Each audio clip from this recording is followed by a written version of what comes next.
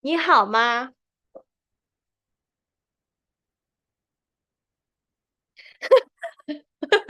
我设置了那个字幕翻译，然后我们现在说中文，不是字幕翻译，我设置了字幕，我们识别出来都是英文，笑死！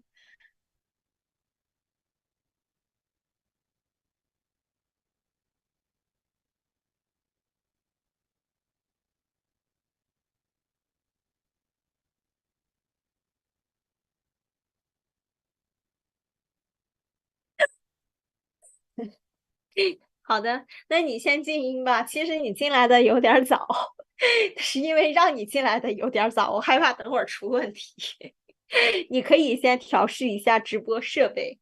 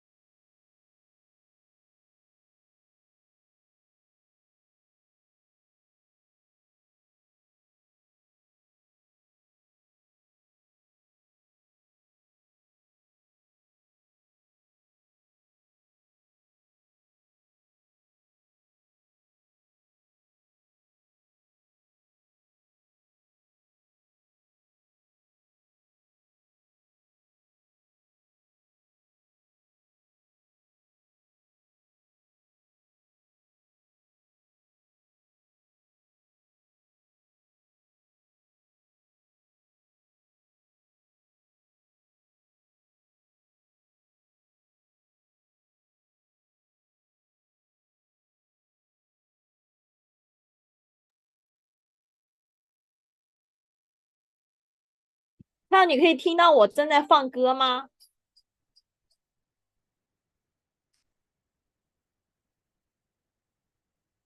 听不到，糟了！音频设置中设置专业音频，我看看。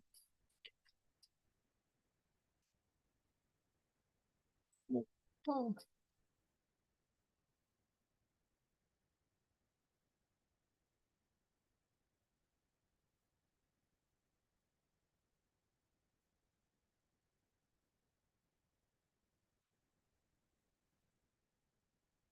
回声消，我用这个。现在可以听到我在放歌吗？还是听不到？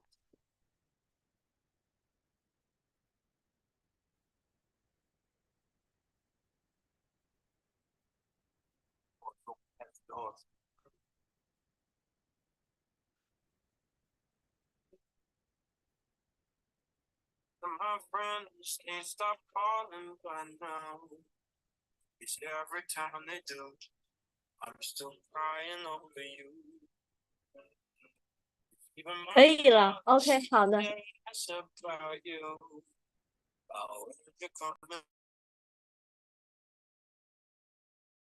是其他设备放的，我用手机放的。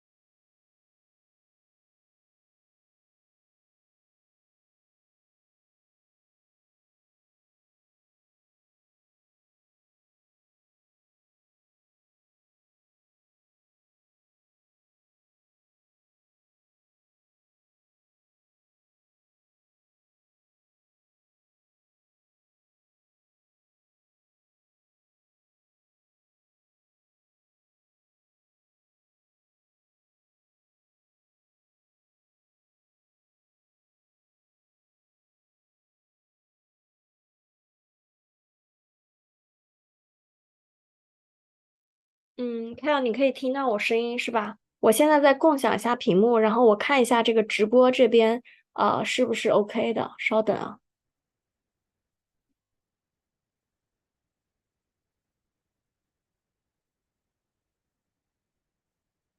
现在谁是主持人？需要把主持人转一下给我。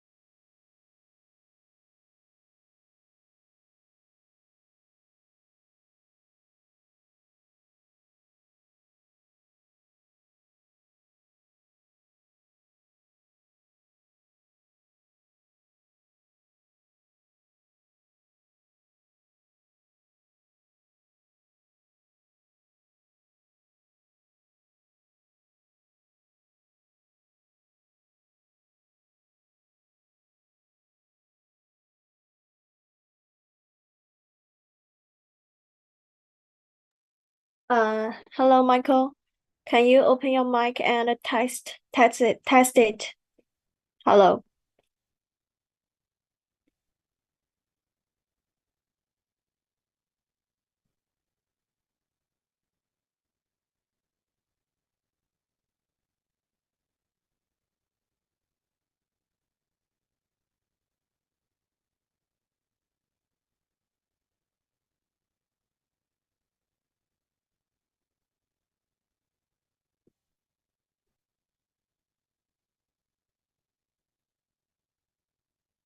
Michael, you could open your mic and test your mic. No. Oh, hi. Hello. Okay, good. Yeah, hear me?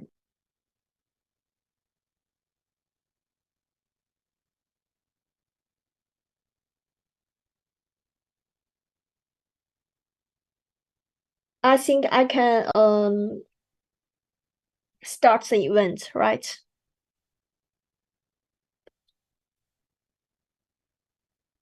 So, hi everyone. I'd like to thank you all for attending today's meeting and explore more Web3 possibility. This event is hosted by Permadao and Layer 2 Labs. And this is Carol from Permadao. And maybe Michael, you could give us a brief introduction for yourself. Hi, everybody. I'm Michael. I'm from Layer 2 Labs, and glad to be here today. We have a lot of very OG developers and people from the Bitcoin ecosystem as well as the Arweave ecosystem. Pleasure to be here. Yeah, I think it is going to be a wonderful event, and the data of our event is wonderful. Cause maybe there will be a little bull market in the near future. So shall we begin? Sure, yeah. Okay, I can't wait for our first guest speaker, Paul Stock from Layer 2 Labs. So Paul is here, right, or not? I think he was joining. Just give him a moment. He'll be here in a moment. Okay. Okay, let's wait for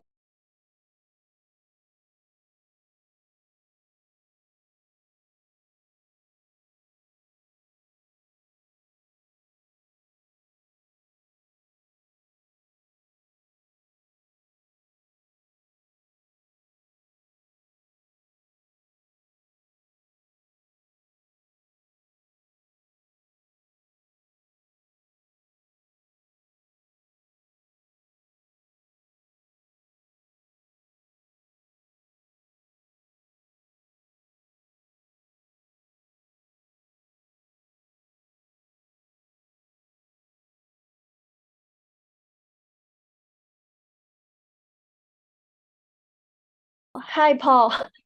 Nice to meet you. I saw him. Yes, I think Paul is here. Here I am. Yes, hello. Thank you. Yes, Hello, hello. hello.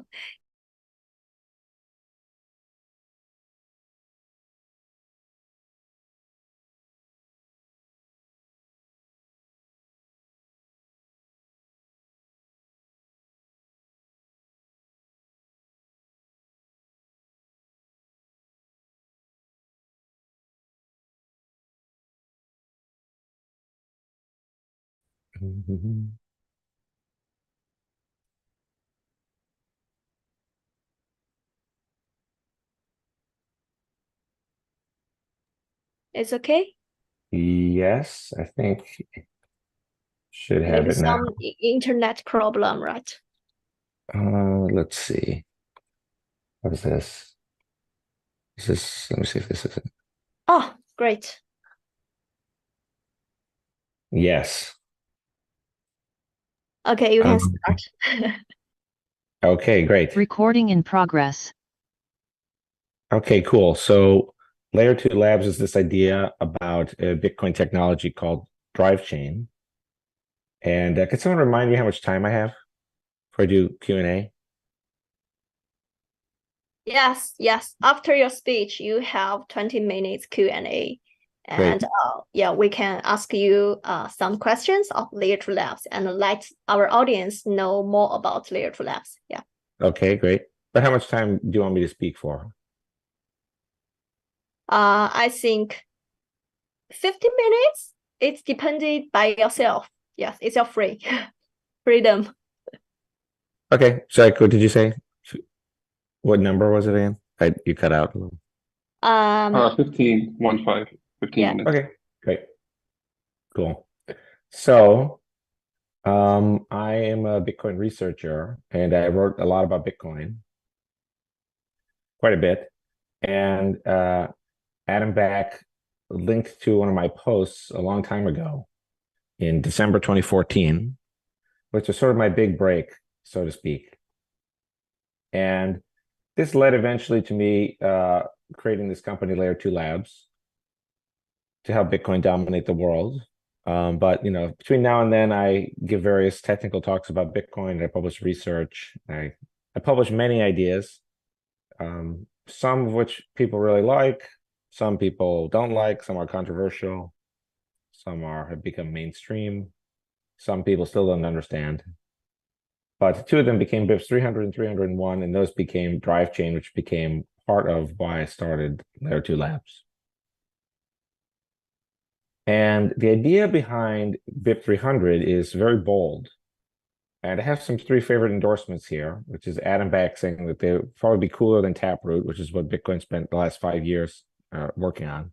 He said this on Baltic Honey Badger in front of everyone on stage, recorded. The creator of Nostr, the co-creator, really, he thinks that without Drive Chain, Bitcoin will basically collapse. So that's nice. And then Rene Picard, the author of Master, said, we need your project, of course, for the obvious reasons. So I have quite a bit of an elite endorsement. If you go to, there's much more than 47 now. We keep adding to this list, but you can go to layer2labs.com/friends to get an idea of the scope of this idea. And my claim is that we don't have time to go into all these at all, but the idea is that this BIP 300 solves all Bitcoin's biggest problems. It's currently very fashionable for people to pretend like Bitcoin doesn't have any problems at all, but I think it actually has quite a few. These are all related to the inability for someone to make a change to the protocol. So if you want to change the protocol, it must be a hard fork or even a soft fork, and you can't really obtain either. So I claim it's going to be that we solve all these problems with zero risk to Bitcoin at all. So the idea is that, I'll get more into this in a moment, but the idea is that whatever type of protocol you want, if you want like a Filecoin or a Zcash or whatever, you can do that on top of Bitcoin, but there's only one coin. Only the orange coin is needed and the other coins are not needed. And so it's kind of a cool thing because we have competition on the right things. We have developers competing for users, but they don't compete for like marketing the coin. And I see it kind of like this. We're turning an old rotary phone into a new smartphone. It can still do everything that a phone can do, which is call someone from one house to another house. But it can also do many, many other things. And this is key because of the network effects of money. The more things you can use money for, the bigger it will be. People prefer to use the money that their friends are using. So it's also key because of what's called the universality of computation. Anything you can do, anything one device can do, another device could do.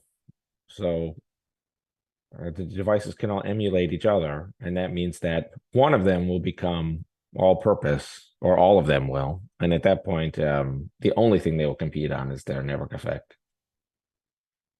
Okay. So I think I'm going to just skip to this part and then I'll do this one here. I'll say, we have all these problems that I list, but one is called heterogeneity, which is that people are different and transactions are different. So you have this idea is that some people want to say, oh, Bitcoin does seem great, but can it do smart contracts, or can it do, and can it do like a file storage, permanent file storage, which we might hear more about um later today. But it's like, can we do all these things? And then normally you have to say blah blah blah, but then with this idea, you just say yes. And then you have someone who they may have a fringe, they may have a weird idea. Like this is the case where the idea is terrible, but even if the idea is good, you would still want to pick it up.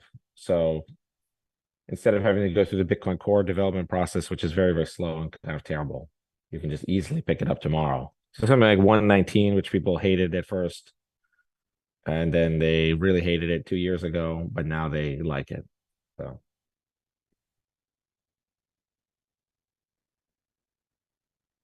I'll skip this part because what I wanted to get to is this.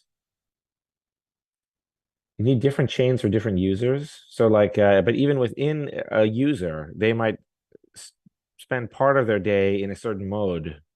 Like they might be buying coffee with, 99% of their activities might be just normal activities. And 1% may require some kind of extreme cypherpunk privacy, some political subversion or something like that. Now, it's not going to work at all if they use 99%. Every legitimate thing is paid for with, Venmo or WeChat Pay or whatever. That's no good because then there's no justification for, like then every illicit thing is paid for with crypto. So we needed to make it so that even the unstigmatized, even the dark transactions are in Bitcoin. So we basically need, what the irony is that if we want to have a decentralized, private, censorship-resistant Bitcoin, we need to have a centralized, non-private, highly difficult, expensive full node Bitcoin. So even within the same user, so not only are people different, but within a single day, a person's use case can change. And then the other thing, BIP 300 actually solves all these other things. It does. We can scale. We can achieve planetary scale the next day. We can copy the Zcash drive chain and have perfect privacy. There's no need to have a there's no need to have an altcoin ever to achieve a new feature. So this eliminates the excuse to have there's no real reason. But if we don't have something like this, if the world or Bitcoin doesn't have the ability to emulate any feature, then how can we tell people not to launch a new coin? Because they say they care a lot about whatever. They care about ring signatures, so they must be able to launch their thing. Yeah, with BIP 300, miners collect all the fees from all the chains for free in return for doing no additional work. And that's great because it's a lot easier to collect 10 cents from like 1 million transactions and get a huge amount of revenue from that than it is to collect a very high fee from a very small number of transactions. This idea also allows us to shrink L1 and freeze the spec, so it actually stops L1 from changing. And we can use Bitcoin for real world tasks. So like, I think Namecoin is big, which I call Bitnames when it's a sidechain. And I think prediction markets will be big. There's a lot of like media type things that I think Bitcoin will do. And then finally, the zero risk part is the key thing to explain. BIP 300 is an easy soft fork to add to Bitcoin, and it's easy to remove. So you add the soft fork and you have a new Bitcoin core that's interoperable with the old one. But if you just take the old one, or if you take a brand new one, and then soft fork it, do exactly what you did before, a new soft fork that bans all these transactions, you just go back to the orange one that you started.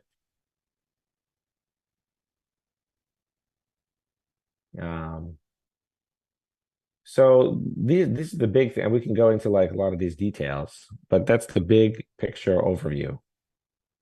And it's 8:15 here, so we said 15 minutes. I am happy to continue to speak on all my little slides here, and all my little examples.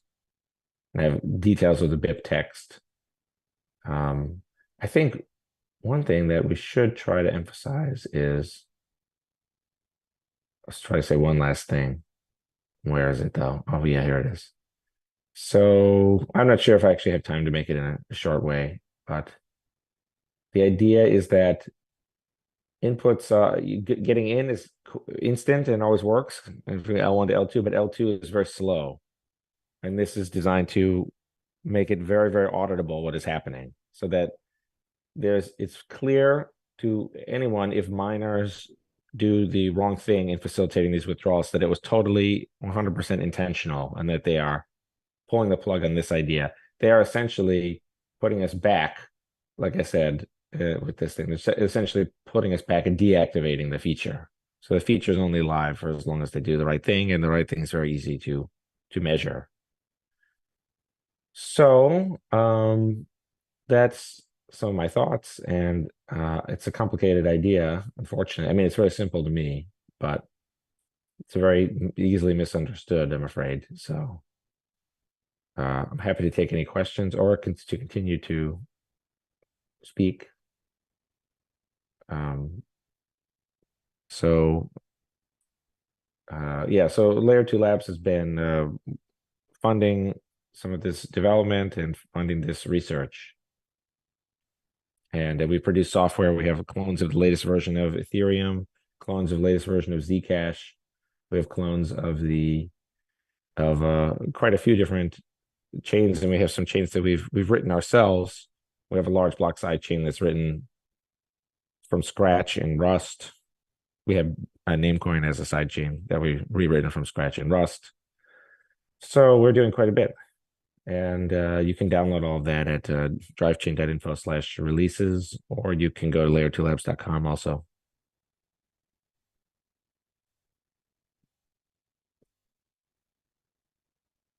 That is, let's see this thing. That is around 15 minutes. So. Okay. Yes. Thank you, Paul, for your such a brilliant speech. Are you finished or not? Yes. Okay. Yes, I think that is next will be the Q&A time. I think many people must have questions for you and Layer 2 Labs. I think Sam, Sam, are you there? Sam? Yes. Okay. Yes. I think Sam Williams. Yeah, I think you could if you have any questions of Layer 2 Labs and Paul, and you could ask him, and I think you can do it at that event, because the event is freestyle. Yes, so let's begin. Hey, well, hey, good to meet you. No. So I mean, I have a lot of personal questions. I think it's a very, very interesting project. We've been following DriveChain for a while. Yeah. But I'll ask the one that I think like everyone that comes across the design first has, and then maybe that gives you the opportunity to talk about it, which is what stops the sidechain operators, if that's what you guys call them. You call them sidechain still? Yeah. Running off with the money, right? So some tokens deposited, for, I don't know, Bitcoin, Ethereum, whatever that is, Bithereum, and then the operators just decide to take the cash. And so I hear the argument that that's basically shutting down the sidechain, but obviously the users they might want to shut it down. Yeah, it may but the happen. users of the sidechain would want it to be trustless, right? It would be yes. Okay. The reason why I think I'm all for that. Okay, I wish that were possible, but back in 2015, I had a list of reasons why I thought that would never happen.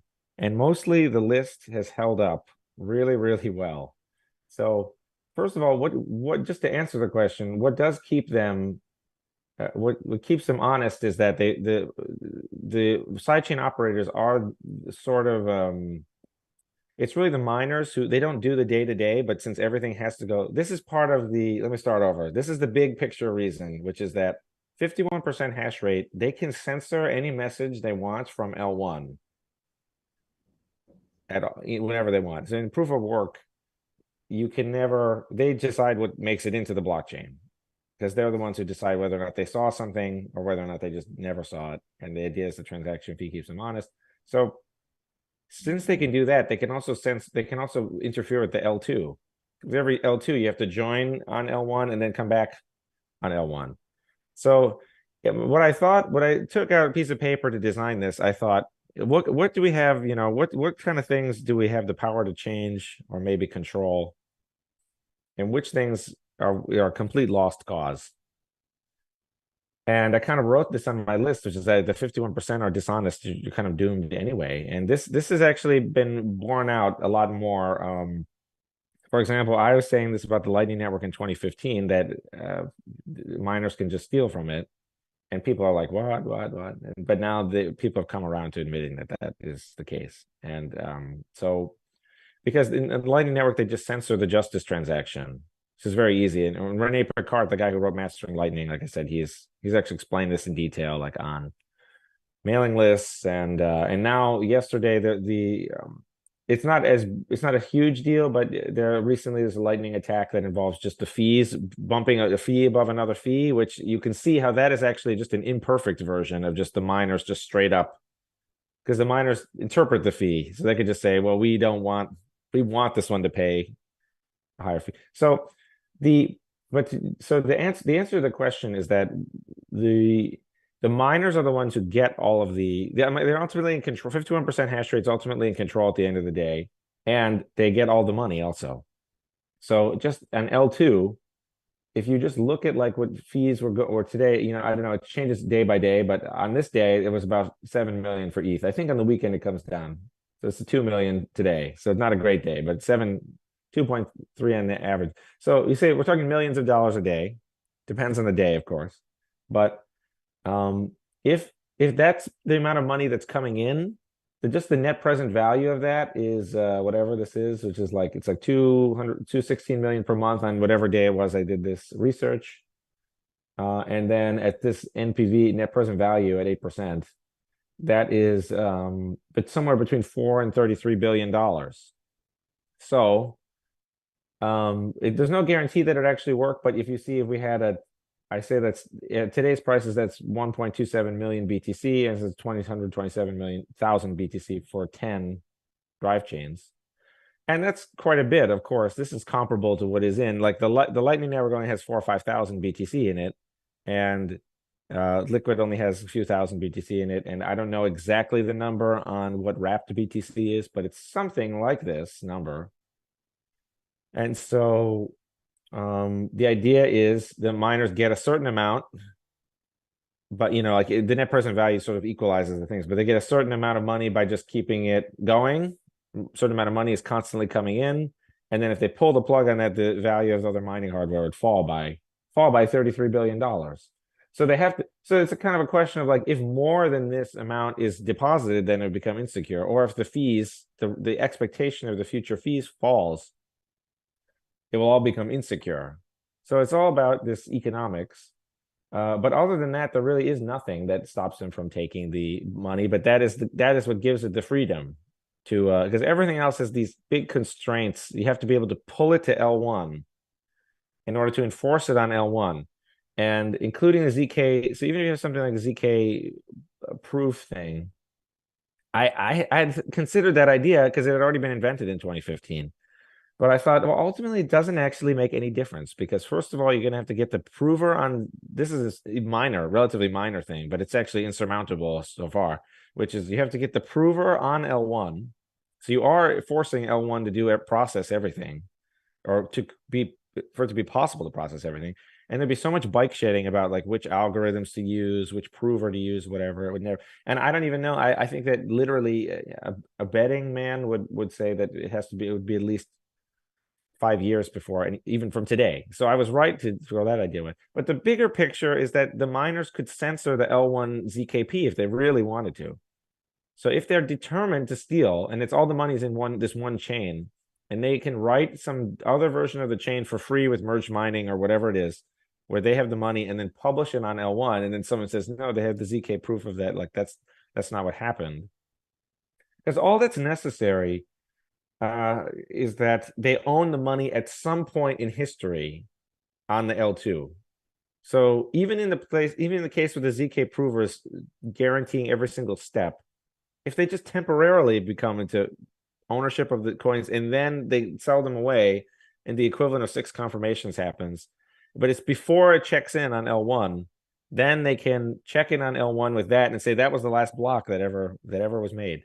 So I kind of punted on that. I said, look, there's no fixing that. And then I said, well, given I just assume that we have 51% honest hash rate, and I said we'll shore it up as much as possible. So it was the delay and making there be only one withdrawal every 3 months and having it all be the same withdrawal for everyone.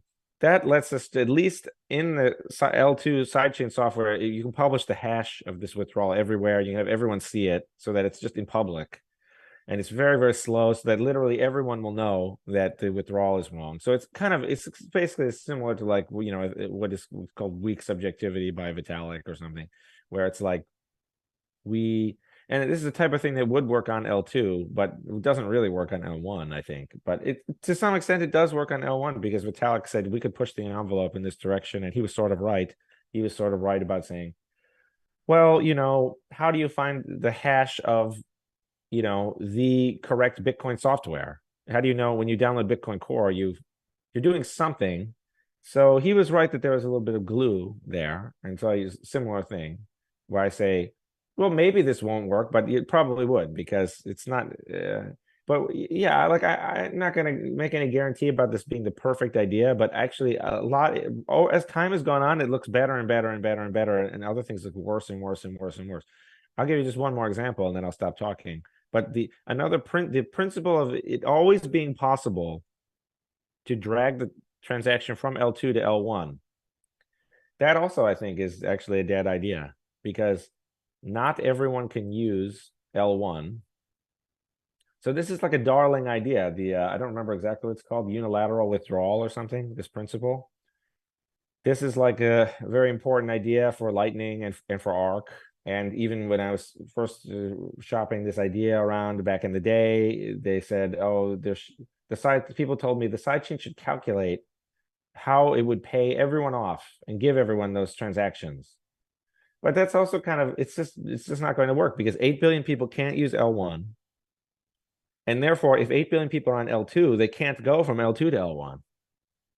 So it's also insurmountable. If they would fit on L1, then, so of course we want to give everyone some way of coming back, but we can't actually give them we can't give it to them up front. We have to hope that the coins will further change hands on L2 before they come back to L1. So that, I don't know if that makes sense or not, but that type of thing really requires it to be very loose. You can never have like a snapshot of L2 and then deploy it on L1 because the snapshot will never fit. So you have to hope that there's some people who are going around it who are on L2 who are saying, okay, I will consolidate all the coins into one output and then take it on. I'll be the one guy who does that. And so it needs to be more flexible. And another thing, I thought I said, the final thing just to mention is that when I get older, you know, as years have gone by, I can kind of compare it more to how does the actual financial system work. The actual financial system does not work like Lightning or Arc, where stuff is like over collateralized. There are some things like the repurchase agreements, which are like over collateralized lending. So, and those are trillions of dollars a day, so that's a lot. But in general, things work on credit. So they're under collateralized. In fact, they have almost zero collateral in the real world. So it just kind of makes me think that it's the wrong direction. Like with Arc is like Lightning Network or Arc, there's a coin backing each thing. Whereas there's coins in the sidechain. So the sidechain is like 100% backed. And then they kind of change hands. It's just a little bit looser. And I just kind of think, well, the real world is much looser than that. Or the real world at least has this huge spectrum of like extremely tight to extremely loose.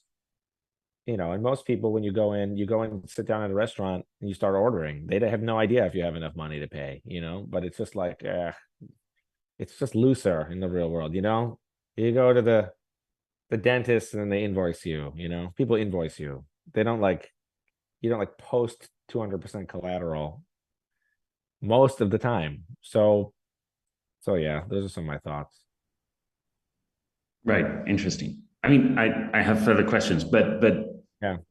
Does anyone else from the audience want to ask? I'm going to cut in line and ask a new question.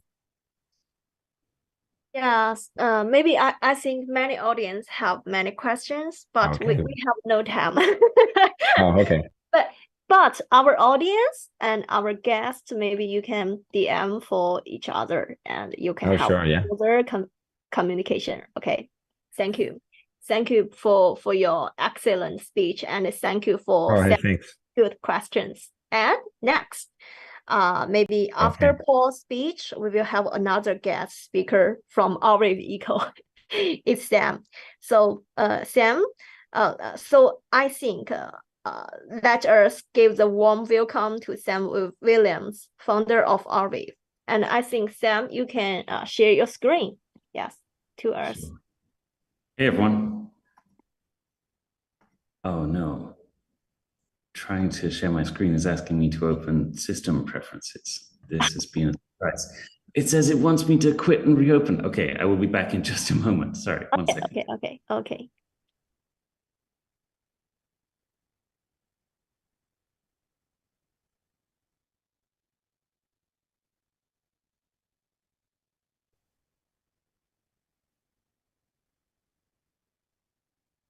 Hey, Paul. I think that time you can maybe continue your points to our audience, because we are really interested. Okay. Do you, well, maybe someone has a question if they have a, oh wait, no, Sam seems back. Okay. Oh, Sam, come back. Okay. Better you can share your screen. Excellent. Okay. Does everyone see me and hear me all right? And my slides? Yeah. Perfect. All right. Thank you so much. It's great to speak here with members of the Bitcoin community as well as the Arweave community. Arweave is very much inspired, I think, by some of the ideas of Bitcoin. But we'll get into that in just a second. First, I want to say that while I was the person that founded Arweave, I only today speak for Forward Research, which is one of at least 8 other institutions that are all committed to pushing the adoption of Arweave. So we don't have an ecosystem as widely disparate as Bitcoin, but we have deliberately engineered this such that there are many different people running organizations that have many different voices about what the future of Arweave should look like. And so I'm happy to just represent one of those today. Okay, so what's the big idea here? Well, I think that when Bitcoin started, Satoshi, interestingly, before Bitcoin was used for the transfer of value, embedded a newspaper article headline said, "Chancellor on brink of second bailout of banks," for banks rather, in the first block of the Bitcoin network. And this is pretty interesting, because this, would you say, record of history, unlike any other record of history before it, was stored in, when I checked this yesterday, at least 16,000 places around the world in a cryptographically verifiable way without a single leader. And this is quite a compelling idea, because before this, if you wanted to create a sort of decentralized archive of any form, the appropriate way to do it was to try and use something like a distributed hash table. But the problem with the distributed hash table is that it has no incentives to replicate the data. So the data might be in the network somewhere, and there's mechanisms to try and find it if it is in the network. But if there are no incentives, then the access time on average in practice becomes many minutes. And so it's really not a fantastic mechanism for archiving data just from that point of view, but also fundamentally, if you don't pay people, they don't replicate the data. And what Bitcoin did here was created an incentive for people to replicate this record of history. And so that gives rise to an obvious idea, right? Which is, well, can we create a Library of Alexandria, or an equivalent, a modern day equivalent, inside a similar system, such that we can create records of history that are never forgotten?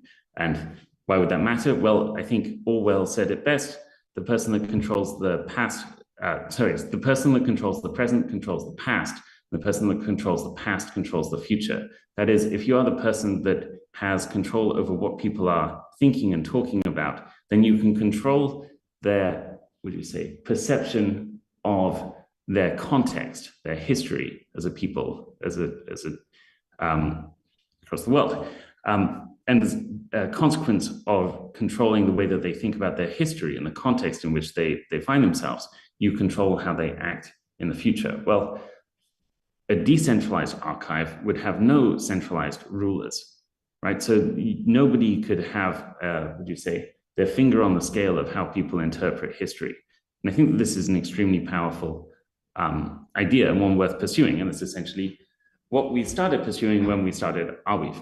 So the first thing we did when we looked at the structure of Bitcoin, well, actually, the first plans for Arweave when it started, it's called Archain at the time, were very, very, very basic. When we were first exploring this idea, it was like, well, what if we could just increase the size of Bitcoin blocks? It's like, and at the same time, minimize the size of archival records that we wanted to store. So we were thinking, could you take a web page, you could extract out the text from the web page, get that down to about 1 or 2 kilobytes, then, how many of those could be fit inside a Bitcoin block? Still not enough. So maybe you create larger blocks, and obviously larger blocks is centralization in a traditional blockchain system. But we looked at that direction. And then we looked deeper instead. And at the time, I was working on a PhD in distributed systems, operating system design. And so we had some background in this area and proof systems that were relevant. And eventually we ended up coming up with a design that has changed a few times and is now what we call succinct proofs of random access. So the broad principle is that instead of having a traditional mining system where you are guessing random nonces and then hashing them to check whether they satisfy a difficulty requirement, instead what we do is it's a little bit complicated, perhaps I won't discuss it all here. But essentially what we're doing is we're getting miners to replicate the data set and then stochastically checking the presence of that data set, while also checking or creating an incentive for replica completeness. So I mentioned the complexities of distributed hash table, how do you describe them? Distributed hash table search time inefficiencies. And fundamentally, the reason that that's a problem is because if you were to try and solve a problem in a traditional distributed systems environment or computer science environment, actually, in any form, the first thing you would do if faced with the task of how do I locate data or something like this, is you would try and make an efficient encoding of the data set. So a mapping of some sort, an index that will help you navigate the data set, typically arranged in some kind of tree structure. Well, the problem with a distributed hash table is because it has permissionless joining and leaving of the set of active nodes. You can't organize the data set in a particularly efficient way. And this leads to long access times. And so we're also thinking about this over the years with Arweave. How would we make it so that you can find all the pieces of data quickly without ending up in that same problem set? And we realized that what you can do is you can essentially incentivize miners to have access to the full data set. And then you can sort of punt the problem to them and basically say, well, look, if you can't access the full data set, then you can't mine efficiently. And so there's some complexities in this algorithm with Arweave 2.6, but it essentially says, look, you can mine if you just store random bits of data, but if you want to mine efficiently, you have to organize with your friends until you have a full replica of the data set. And then, of course, if one miner can route from any byte in the network to any other byte, then when a user comes along and says, hey, do you have my data? They might say no, but they will know actually where to send them to. And so they can charge for that service of sending them to that piece of data if they so desire. Anyway, so we made it so that you can fit arbitrary amounts of data essentially on chain, inside a blockchain-like mining system. But that creates another problem, right? Which is, well, okay, now if you can, Bitcoin has this problem to some extent in a smaller way, this problem that you have an ever-growing ledger. Now you need something to pay for that. And Bitcoin basically says, well, if the block size is capped, then actually, while the data set may grow over time arbitrarily, it'll be capped in the amount to which it grows. So imagine that the max speed at which the Bitcoin blockchain could grow is, to make it simple to understand, 1 gigabyte per year, or let's say terabyte, more reasonable, per year. Okay, well, in year 1, we might have 1 terabyte worth of data. And in year 2, we have 2 terabytes of data. So it's doubled in size. But by year 10 to year 11, it's actually only increased in size 10%, right? It's gone from 10 terabytes to 11 terabytes. So actually the proportionate increase in size of the Bitcoin blockchain is sort of declining over time as long as you're working at maximum capacity. And that's interesting because it interacts with the declining cost of storage. In fact, if the declining cost of storage in a given year is higher than that increase, then peculiarly the cost of storing the Bitcoin blockchain or ledger has decreased in the year, even though the ledger has increased in size. Well, Arweave takes this whole idea essentially a step further and says, okay, well, what if when you put data into the network, you pay for, say, 200 years worth of storage, enough to be the seed of an endowment. And then rather than taking that capital and hunting in the economy for yield with which to generate a return and to buy things as a traditional endowment works, what if we just sat on that capital? And then as the cost of storage declines over time, which is essentially a deflationary effect of technology, we can get access to the good that we need, which is storage, at a cheaper price. And so you can play this out and you say, okay, imagine static token prices for a moment. And of course, that doesn't happen in practice. They vary wildly, but which affects your endowment lifetime. But there's no way around that fundamentally. But so imagine for a moment that they were static. You essentially have this situation where, well, at the first year you put, or at moment 0, T0, you put 200 years worth of storage costs inside. At the end of the first year, you will have 199, right? Apart from, well, if the cost of storage has declined somewhat in the environment, there's a deflation of that value, in which case you might actually have more. And in the past, the declining cost of storage has been around 30% on average for the last 50 years. Now, it won't necessarily be that high for the very, very long term, but Arweave is essentially saying, well, if it's above 0.5%, then you should, at the end of the first year, have more storage purchasing power than you did at the start. It's essentially a storage endowment. So you match these two things together and you create a permanent data storage system inside a decentralized network. It's essentially like a blockchain. Okay, so we've been running the system in practice for 5 years at this point. It has stored, I think at this point, somewhere along the lines of 1.2 or 1.3, maybe somewhere between 1.15 and 1.3 billion pieces of information. Well, let's jump into what some of those things are. So the first use of the system that was an important record of history, I think, was from the Ukrainian Ministry of Foreign Affairs in, I believe this was December 2018, about 6 months after the network had started. There was an incident in the Sea of Azov near Ukraine and Russia, where essentially Russian troops had boarded a Ukrainian naval boat and taken some of the sailors captive. I believe they were released a few days later, but at the time this was a pretty serious escalation. And we managed to capture inside the system some of the earliest press releases about it. And they are records of history that are now stored in, at the current time, I think about 700 to 800 different places. And those are nodes that are online. If you think about the replicas of the Arweave dataset that are currently not online, it's many, many more. And so those are stored in so many places around the world, it would be realistically impossible for any one side of this conflict to destroy them, unless we had like a one world government. That's the one attack vector for Arweave we can't really get around. If everyone in the world is on one side of the political equation at some point, then there might be danger. But that has never happened before and doesn't look like it will happen for a very long time.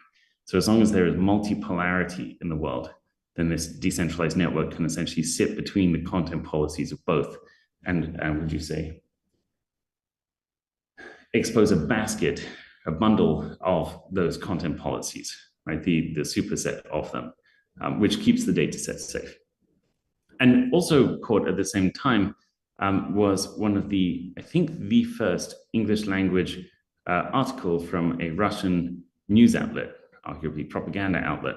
Here it was Sputnik, which was stored inside the system. And this was pretty interesting because this was an article that said, it was essentially written in a quasi-pro-Ukrainian voice, which is peculiar, of course, because they came from the Russian government, and it was deleted 14 minutes later. But we have a copy of this, what the writers at Sputnik actually thought of this incident before they were told to evidently change the line to something more pro-Russian. And this is a record of history that, as Orwell described, couldn't be memory holed. There's no way to get rid of it now. Doesn't matter what the Russian government thinks, it's in so many places, just can't be destroyed. It's not just the Russian government, though. About a year later, I believe, September 15th, 2019, a year later, there was an incident where someone captured a press release about a sexual assault charge on a member of the military of Canada that was stored inside the system. And then a few days later, it was deleted because the charges have been dropped, although that doesn't change the history that very much the charges happened. But the Canadian government would like you to believe that that history does not exist, and yet it does exist inside Arweave. One of the elegant things here you can see is that this has been confirmed over 1 million times at this point. So just like the record of history that Satoshi put in the first block of Bitcoin, that is buried under a proof of work now. The same is true in Arweave. So if you were to try and rewrite history and somehow remove this, you would have to go back in time 1 million Arweave blocks and produce a huge amount of work in order to attempt to convince people that there was an alternate history. It's just not feasibly possible. More recently, about 77, I think, million pieces of data from the start of the Ukraine conflict were stored inside the Arweave network. Many of these have logs of history that I think both sides would potentially want to have forgotten. But the point is to create a neutral ledger that cannot be, what do you say, that neither side can dominate, a neutral ledger of history that is available for all people, or as many people as we can possibly make it, to see without changes being made. And most recently, there's a push in the Arweave ecosystem to store information out of the Israel-Palestine or Gaza conflict. Currently, they've stored 33,000 records. And one of the interesting things here is that after the archival efforts from the start of the war, in the second phase of the start of the war in Ukraine last year, there was a push to create a platform that would allow people in the Arweave community to collectively contribute Arweave tokens in order to archive this data. This essentially became something called Alex for Alexandria. And here, 11 people, members of the community have contributed 11 tokens, which sit in a pool, which an archival node essentially can go and take from. So you can set up your own pool, and they can take from these community contributions and archive data from them. And so here they've stored 33,000 records of all sorts of things that are important for humanity not to forget. There's probably a couple of other things to go through, but we'll leave it there. Does anyone have any questions?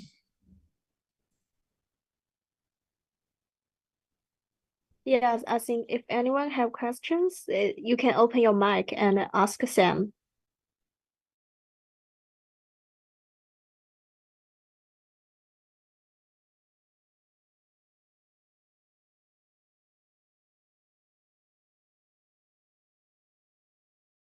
Oh, it seems like you mute yourself, right? Oh, my camera is doing something weird. Okay.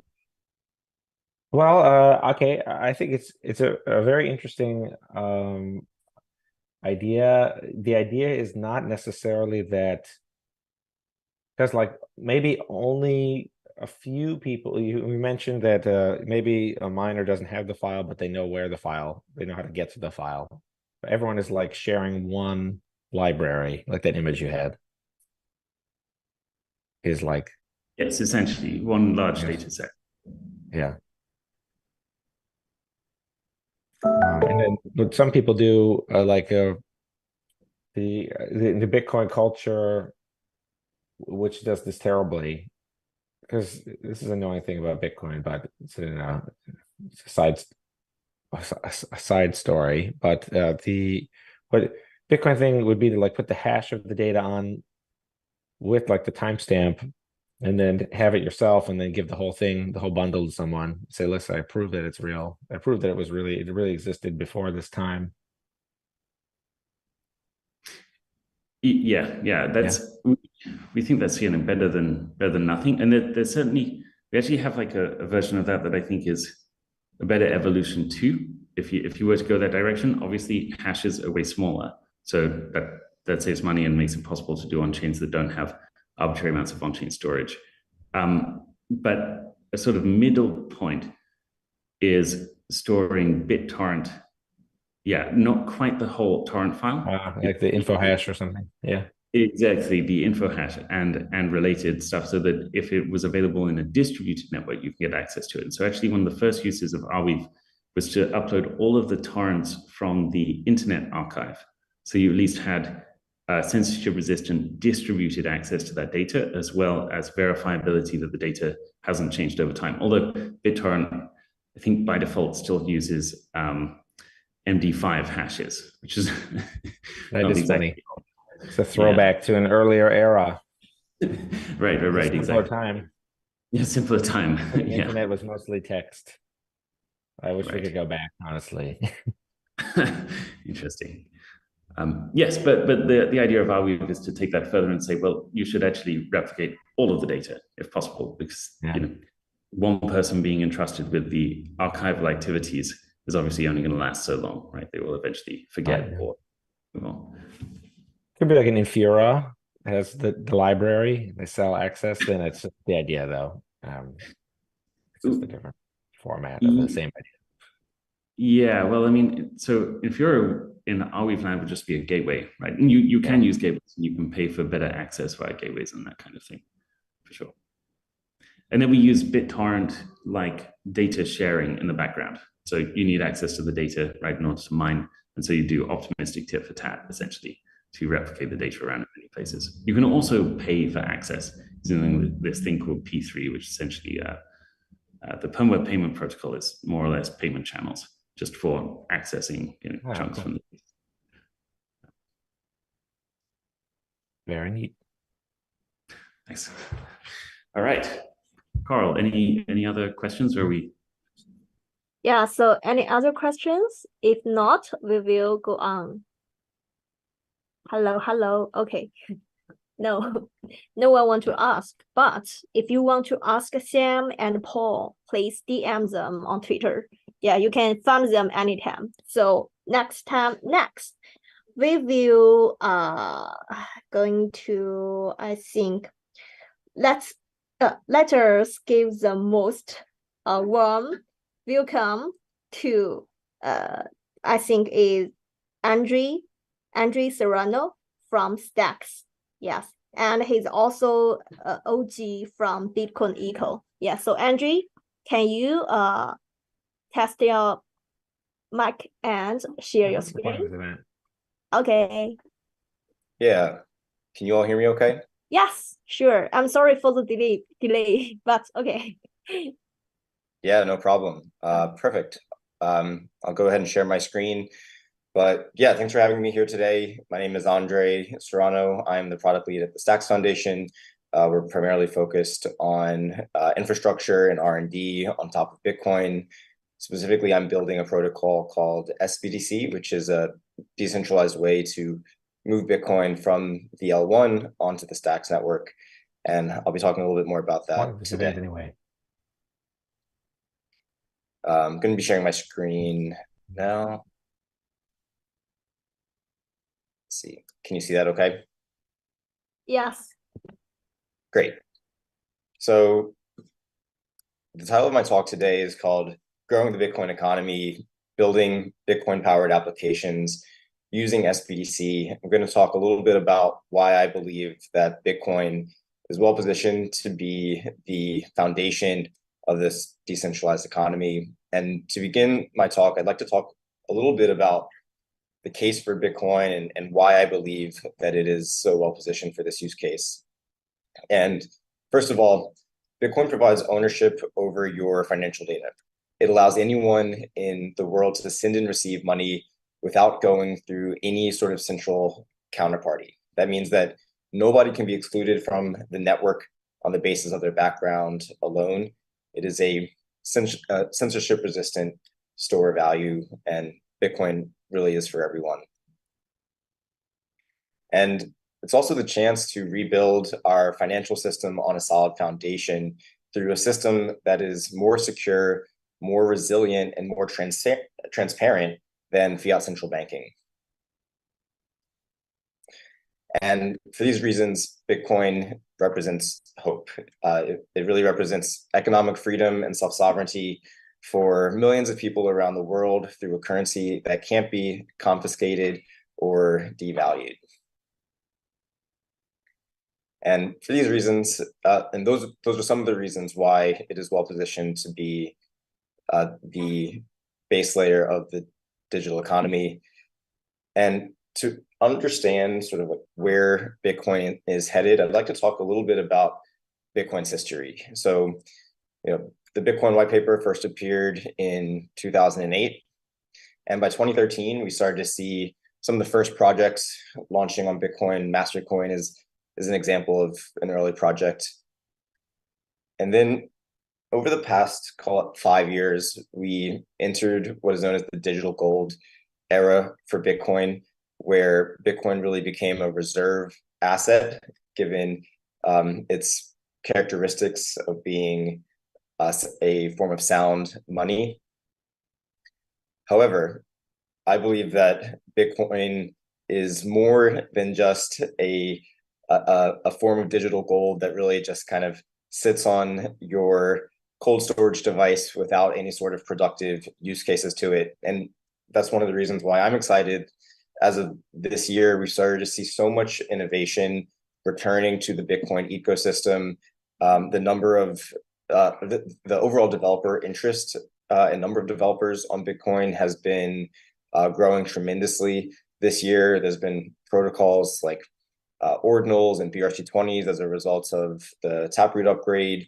SBDC is another such example of a project trying to build more programmability on top of Bitcoin, and it's really why I'm excited for this next phase of Bitcoin's development, where you can offer a lot more expressivity and programmability on top of the network. And again, we know Bitcoin is well suited for this purpose because it is the most available and secure settlement layer. It settles over $15 trillion in annual transaction volume and has had 100% uptime over the past 10 years. However, despite these advantages, Bitcoin is still limited in scalability and programmability. And these choices are by design in order to provide more stability and reliability at the base layer and reduce the overall attack surface for vulnerabilities. But I've talked to a lot of developers, and a few themes around some common challenges have emerged. One is high transaction fees, especially during periods of network congestion. Slow block times, which is a really poor user experience, especially for developers having to wait 10 to 30 minutes at times, and a lack of expressivity in Bitcoin's script. So even though there's been a lot of new experimentation happening this year, it's still really difficult to build more expressive smart contract functionality on the Bitcoin layer 1. So the key question is, how do we bring DeFi to Bitcoin? SBDC is really what we're focused on. It's a Bitcoin-backed programmable asset that the goal for it is to put your Bitcoin to work in a secure and decentralized way. So here's how that works. A user would send Bitcoin to the SBDC protocol multisig, which is secured by a threshold set of signers. These signers are running a version of a stack signer node, which reads Bitcoin blocks and can detect that that transaction has confirmed. At that point, SBDC is minted on the Stacks layer, in which it is fully able to be used in DeFi, NFTs, and other smart contract-based applications. Here are some of the advantages and why people might want to use a protocol like this. First of all, it's permissionless, which is different than the vast majority of similar projects that are on the market that tend to use a more of a federated or closed multi-sig model, where there's a handful of trusted entities that are responsible for securing the Bitcoin that is being held. SBDC is an open membership model. It means that anyone can run a validator and contribute to the security of the network and process the peg in and peg out transactions. It's fast, so with the upcoming Nakamoto upgrade on the Stacks layer, we expect transaction latency to be reduced to around 5 seconds. So this can really be a true scalability solution for Bitcoin. And with these new consensus rules,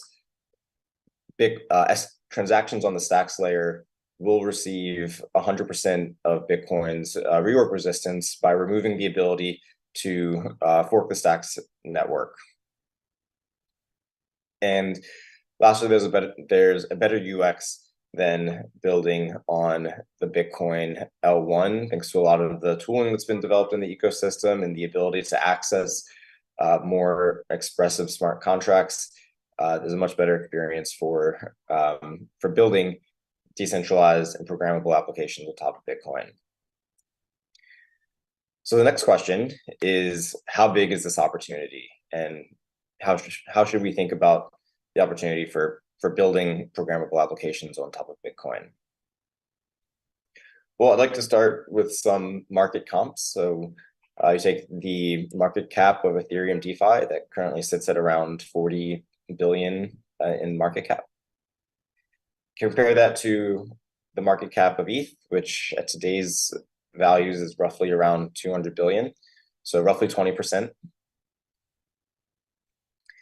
But now compare that to Bitcoin, which is the largest public cryptocurrency that exists today at a $550 billion market cap, and yet it has a really small on-chain application value, so small that the value doesn't even really register for this chart. And you can do some back-of-the-envelope math to show that if we were to value that at, let's say, $1 billion, it represents likely 100x increase if Bitcoin DeFi were to reach the size of Ethereum DeFi. And that, of course, assumes that there isn't any additional growth to Bitcoin, which we think is unlikely. So I've been talking a lot about the Bitcoin economy. I wanted to actually visualize what we mean by this. So Bitcoin, again, is at the base layer. It's the foundational bedrock and immutable source of trust to power the digital economy. And then you have the smart contracts layer. So Stacks is a layer that sits on top of Bitcoin, which powers the SBDC protocol.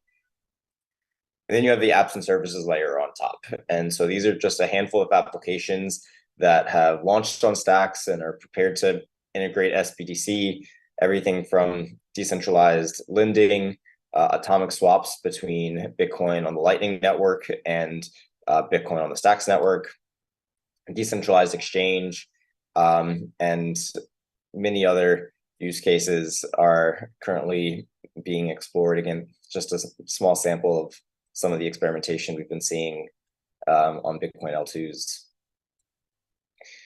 And so what can you really build with this? There's a few categories of use cases that I'm really interested in. The first is on-chain lending and borrowing, and the ability to access stablecoin liquidity without any central counterparty. I think there still isn't really a great way to do on-chain lending using Bitcoin, but there's significant market demand for this to be able to use Bitcoin as collateral to take out a stablecoin loan, whether it's to make a large purchase, like maybe you want to buy a house one day, or you won't have to pay a tax bill, but don't want to have to sell your Bitcoin to pay for that. So being able to access lending and borrowing markets, and also potentially unlocking the ability to earn a yield on your Bitcoin by deploying it in these sorts of applications. Again, there isn't really any great way to do that today. And I think that is a large market that we could open with a programmable Bitcoin asset. Second is derivatives and options trading. So being able to trade Bitcoin on chain and use it as collateral for derivatives. So likewise to the previous example, there still isn't really a great way to just trade Bitcoin for USDC or Tether directly on chain without going through a centralized exchange or some other counterparty. And also the ability to put your Bitcoin as collateral to go long and short, and use in different perpetuals or derivatives trading. I think there's a very large market of users that would want to use their Bitcoin for these sorts of trading use cases.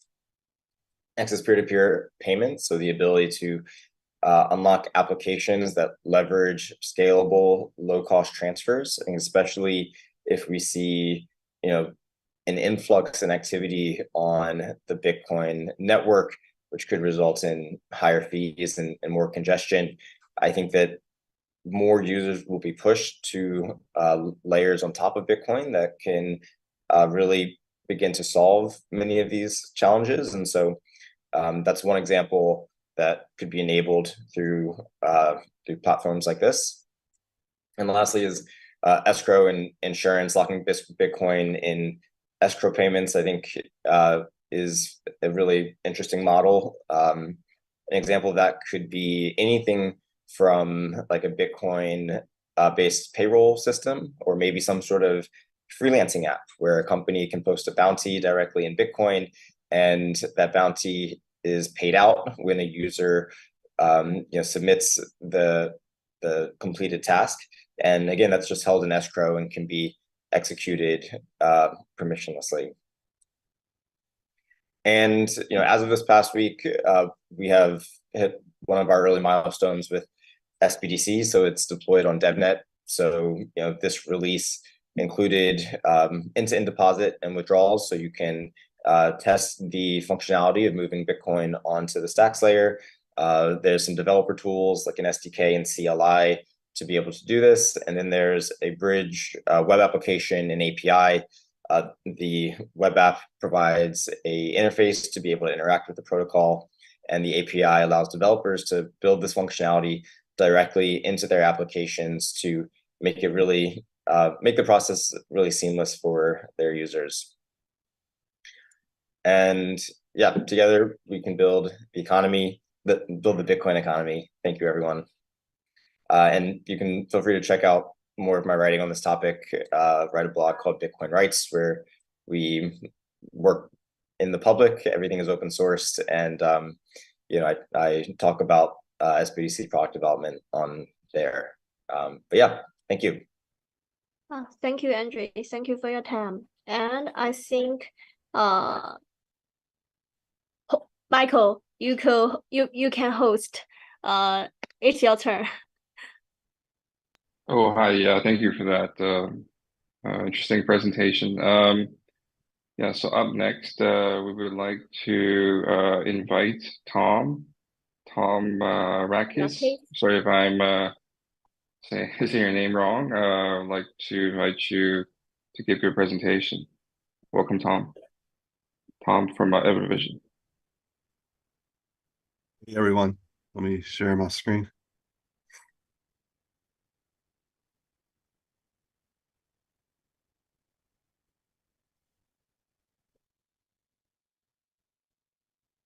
All right. So thank you for having me today. I'm here to talk about Arweave and specifically the permaweb.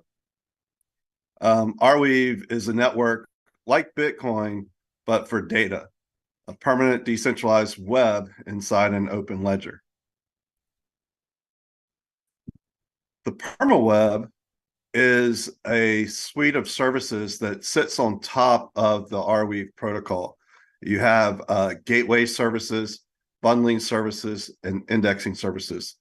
Gateway services serve data as web data. So if you store an HTML file on Arweave, it will render that HTML file to a browser. Bundling services allows you to essentially bundle large amounts of data and publish it on Arweave so that it can essentially become available instantly. So you get near real-time data availability through bundling services. And then finally, indexing services is a way to query data on the permaweb. So these building blocks, and with the decentralized network of Arweave, you can build applications and you can publish those applications on chain. So permaweb applications are very similar to web applications, but they essentially live on Arweave. Therefore, they're permanent. And then users can interact with those applications with wallets. The values of the permaweb is to be useful, scalable, and complete.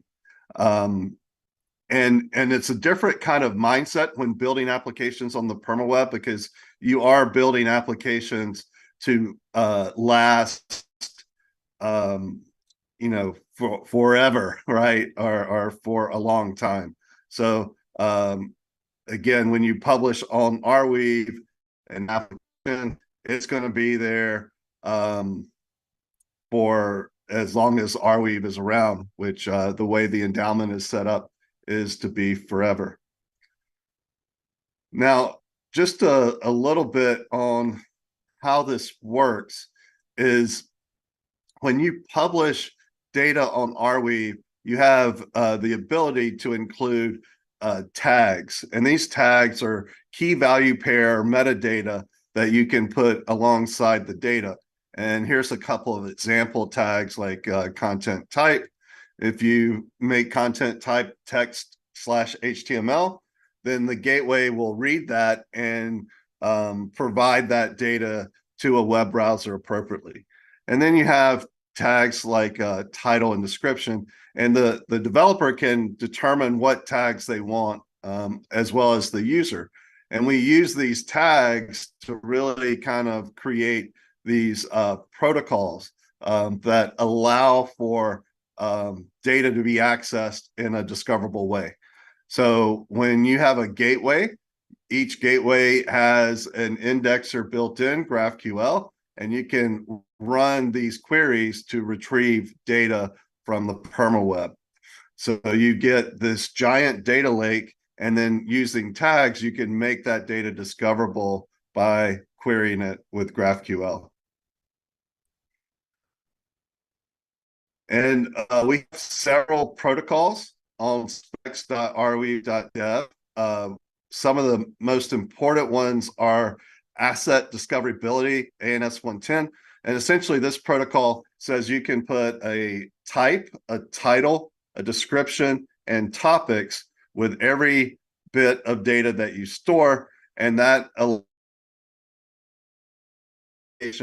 and services to find that data and present it to the user. The specification data protocol, this protocol allows you to specify other protocols to really define how data is shown to the user. And we call these renderers. And these renderers can be tagged with the data item. And then, for example, music file can have a renderer of an audio player. So the audio player can load that music file and play it. And then the atomic asset. And the atomic asset is very similar to an NFT, but because the contract and the tags and the data are stored with the same identifier, it's atomic. So the contract and the data cannot be separated. We use atomic assets to trade on the permaweb.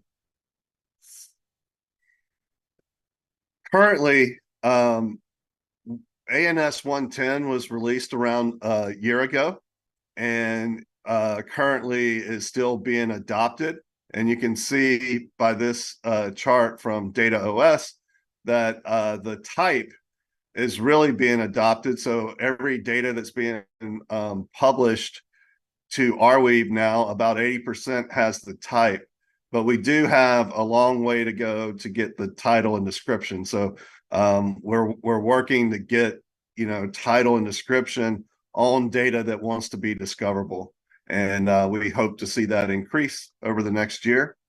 And then another thing that this unlocks is the universal data license. The universal data license uses these tags to allow for creators to specify the rights of the data, how it should be accessed, how it should be purchased with a license fee, and can it be used for derivative works? Can it be used in commercial use? So the universal data license really is a way for creators to put their data online, but also identify the terms of how that data is to be interacted with, which has been very well received in the community.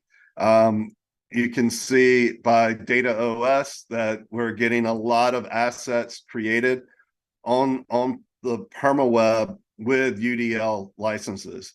So this is continuing to grow as creators move into our platform. So that's kind of the building blocks of the permaweb. And what I would like to do now is kind of go through a few applications. And I know Sam went through Alex, which allows you to create pools, and those pools can be operated by operators, and people can contribute to essentially preserve data onto the Arweave blockweave. And another interesting application that is on the permaweb is called the FAIR protocol. And the FAIR protocol is an AI marketplace. So open source AI models can be published to this marketplace, and then operators can run those models and accept the permaweb token U. And the U token allows for you to, at a very low cost, use these models to generate images or text, etc. So it's really neat, and it's worth checking out.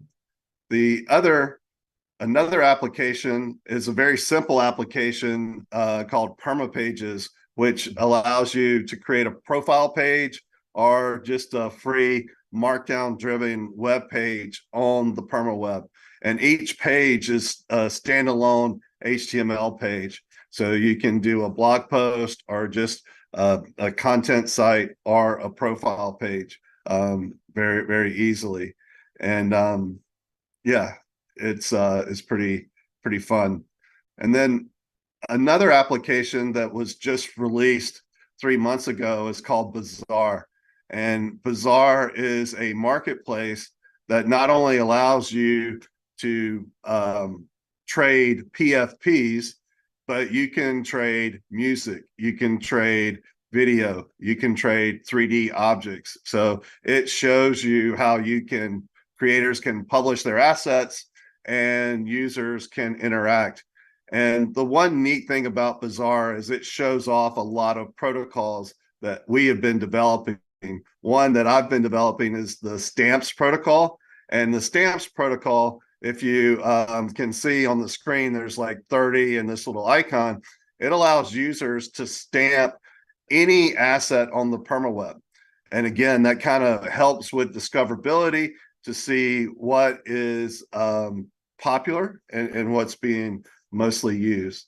And then finally, most recently, Forward Research Group released this atomic asset generator, which is a creator tool that allows any creator a very easy process to upload their assets, specify their licensing, and list on Bazaar.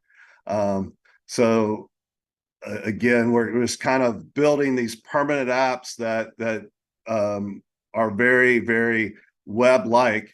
And the notion is that, you know, while we're trying to build a better internet where you have you know, access with your wallet, and you have just total control of your data.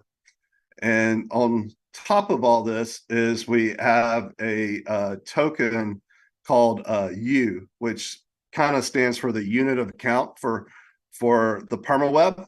And basically, you can take your R tokens and get U, and then you can interact with the Fair Protocol app or Bazaar app. So it becomes this internal token that you can interact with all of the permaweb apps without having to you know, go to any centralized services to exchange things.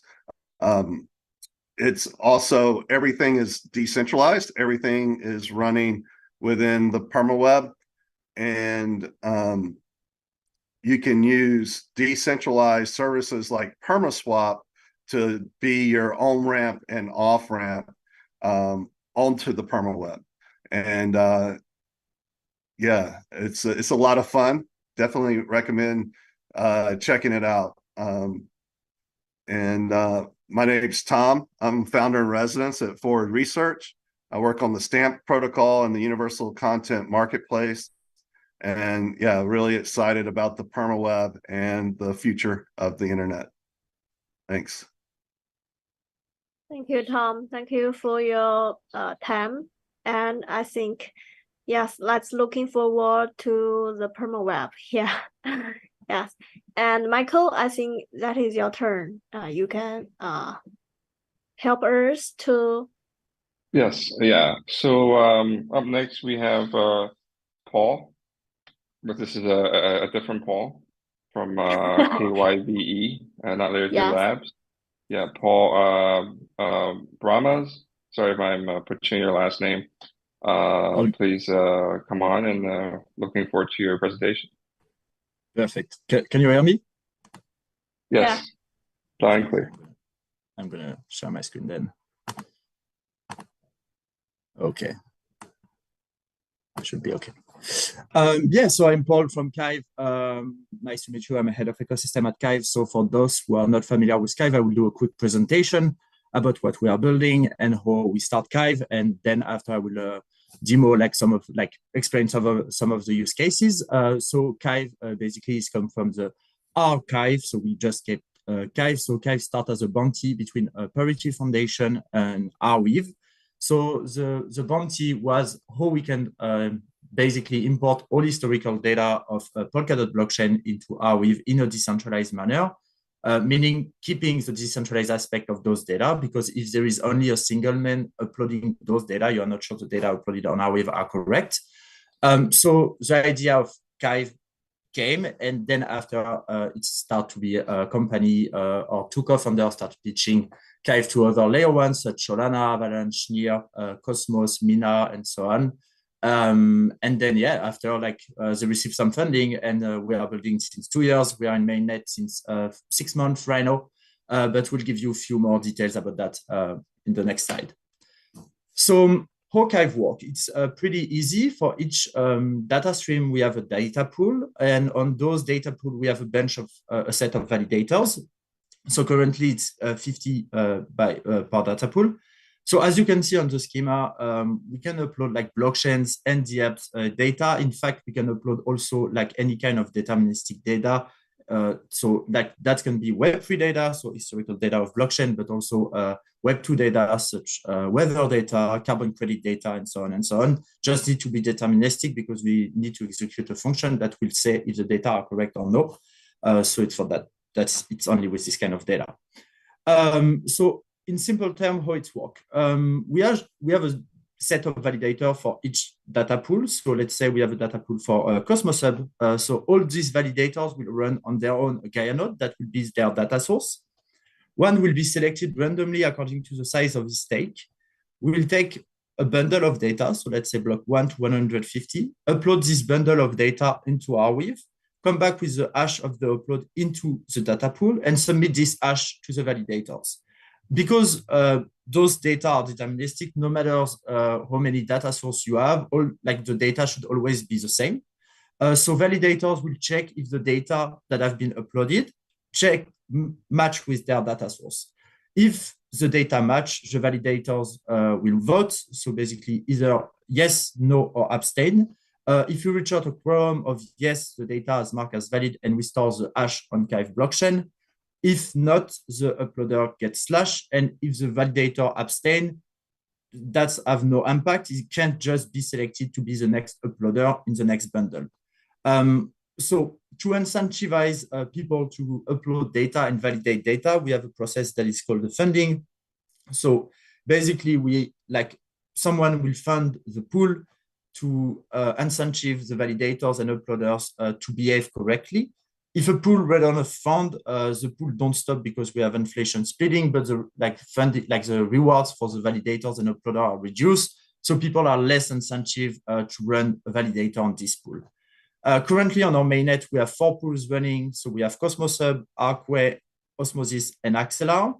And all those data have been stored on Arweave. So for now, after 6 months of mainnet, if I am not saying wrong, we have archived 1 terabyte, 1.27 terabyte of data, onto Arweave. So all those data are accessible for free and are stored permanently thanks to Arweave solution. To retrieve those data, it's permanent, free forever and for everyone, and it's fully decentralized, meaning you don't need to rely on someone that can say, no, you will not access those data. So we make historical data of blockchain truly public good for everyone. There is few ways of retrieving the data. So you can either retrieve those data through REST API or through the ELT pipeline that Kive has built. So we have built this solution in partnership with Airbyte. So an ELT pipeline is basically you extract, load, and transform the data. You can import those data into almost any data warehouse. So right now we are supporting more than 60 destinations. So MyGraphSQL, MongoDB, Postgres, Snowflake, etc., etc. You can then import those data, as I say, for free, or you can use other solution that you can build on yourself. This solution that is available right now, the ELT pipeline, is one of the best in our opinion, because it's key in end, and it's basically no code solution. So that doesn't cost you anything, and it's super easy to access. We have also developed another tool on top of that that is called K-Sync. So right now, if you want to state sync your node with any proof of stake mechanism, layer 1 or either, let's say, layer 2, you will ask either a snapshot, so it's very centralized, and you will need to trust the person that provided you the snapshot that the data actually provided are correct, or you will state sync your node, download the entire state of the blockchain from Genesis to the latest state. That's going to take time, and that's going to be costly depending on the chain that you want to sync with. So thanks to Kive leveraging Arweave, we are developing right now, so it's only working for Thunder Mint runtime, but will be extended to other chain in the future. K-Sync. So basically, you need an archival data from a chain, no matter which chain, between block Y and Z. And currently, you would wait between 1 or 2 weeks to process, and then you don't need those data any longer. So that can be the case for a wallet provider, node runner, whatever, accounting solution, whatever. With K-Sync, it will be possible that in less than 2 minutes, you will be able to sync the chain from any 8 in a completely decentralized way. Meaning you will rely on data that are fully trustless. So you don't need to trust someone if you are doing your accounting or so on that you want to avoid. Because like for big company that will join Web3 in the future, like institutional, that's their biggest fear of like having wrong data and being wrong and do like wrong decision with those wrong data. And it's basically what we are solving with casing. So in terms of integration, right now, we have integrated only Tendermint runtime chain. So as I say, Osmosis, Cosmos Hub, Arcway, and Axelar, we plan to extend to other like Tendermint runtime, such DYDX, probably Celestia, and a few other names that are big in the Cosmos ecosystem. And in 2024, we will extend to other blockchain, such Polkadot, Solana, Mina, Avalanche, Celo, Near, and probably also layer 2. The idea is really how we make like archival node decentralized and public good for everyone. That are some of the use cases we are focusing on. And after, like, we are like participating also in hackathon, sponsoring hackathon to extend the use cases around Kive.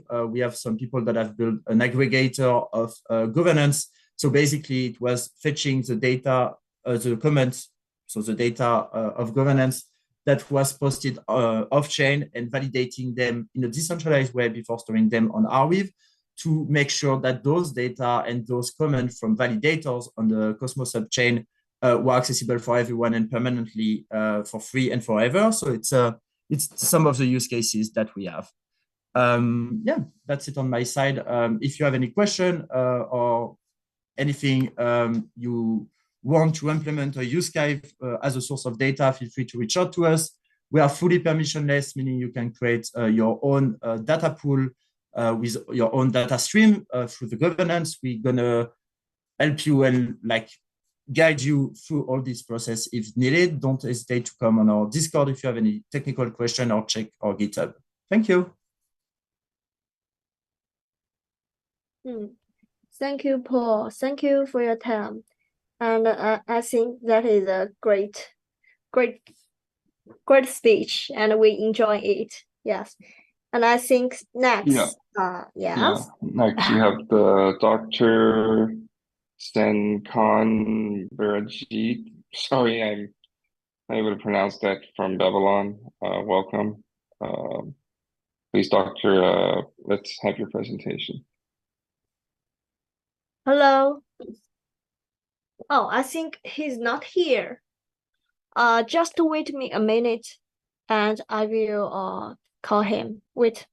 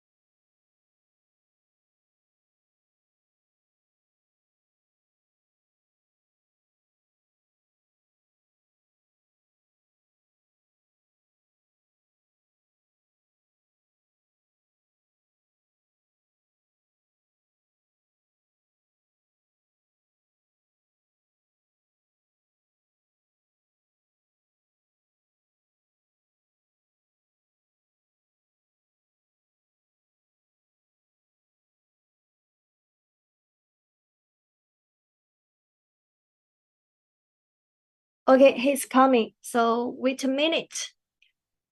Dr. Sankar Banerjee is from Babylon. Yes, he is the lead of product. So let us wait.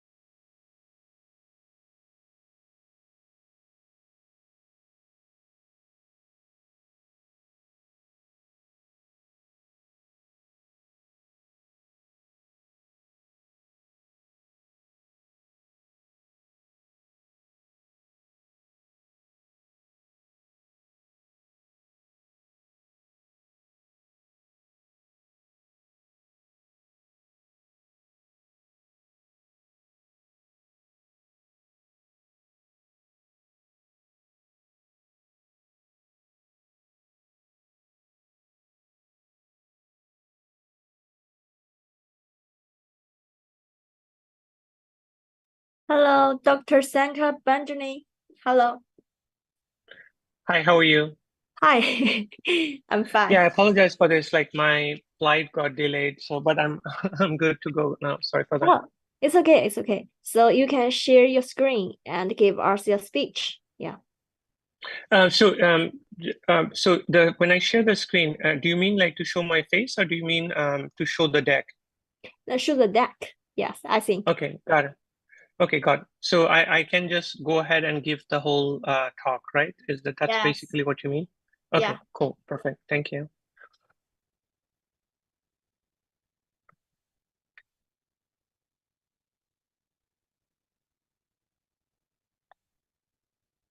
Okay.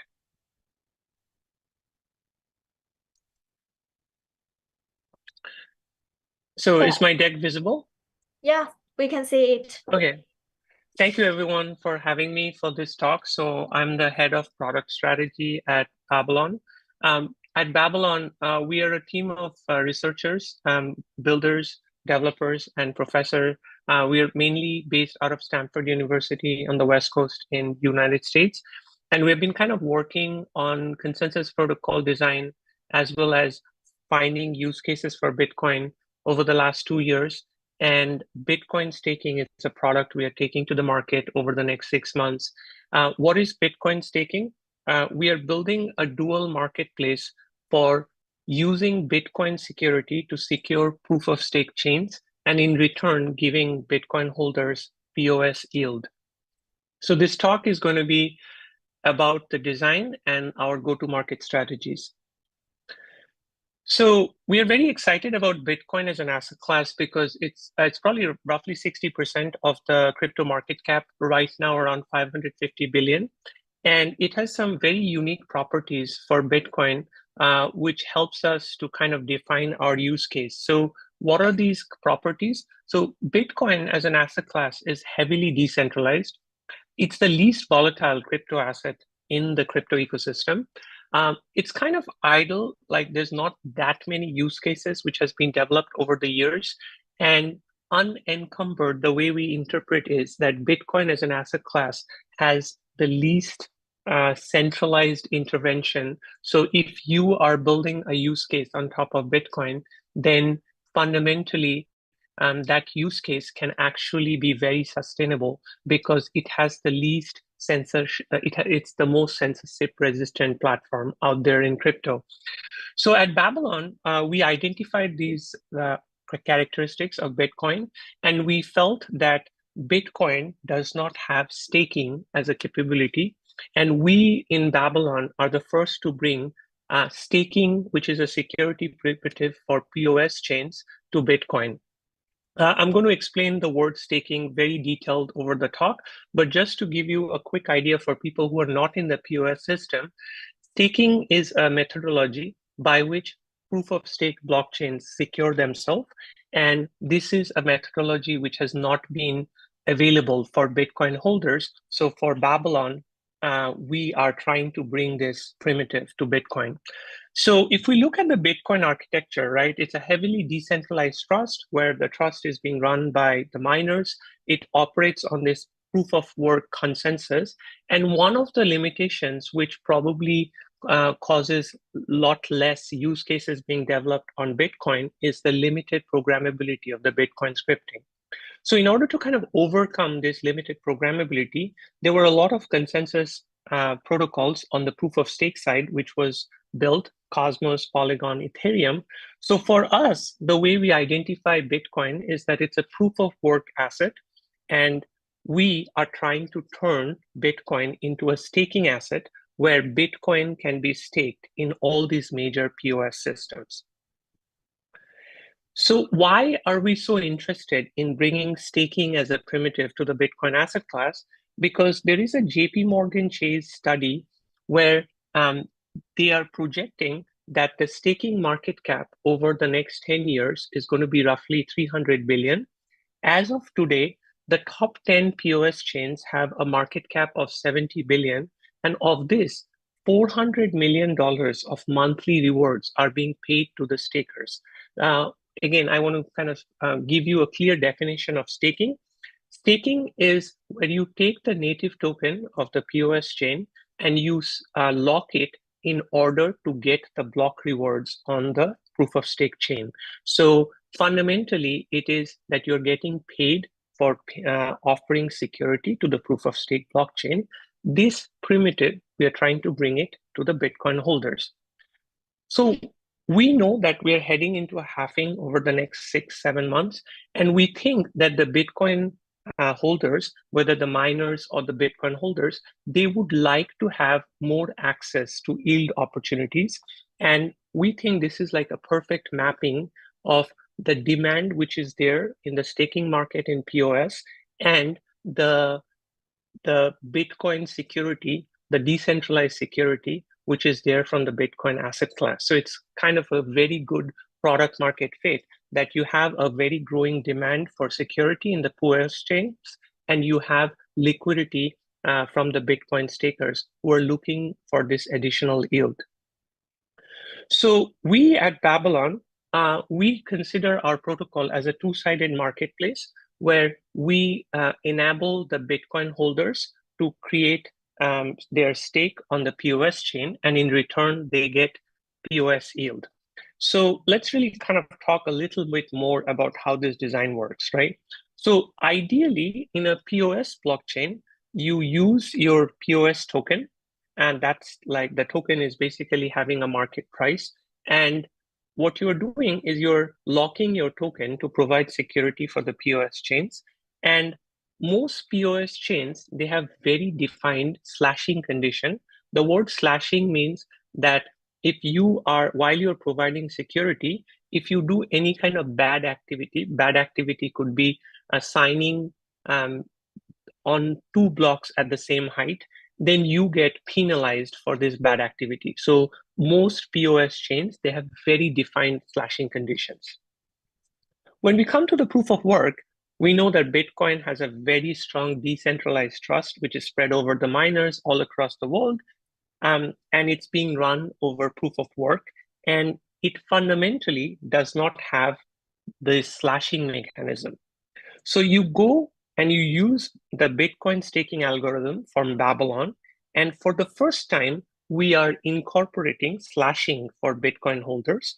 And what that means is when you lock your Bitcoin on a POS chain to provide security, if the validator double signs, then your Bitcoin would get slashed.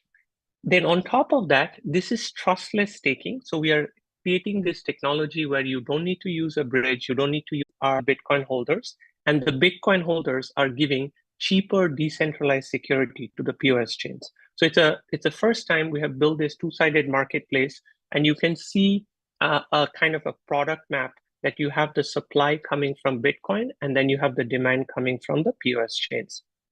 So let's dive deeper into what Bitcoin staking means and how did Babylon come about with this design. So the first thing we are doing is we know that Bitcoin does not have smart contracts, and we have also not forked the Bitcoin chain. So this is literally on the original Bitcoin chain. So we are getting the Bitcoin capital from the Bitcoin holders to the proof of stake chains. And when we are bringing this capital, we are not using a bridge, we are not using a custodian.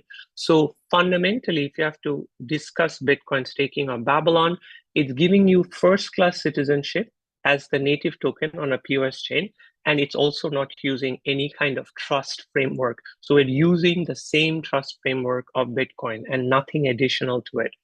So let's really kind of try to understand this from a picture point of view. So Alice has 1 Bitcoin. She can go to the Bitcoin chain and she can lock her Bitcoin in a staking contract. So the staking contract has 2 functionalities. One is it locks you for a certain time frame. Let's say it's 6 months here. And second is if you do any bad activity on the POS chain, the staking contract can actually burn the token which you have locked, which is Bitcoin in this case. So what is a bad activity? So let's say once Alice stakes on Bitcoin, this capital is available for osmosis and your validator is validating. If at some point the validator validates the same block at the same height, 2 different blocks at the same height, that's a double sign. that is something which you get penalized on a proof of stake network. And in order to incorporate this penalization, which is the slashing, what happens is that the key, the private key of Alice's stake gets revealed, and anyone who has access to this private key can move the money from Alice's wallet to their wallet or to another DAO. So if Alice does not exhibit any bad behavior on the POS chain, then as the time period of her staking contract gets over, Alice can unstake and opt in the reward on the POS chain. The two important parts on top of this, which we have been able to design, is what if Alice stakes, but Alice doesn't like the rewards on the POS chain? Then how fast, because Alice locked herself for 6 months and she doesn't like the rewards, how fast can she get the money back? That's roughly around 3 days. These 3 days can be shortened even more, but fundamentally this time period is kept to make sure that there is no collusion between Alice and the miners on the Bitcoin network.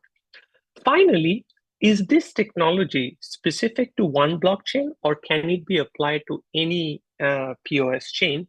And what we have done through our design is we have been able to enable the technology for every chain. So what we mean is any POS chain, whether it's Ethereum, whether it's Solana, Polkadot, Aptos, they can use the Babylon's BTC staking technology to onboard BTC capital from the Bitcoin chain in a trustless manner to their POS chains.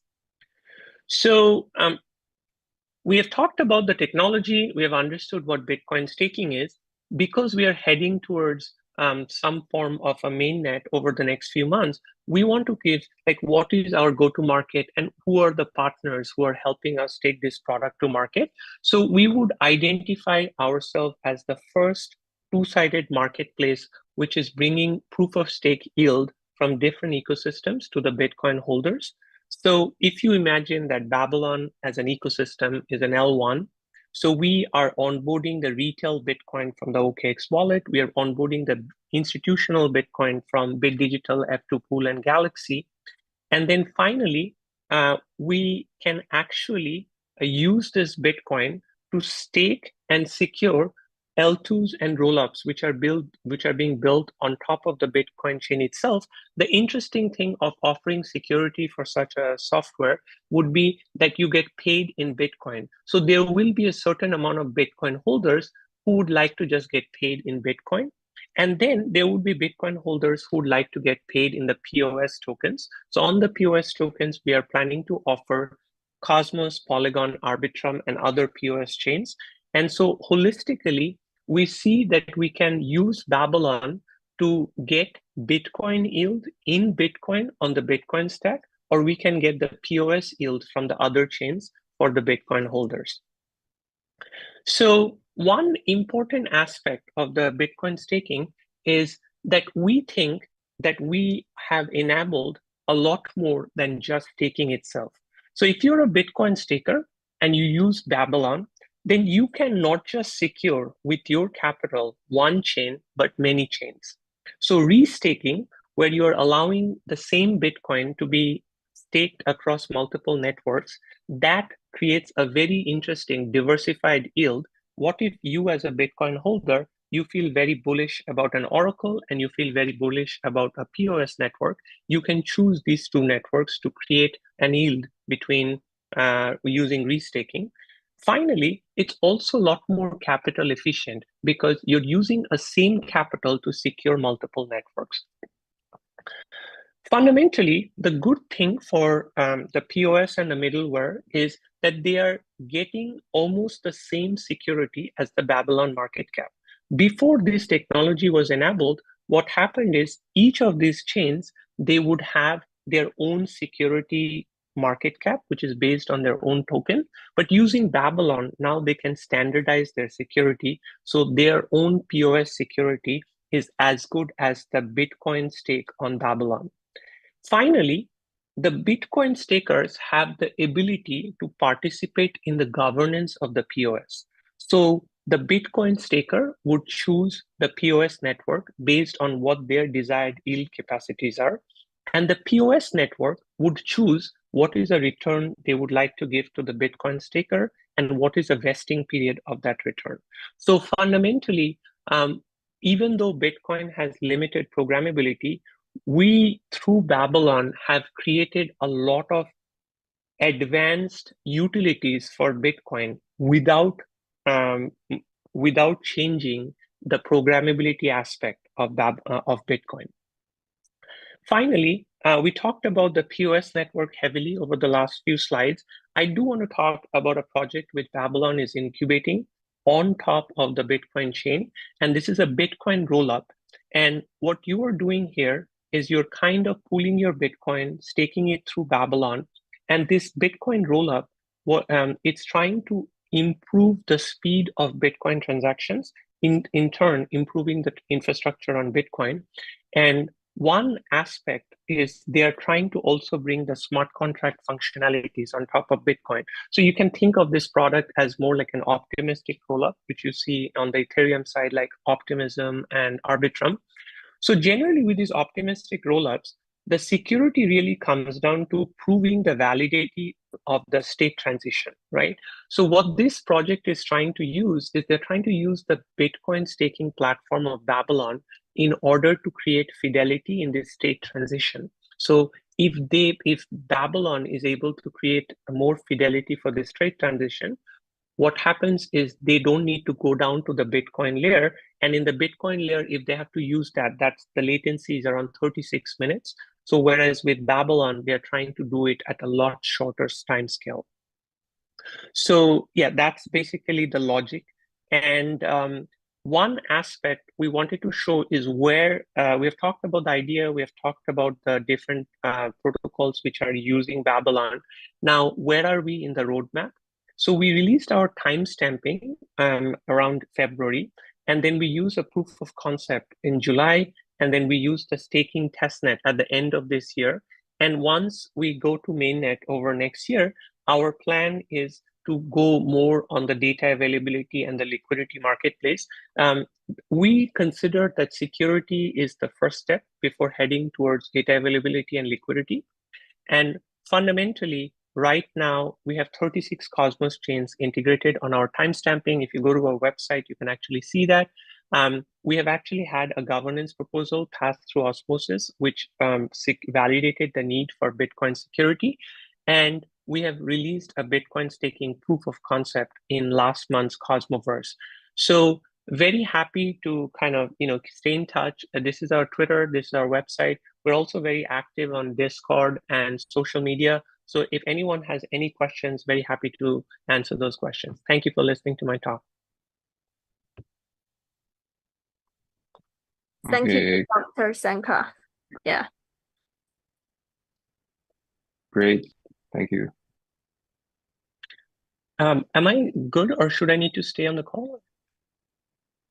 I think you still have a panel after two speeches. So maybe you could stay here, yeah, and join in. Yeah. And I think next is Louis Dharma from Hansen Network. Yes, Louis, you can share your screen and give us your speech. Hey everyone, nice to meet everyone. Thanks to PermaDAO and everyone associated for hosting me and Hansa along today. So let me just quickly share my screen.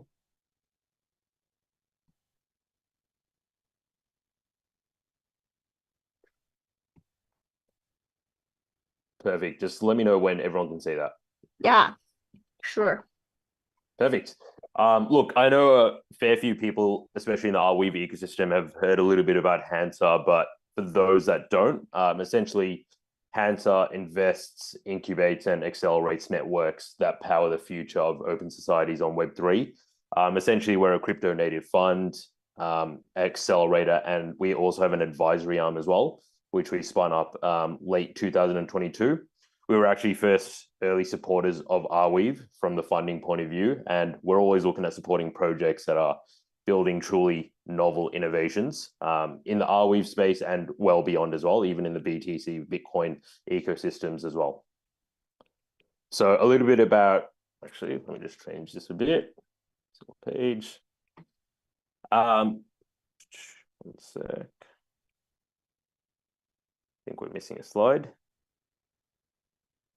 All right, cool. So a little bit about me. I actually run the advisory and accelerator arms at Hansa. And previously to that, I was heading up growth at Immutable.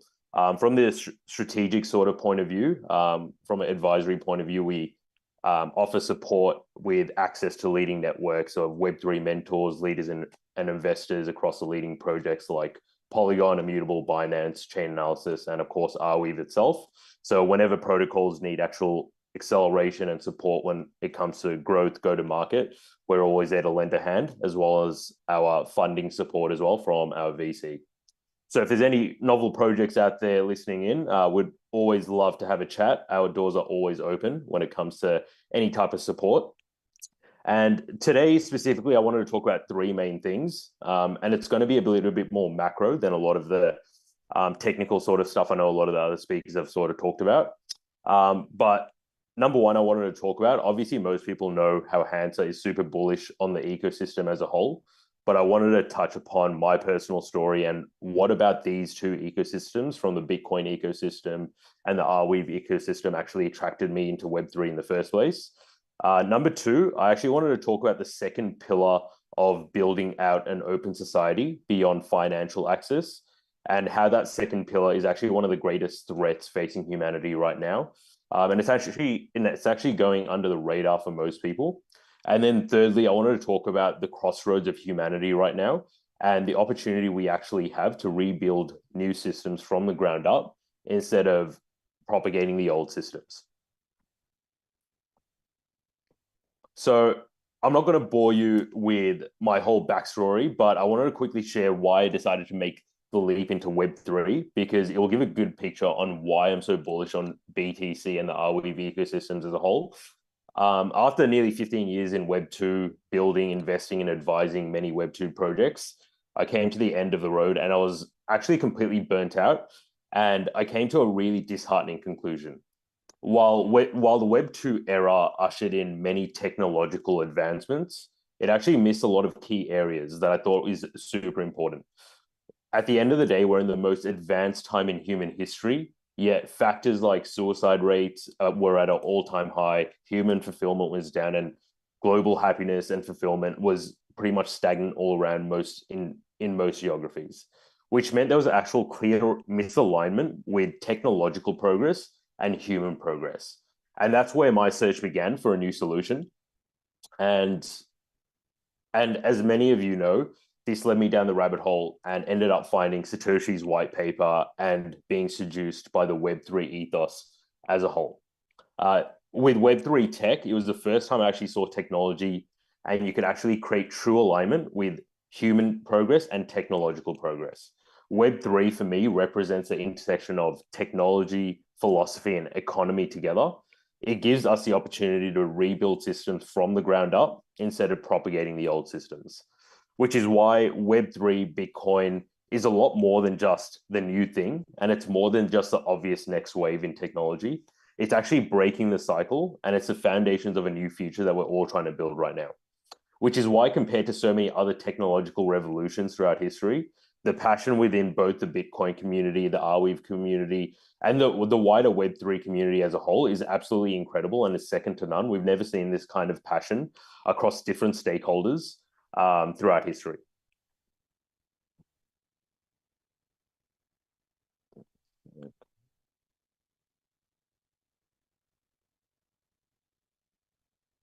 So obviously, I don't have to say, when it comes to Web3, as it stands right now, over the last decade, the market so far has been focused on finance since the beginning.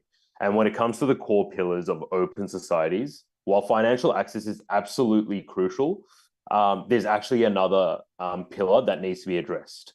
Bitcoin and a lot of Web3 has done a great job in the war against financial censorship, but I think the world right now is ready to take on that next frontier. And another core pillar of what makes a truly free open society, and that next core pillar is access to the free flow of information. Look, it's clear the war against information censorship is at our doors, and like BTC and that ecosystem was doing and is doing for financial censorship, I believe the Arweave ecosystem in particular is best positioned to win this new war. Now, obviously, I don't have to sing the praises of BTC and Arweave to folks, obviously the folks listening here today. As they proudly show on the Arweave website itself, Arweave is very similar to Bitcoin, but for data. And I believe it's one of the key inputs to unlocking truly free and open societies. Look, when most people actually talk about Arweave, they talk about three main points, right? They talk about creating a decentralized permanent storage for any kind of data, ensure information isn't lost, censored, or altered, and then number three, ensure all storage is cost effective. Now, while all 3 points are actually crucial, point number two was actually the reason I joined Hansa and personally resonate so much with the Arweave ecosystem as a whole. So at the end of the day, ensuring information isn't lost, censored, or altered, this is the point I really want to stress today because it's something that's super easy to gloss over, but it has many, many layers that will deeply affect humanity in the future.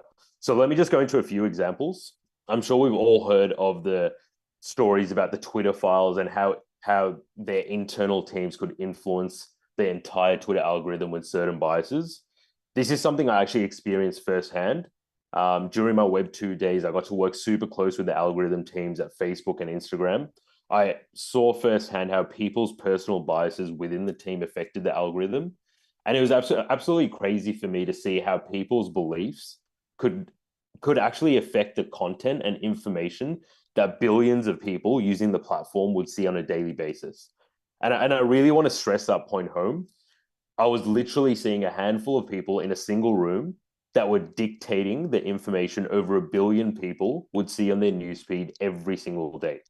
And unfortunately, this is the same story that repeats across most centralized content and information houses. And the ironic thing was that most of the people working there, working in these algorithm teams, were actually great people. A lot of them were very kind-hearted and had zero malice whatsoever. But as the old saying goes, the road to hell is paved with good intentions, right? And at the end of the day, it doesn't matter how well-intentioned someone is. There should be no single arbiter of truth. We are all corruptible one way or another, and no one is exempt from this.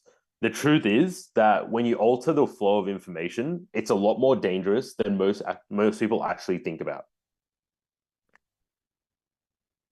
So the easy examples to point to is when you obviously manipulate information and try to change things like the election. We all saw that when it comes to Trump and everything that happened with Hillary Clinton and everything like that back in the day. It's super easy to point to those kind of examples in terms of elections and controlling financial markets, but controlling information flows goes far beyond this. When you actually manipulate information flows, you manipulate global human behavior on a fundamental level.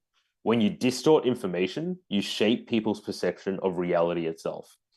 And I know that might sound a bit hyperbolic, but it's something each of us have actually experienced in our lives. And I'm actually going to prove it to you now. So I want you to think just for a single moment, if you go all the way back to when maybe you were a baby or when you see a baby when they were born, they were literally born with absolutely nothing. Every single baby is born with absolutely nothing. We weren't born with any possessions. We weren't born with any beliefs. We were a blank slate, ready to take on whatever the world gave us, right?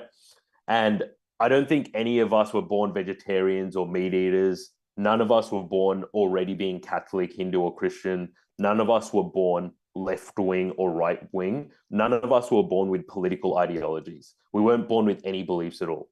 So the question is, where did all these beliefs and behaviors come from? They all came from external information sources. Things like TV, social media, books, parents, teachers, and everything like that. So essentially who we are is just an amalgamation of external inputs. So it's very, very clear that if you can control someone's access to external information, you can control their way of thinking and behavior. So as I said, there's many, many sources where people get external information from, like TV, parents, books. However, in this ever-growing digital world, less and less people will actually rely on a lot of these sources. So less people rely on teachers these days, less people rely on books and parents, and more people start using the same few central social media platforms for their information outlet. And with more and more reports of these social media companies manipulating algorithms, trust in information has never been lower. And now with the advent of generative AI, it's only going to get more confusing. The exponential influx of information and speculative content will become more difficult for us to navigate without a proper balancing mechanism. It's becoming pretty much nearly impossible to tell where content actually comes from, its quality, whether it's been changed or manipulated. And we're even getting to a point now where it's very hard to tell whether it's from a human source or not. So for us to really realize the dream of building open societies, we must be able to solve our ability to navigate the world of infinite information and unlock a few key areas. One, you need to be able to verify the source where information comes from and the provenance of it.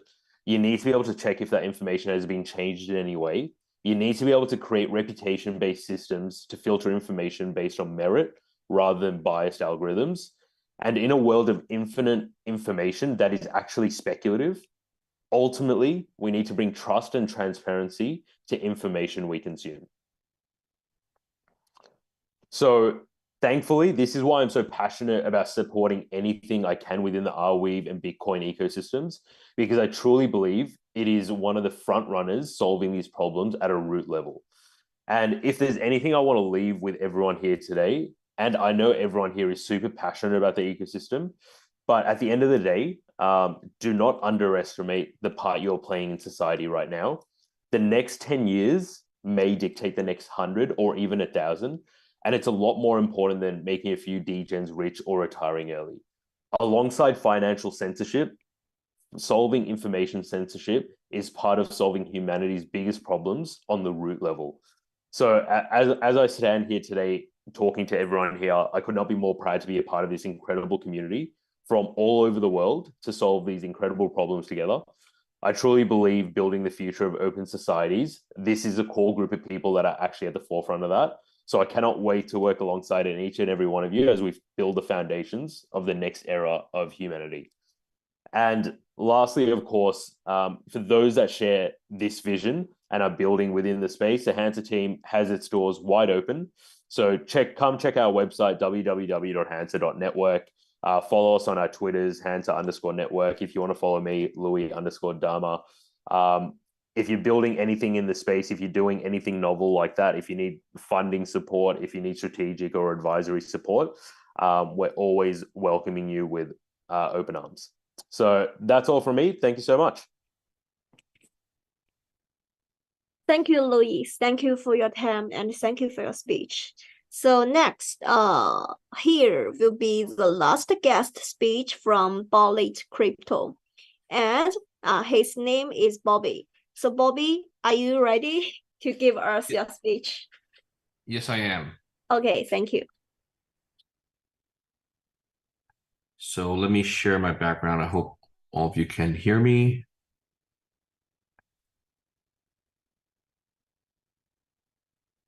Okay, let's get started.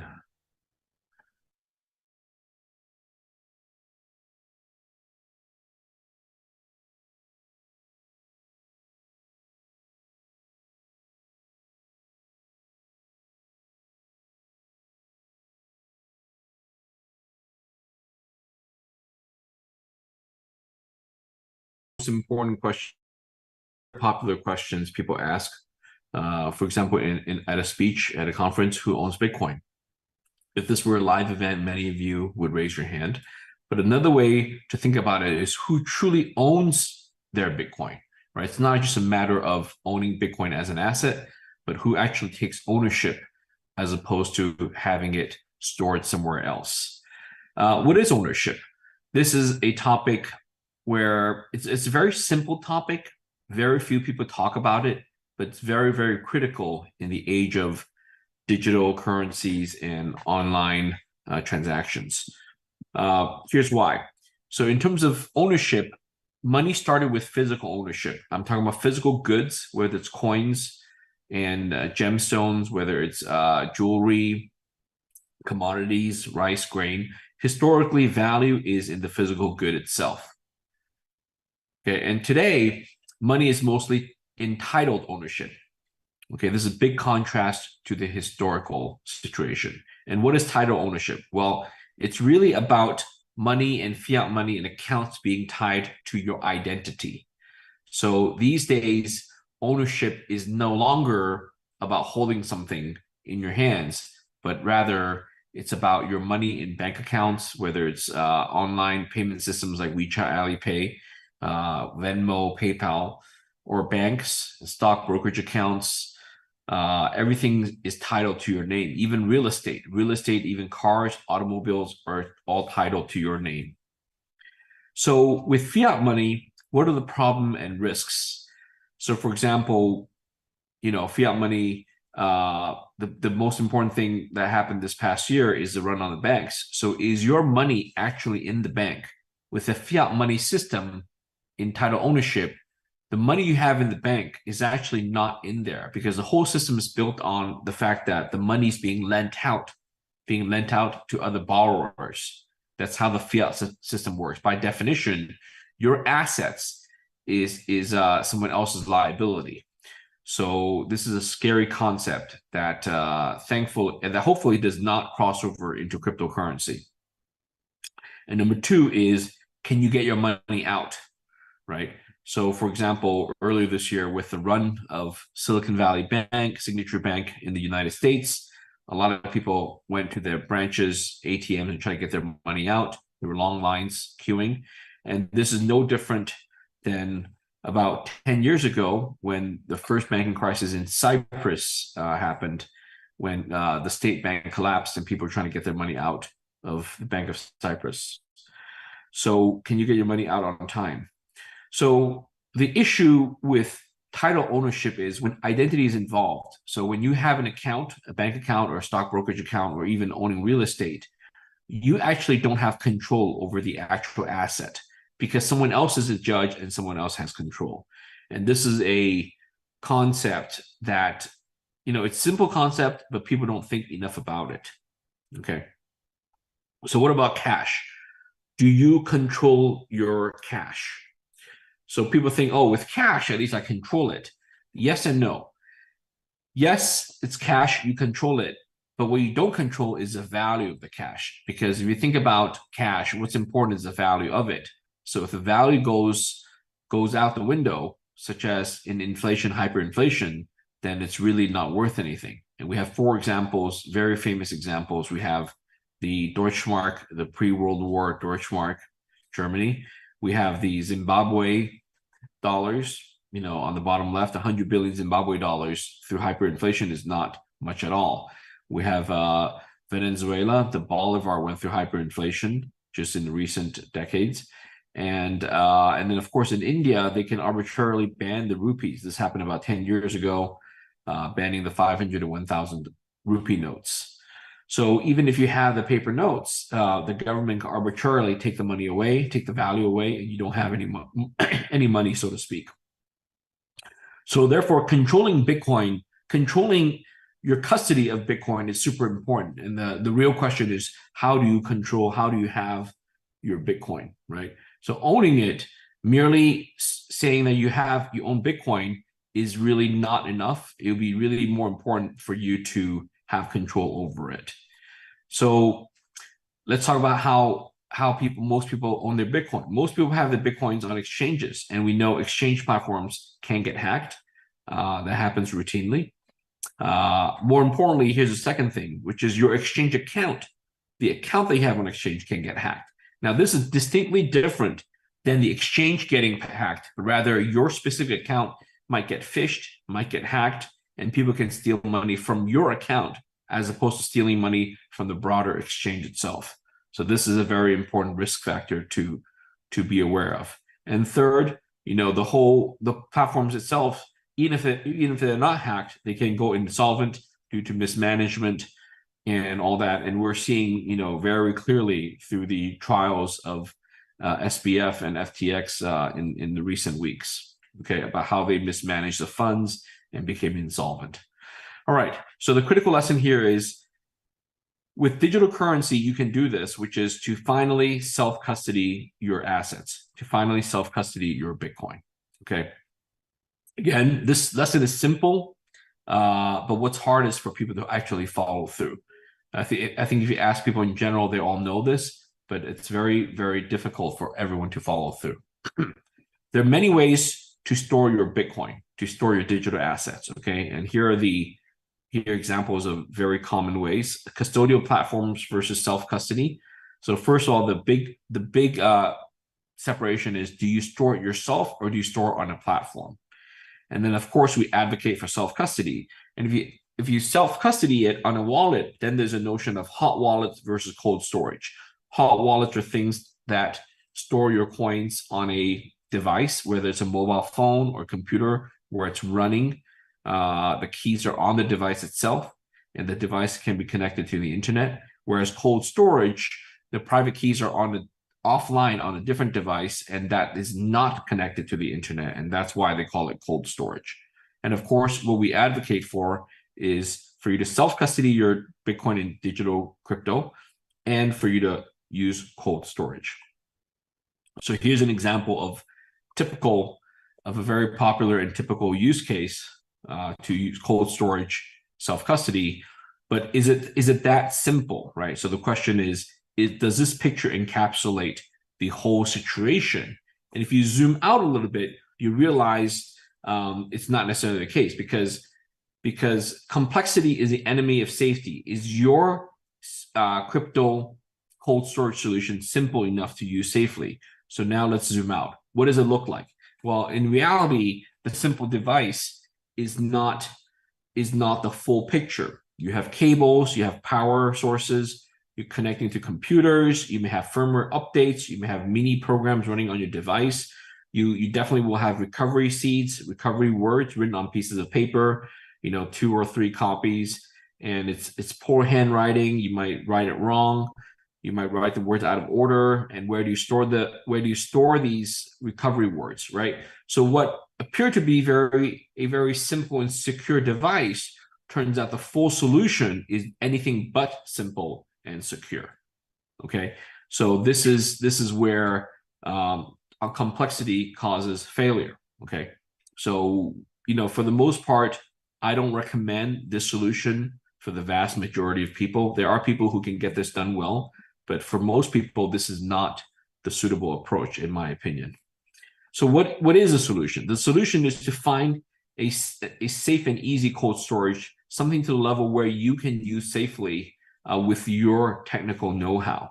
And with Ballet, this is my company, what we make is the cold storage card. And this card is super easy. The reason is that comes in a display case. The reason is that it has zero setup. Okay, this card is ready to go. It's a physical card, has no electronic components. So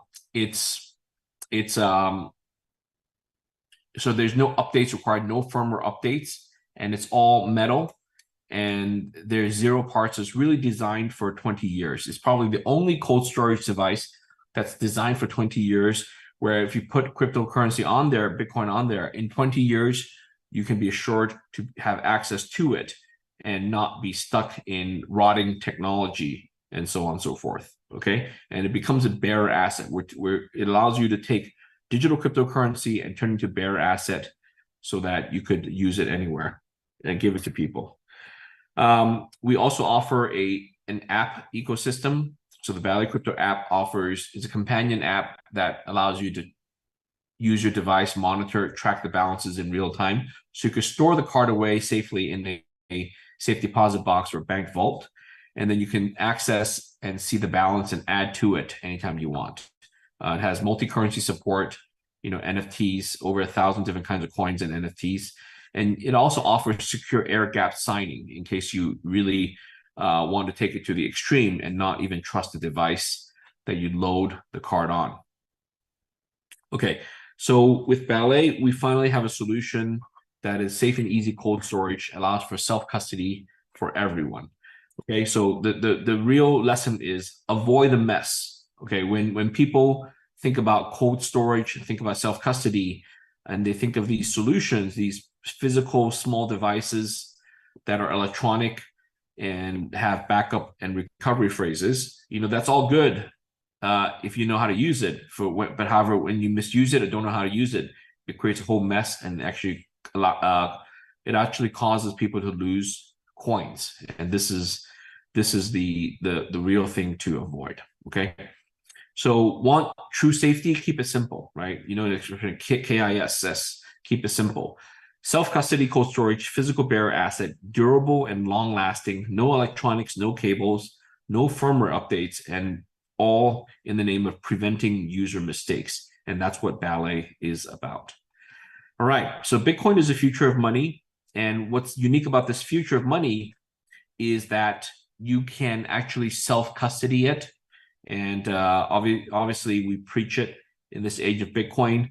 It's coming back above $30,000 for the first time in many, many months. I'm personally very excited to see this slow rally picking up. So in light of that, always remember to self-custody your Bitcoin. I'm also the author of this book, The Promise of Bitcoin. You can get this on Amazon in physical hard copy, as well as in ebook and also audiobook. So I also recorded the audiobook narration of this book called The Promise of Bitcoin. It's been very popular in the last 2 years. It's a Wall Street Journal national bestseller, I think, for 2 weeks in a row. So it's been great. Okay, thank you very much. I'm the founder and CEO of Ballet. Please add us on X, Twitter, and Instagram, and so on and so forth. Thank you, everyone. Thank you, Bobby. Thank you for your excellent speech for us. And I think next we will come to our panel stage. So the first panel will be hosted by Stacks and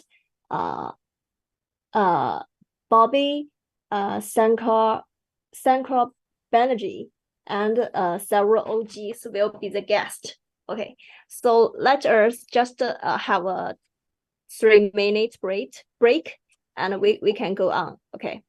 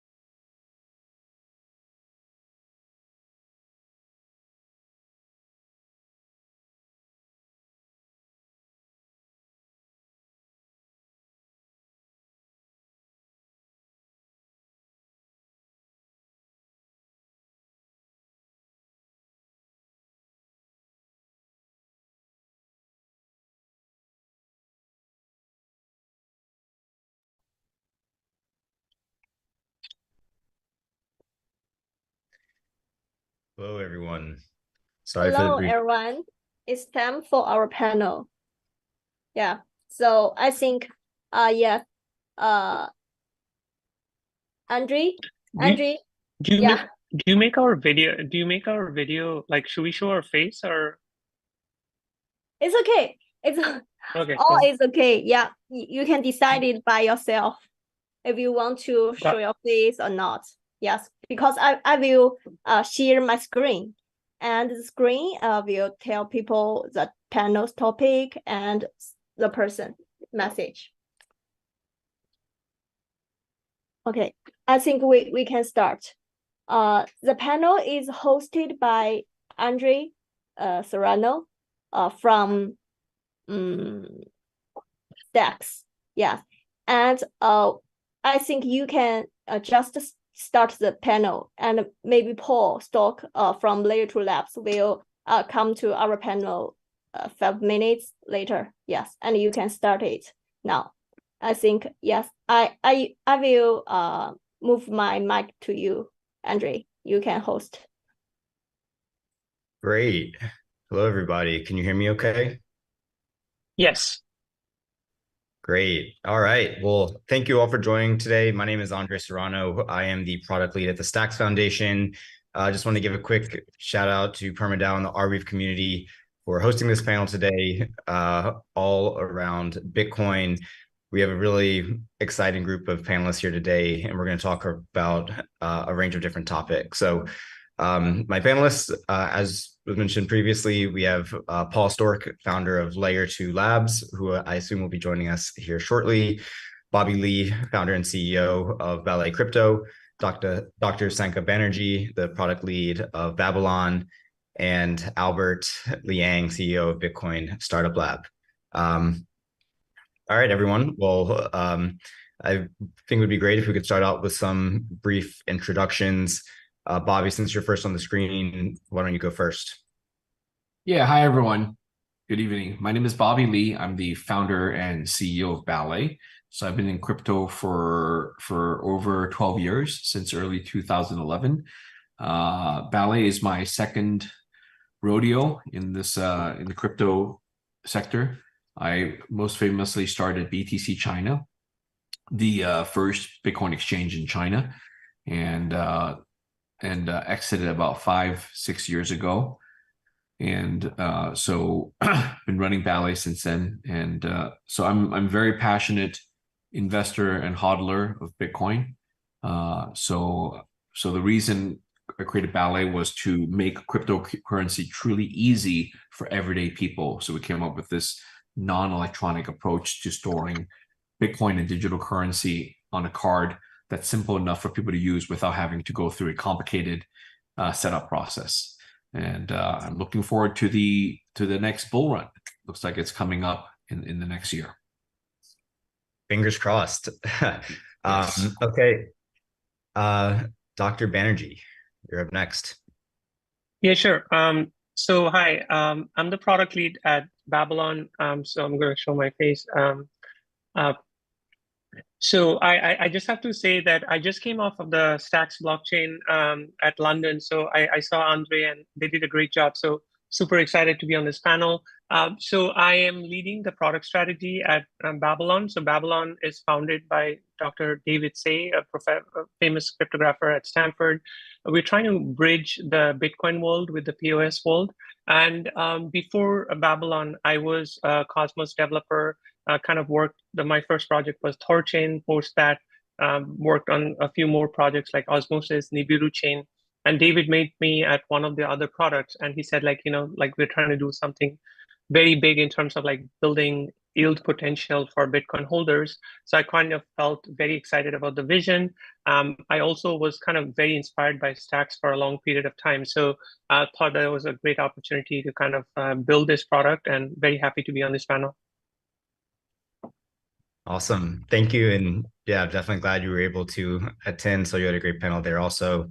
I guess we're missing a couple of our other panelists. I don't see Paul or Albert here, I don't believe.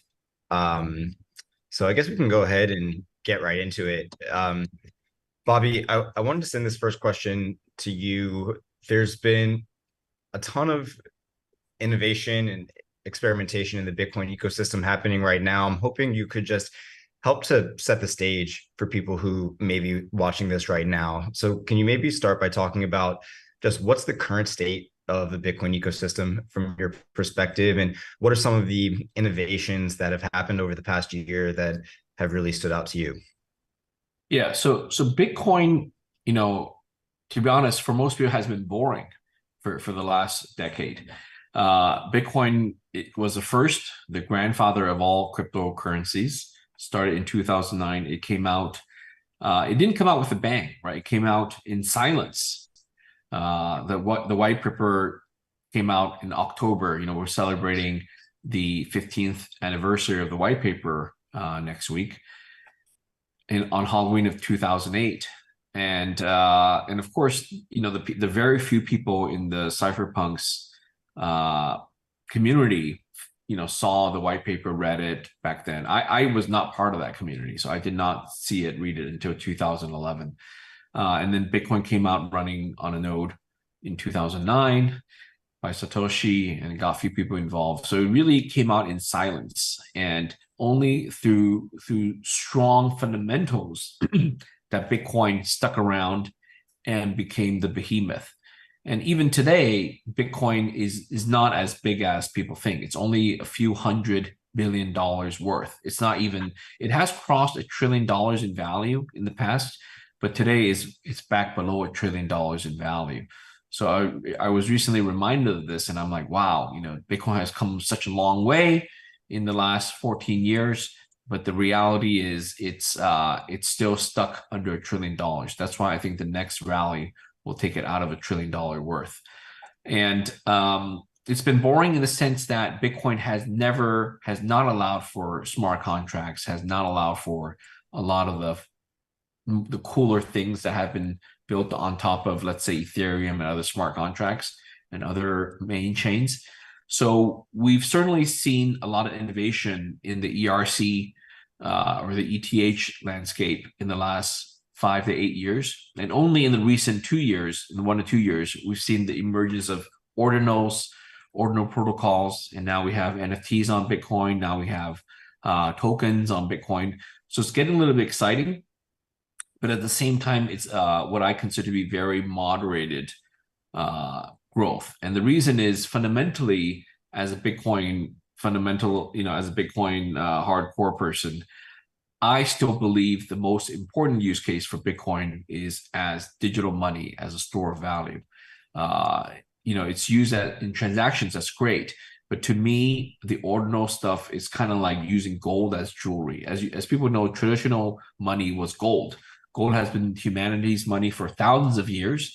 And gold today is still used as a store of value, a settlement between countries and nations. That's why many countries have hundreds or over thousands of tons of gold as their part of their reserves. But at the same time, consumers in society, some of us might collect gold coins, store gold coins and gold bars, but many people also use gold as jewelry.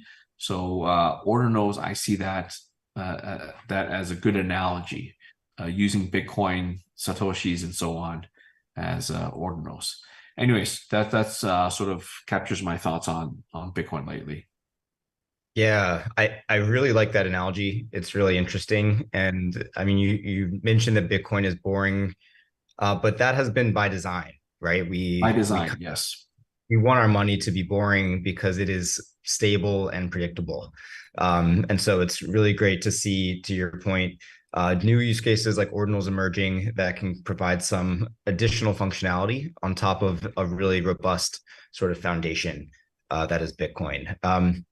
So, follow-up question for you, Bobby, being one of the earliest people in the Bitcoin ecosystem, just what has it been like to see this evolve from sort of like a hobbyist sort of tool to a $1 trillion industry now? When you first started in Bitcoin, did you expect it to achieve this level of success that it has? What has that been like for you?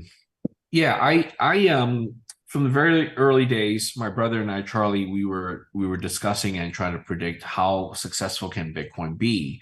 And at the time, the total value of Bitcoin was in the tens of millions. briefly touching 100 million, and it's gone up 1,000-fold and more since then. So the thing about Bitcoin, even for example, mining was a very popular subculture of Bitcoin back then, because we're talking about 2011, 2012, because at that time everyone can mine, right? So it brings back the memories of the old days, like in the United States, the 1840s, 1849, when they discovered gold in California. A lot of people went from the East Coast through across the mountain, the Rockies, over to California for the gold rush. And in some sense, the 2011 to 2013 period was the Bitcoin rush, where regular people, you and me, could go and buy mining machines, graphics cards, ASICs, GPU farms, whatever, and mine Bitcoin at a small scale. And I did that myself. My brother did that. It was fun. It was hobbyist. And that's why the earliest Bitcoin exchanges cropped up. It was to provide liquidity and allow people who had the Bitcoins that were mined to sell them, and allow people who didn't have the mining equipment to buy the Bitcoins. So, and of course, that's all history now. These days, exchanges are used for much higher volume, higher liquidity trading, leverage trading, and so on and so forth. And also mining has also gone the way of industrialization, in the sense that it's all commercialized. Sorry, the better word is commercialization, meaning that only large companies can afford the capital expenditures required to set up mining farms at scale to increase the productivity and all that. So it's interesting. It's come a long way, but Bitcoin fundamentally has stayed the same. It's the only asset class in our known universe for humanity that is both limited in quantity and also decentralized in nature, such that there's no one in control. So it's really a free, quote unquote, free asset class, as in free speech. Anyone can use, and it's digital, right? That way it allows for transfers electronically across continents and eventually across planets and so on. So I'm very excited about the future of Bitcoin. Awesome. Yeah, likewise. Dr. Banerjee, I want to come to you with a question next. So Bobby, started to talk a little bit about some of the things that we've been seeing this year, with ordinals and other forms of experimentation. Babylon sort of fits in that category. It's a new model. It's very unique, right? My understanding is it's not strictly a scalability solution or a side chain like a lot of the protocols that we've been seeing, but instead leverages Bitcoin security to help bootstrap new chains. Can you just talk a little bit about what are the advantages of using Bitcoin in this way? What problem are you solving, and really help us to understand the value of Babylon? Perfect. Can I just add one point on top of what Bobby said? Like, his ideas were very insightful for Bitcoin, and just come back to your question. Sure. Awesome. Absolutely. So I started my career as a smart contract developer, and before that I was in high frequency trading. And the reason I kind of jumped from high frequency trading into smart contract development, two of the biggest reasons was opportunity cost of time and opportunity cost of access to capital. So if we look at some of these smart contract protocols, as soon as you learn the language and you create a dApp, your access to lending on-chain or off-chain was very easy over the last 5 years. And we saw like a lot of development hitting the POS world.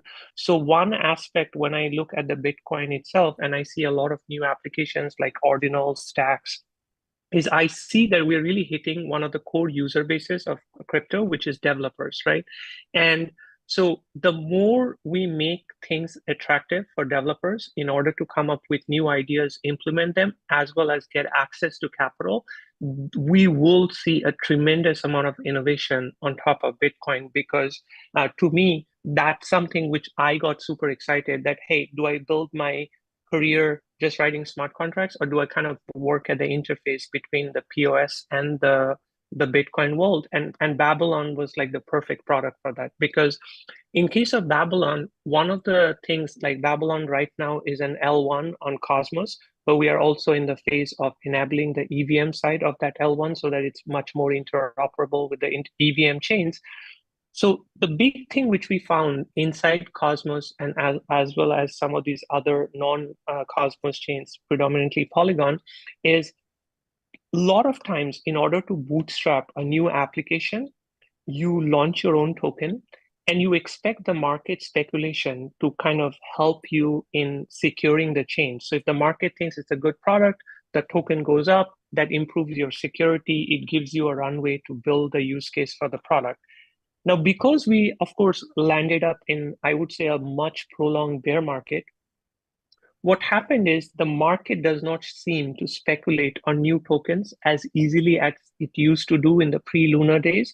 And this has become a big bottleneck in terms of incubating new ideas, right? So if you're building an Oracle, you're building a machine learning marketplace, it becomes very hard if the token which is securing your chain is having a 90% downturn, and now you're actually giving the demand creators that token, right? So it doesn't cover their cost basis, it doesn't cover the cost basis of validators.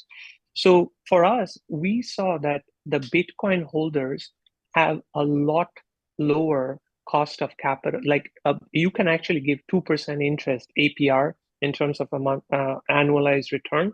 And a Bitcoin holder, as long as it's secure, as long as you're not involving him with some kind of hidden trust assumption. And that's where, for us, we have built Babylon not adding any trust assumption to the Bitcoin chain. It's a complete trustless self-custodian solution where a Bitcoin holder understands the POS side of the ecosystem, like what kind of yield is possible.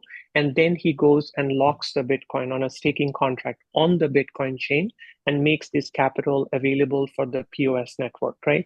And you get the Bitcoin on the Bitcoin chain, which you are constantly being able to monitor in a self-custodial manner, and you start getting these rewards compounded. So the first step, we feel very confident and we see a lot of demand coming, is just helping all these new chains as well as existing chains which have identified that their biggest use is actually the token utility, meaning being a marketplace rather than trying to bootstrap the security of the ecosystem. Great. Yeah, no, and to your first point, this year has seen really a resurgence in developer activity on Bitcoin. It seems like interest is at an all-time high, definitely over the past several years, of building new sorts of applications, experimenting in different ways. And so that's definitely been very positive to see the Bitcoin ecosystem really growing in this way. And so, okay, I'd want to drill into a little bit more about what you described there. And so, in that model, what we're essentially doing is leveraging the security of Bitcoin to bootstrap new chains. Those chains exist on Cosmos. And so can you just walk through exactly like what are the trust assumptions that that a Bitcoiner would make in this scenario? And would they be receiving a token on Cosmos as a form of yield, or what does that user experience look like? Yeah, perfect. Yeah, sure. So what we are doing is we have a staking. So once a Bitcoin holder wants to engage in the Babylon ecosystem, the Bitcoin holder actually locks the Bitcoin on a staking contract, which is on the Bitcoin chain. And this staking contract has two functionalities. One is if you don't like the yield, which you get on the POS side, you can just unbond. And there's an unbonding period of 2 to 3 days to make sure that you're not colluding with the miners. Then there's a second part, which is that when you make this capital available on the POS side, in proof of stake, there's a very defined slashing condition, which is that if a validator signs 2 blocks at the same height, then you need to be slashed because you can only validate 1 block at a time.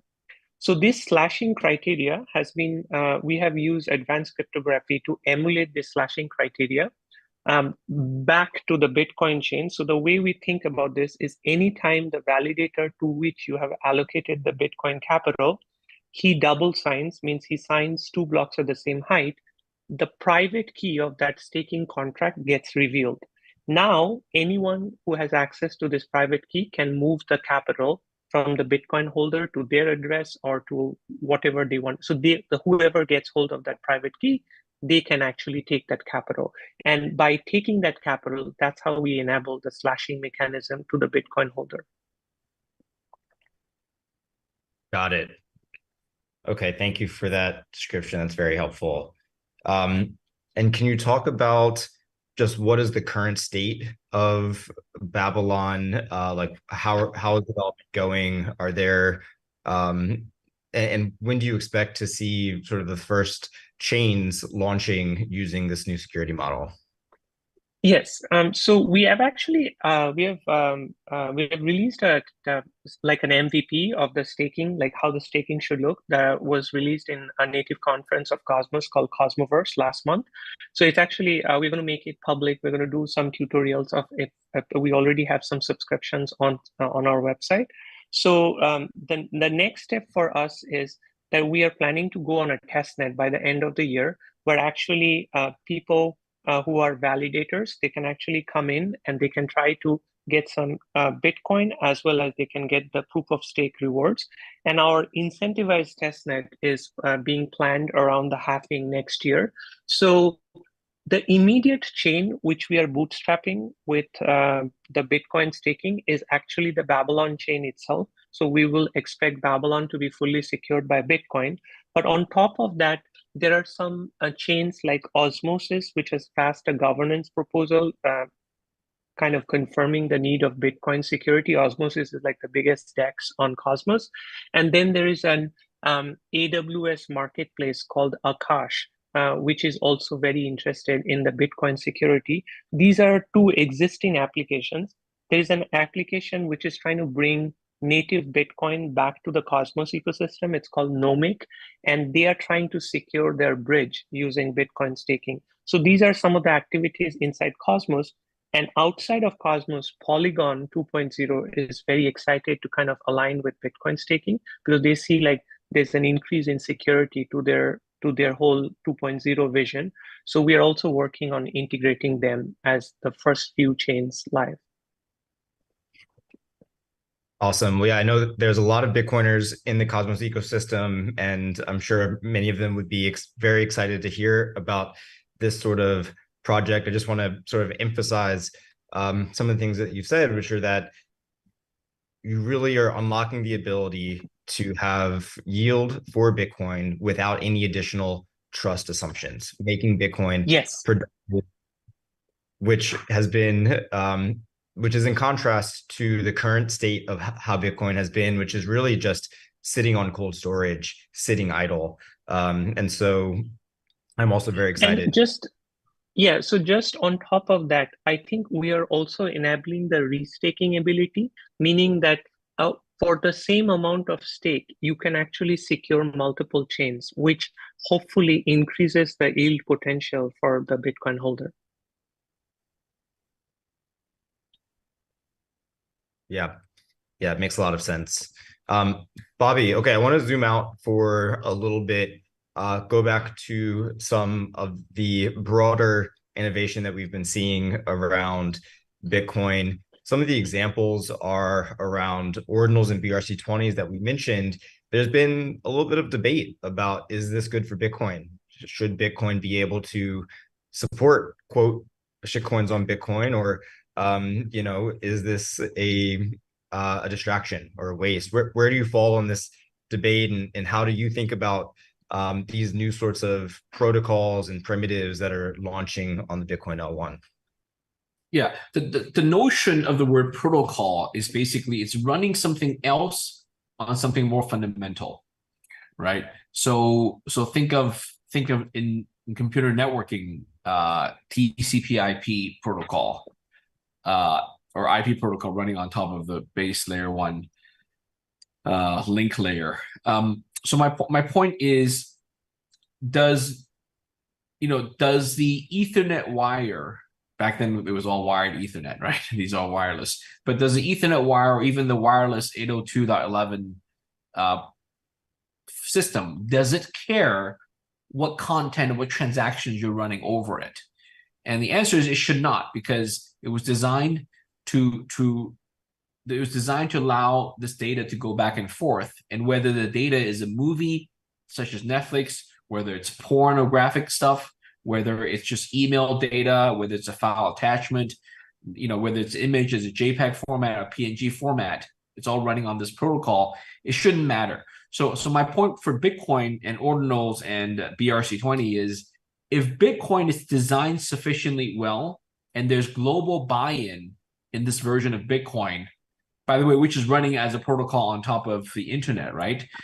Then it should just let it be, right? The gas fees, it's always been planned for a marketplace where people pay more who want faster confirmations and so on and so forth. And I think it's only healthy when it's sufficiently decentralized.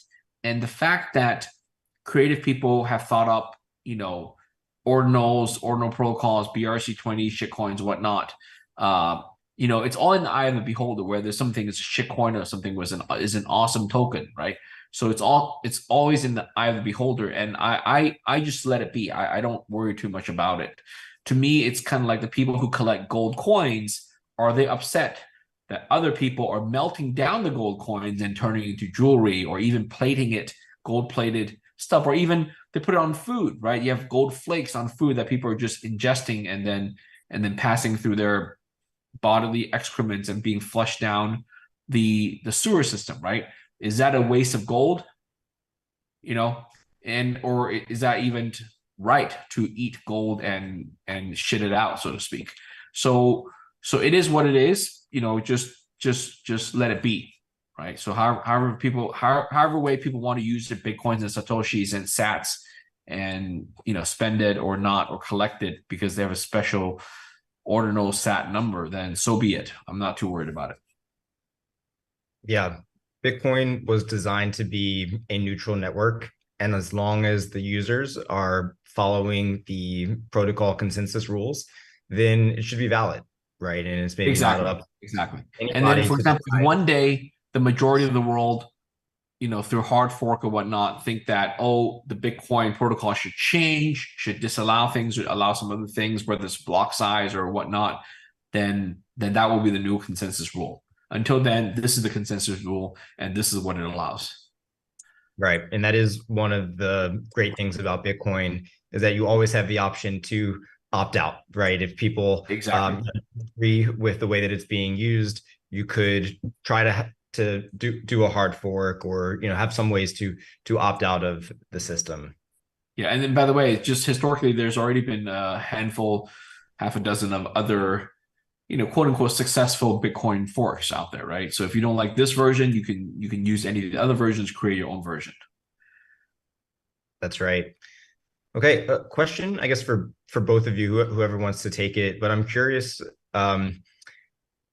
if you think that Bitcoin needs anything else to improve on its current status, right? So I think all of us here on this panel share the vision for Bitcoin, and we've talked about a lot of the great things that have been happening, especially this year. But is there anything else that Bitcoin can do to fulfill its role as money, as a store of value? Or should we just say that Bitcoin isn't changing and doesn't need to have any sort of changes to it? Where do you both fall on that?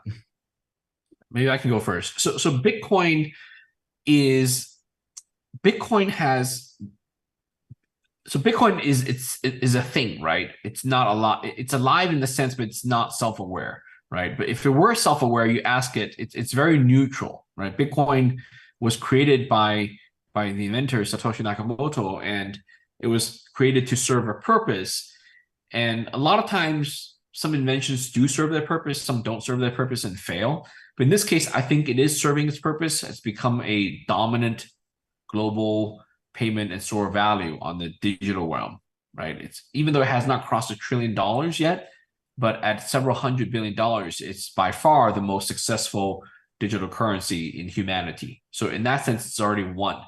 And so if you ask it, what should change, what should improve in the future, I don't think there's anything it needs to change. Fundamentally, Bitcoin has been the same. It's been adding blocks, roughly 144 blocks every day. Now the blockchain is much, much longer than it was 5-10 years ago. And it's still, the block reward size has gone down by half every halving. It's done that 4 times. And it's on schedule. Nothing's wrong. The only thing is the fees are higher than in the past, which was also anticipated. So Bitcoin's been humming along. Some of the improvements in performance, the code, and all that has been put in. That's great. So when you're asking what should change for the future, how to make it more stable payments or whatnot, it's really about the people. You're really asking about the users of Bitcoin. How do they want to see Bitcoin change? And for that, it's not for any one person to say. It's not for me to decide. It's not for you to decide. It's really for the consensus of the world.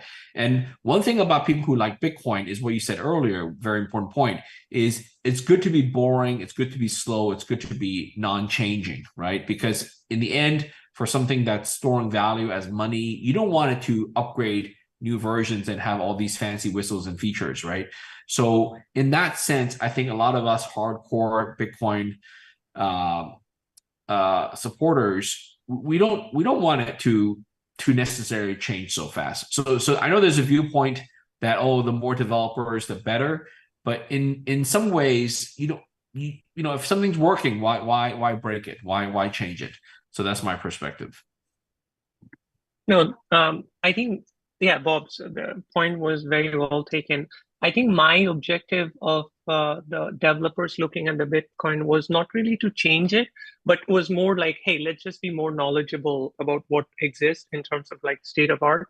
So I think I feel like if I look at Bitcoin, I think it has done an amazing job in kind of creating decentralized trust, where a community can actually build decentralized trust, which is very different than how trust has been visioned in the world before Bitcoin came. Generally, trust was always developed by the higher elite, the powerful, and they would create the trust and push it down to everyone to accept. And that's like a little bit historical concept. So what I see as is the adaptability as a bigger kind of, I feel like Ordinals has kind of created a use case. Some people are super excited about it. Some people are like, okay, let's wait and watch. So my hope moving into the next year would be that I think something is working with Bitcoin, and I completely agree that sometimes it's better to be boring and kind of be resistant to the stability aspect of it than to kind of try and change too many things. But as we kind of get more people looking into the Bitcoin blockchain, more use cases, I think there's going to be an adaptability aspect, which is going to go back to the consensus layer.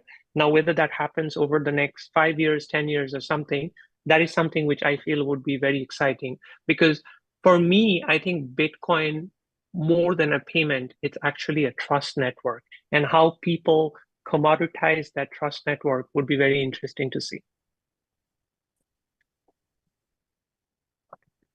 Yeah, very interesting. I like the way that, it seems like, one thing that I've kind of heard from both of you in some ways is that it's really up to the users, right, to be able to adapt to, what is the purpose, or how should this network adapt to these use cases as we look into the future there. Okay, a couple more questions for you guys before we start to wrap up here. But Bobby, this next one's for you. Just want to talk a little bit about how you see the future of Bitcoin custody solutions. I know you've been doing a lot of work to make it easy for users to use their Bitcoin and store their Bitcoin. How do you see that evolving? How do you see the user experience improving in the future of Bitcoin custody? Yeah, because we live in this decentralized world, right? It's all decentralized in some sense. There will always be a mix of custodial solutions and self-custody. Despite how hard some of us can push self-custody, the reality is there will be people, there will be businesses, there will be entities who need a third-party custody service to store their Bitcoins and other cryptocurrencies. That's fine. That's their choice. And hopefully, fingers crossed, custody solutions will become more reliable, will become less prone to hacking, will become more audited and more regulated and more safe for users while they don't charge too much fees. Okay. Now, for self-custody, there will be a variety of solutions. You always want solutions that are electronic, that are hot on your phone. That way you can instantly access it and send funds. Think about payment systems. Think about just the money you carry in your wallet, what you want to spend on a daily basis, weekly basis. And you may want to show off NFTs, bring them in, bring them out, or other digital assets. So you want hot solutions, but you also want cold storage solutions for ones that you want to store for longer term. And so I think there's also the multi-party stuff, the multi-party keys and all that, signatures, multi-sig. So the only thing I preach for is to make sure solutions are not, basically our industry has preached for security, safety, and advanced features, which is good, but I think we have not, as an industry, preached for easy to use. We have not preached enough for something to be simple such that we don't make mistakes. I think as people get older, I'm getting older, as we shift generations, technology is hard, right? That's why anyways, that's why the classic joke is, how come your parents didn't know how to set the VCR, change the time on the VCR? I mean, that's an old joke that people don't understand anymore. And my parents didn't know how to change the clock on their VCRs, and that was a joke for that generation. So the question is, when the next generation, when they grow up, when our kids grow up and our grandkids grow up, when we become grandparents, what will we not know how to do that they will do very easily, right? And I think about these things. I think about living a long life and holding Bitcoin, for the ages, right? And what things will I not know how to do when I become a grandfather at that age, right?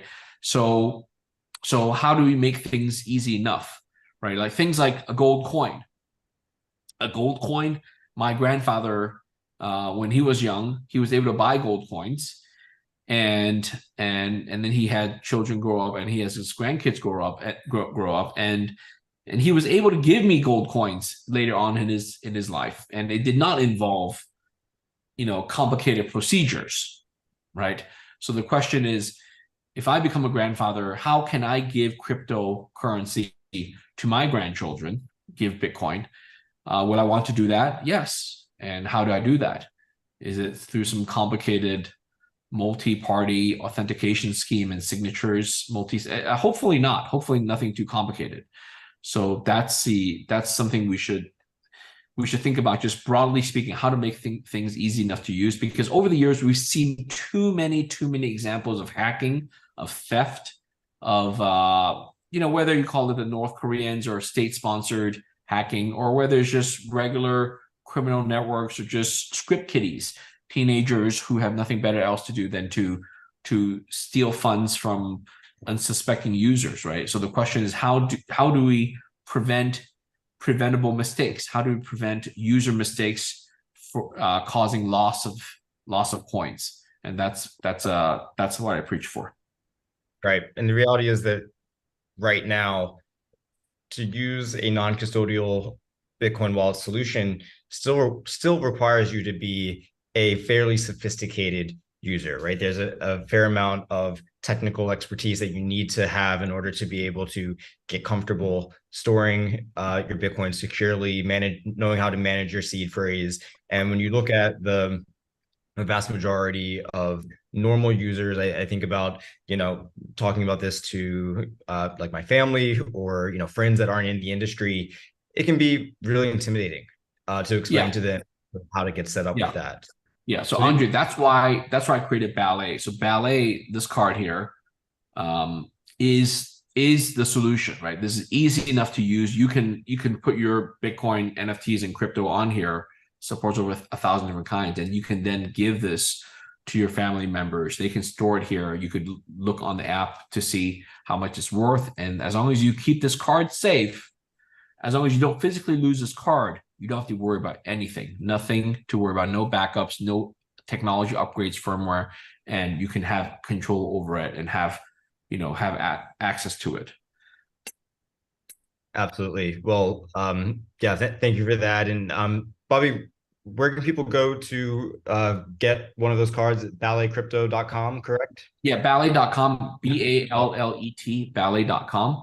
We sell these on Amazon. So if you live in a country that Amazon serves you, more likely than not, you could buy it on Amazon, search for Ballet Cold Storage. Or you could go to our website, ballet.com. You could buy it directly from us. We ship worldwide. Yeah, so it's been really popular. Great, thank you. And Dr. Banerjee, any final thoughts from you? Any call to action? Anything that you want to leave the audience with today? Yeah, maybe the first call to action would be to definitely visit our website, babylonchain.io. So we have the light paper. We also have like a testnet running. So join our Discord, ask us questions, happy to answer. We also have a community forum where we are discussing the light paper. A lot of interesting Bitcoiners are there in terms of asking us questions on security, maybe even yield expectations. As I completely agree with Bobby that I think just buying, selling, as well as getting access to Bitcoin, that should be a lot easier. And we should kind of assume people to kind of different parts of the world have different kind of knowledge in terms of like wallet, as well as buying and selling using electronic apps. So I think the easier we make for people to onboard into Bitcoin and use different use cases, I think that's a great call to action. So there's a lot to do in that sense. We're actually using OKX wallet, which is a pretty good one where you can see native tokens as well as the rewards on the POS side. And yeah, I think we're entering in a very new era of Bitcoin renaissance. There's a lot of interesting ideas. So I'm actually wishing every Bitcoin participant their biggest best of luck in kind of coming up with their use case, as well as I'm kind of asking the Bitcoin ecosystem itself, like, let's all of us interact together, because this is a big pie. So we actually need to work together rather than thinking of competition and not trying to interact with each other. So the more hackathons, the more interactions we do, we're going to kind of help each other in building the best product. Absolutely. Well, okay. I think that just about wraps up today's session. Dr. Banerjee, Bobby, thank you both so much for joining us here today. I know I learned a lot. I'm sure everyone that is tuning in on the live stream today did as well. Thank you everyone for tuning in, and until next time. Thank you, Andre. Thank you, Bobby. Thank you all. Bye-bye. Thank you all. I'm very happy you have a good conversation and yes, communication. And okay, so if you want to have more further conversation with each other, you can DM each other. Yes, maybe by Twitter or Zoom link. So next, we will have the panel 2. And before that, I think we should have maybe 2 minutes break for that. So, okay, let's just wait for our guests.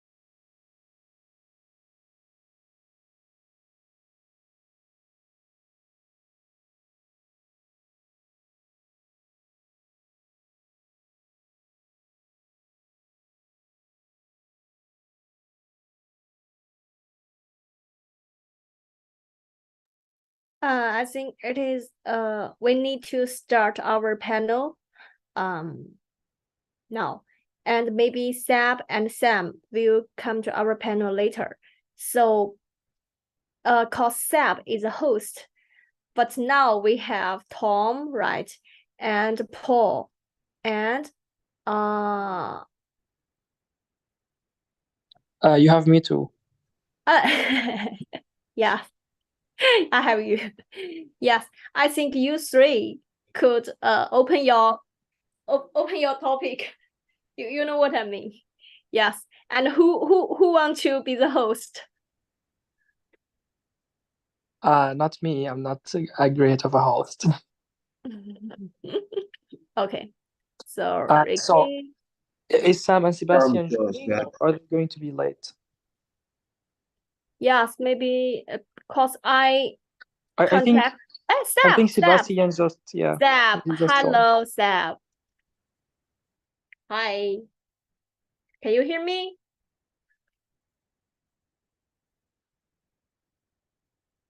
Sab. Oh, I think maybe he had a poor internet.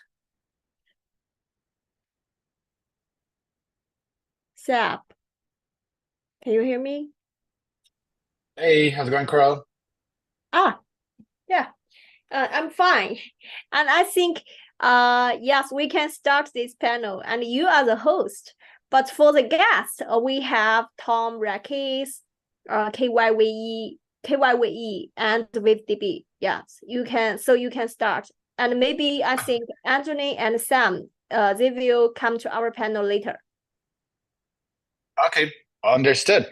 Well, in that case, hello and welcome, everyone. It's great to be here, and it's great to see, well, hopefully we can see some of these faces. I'm going to turn my video on. And it's great to be here.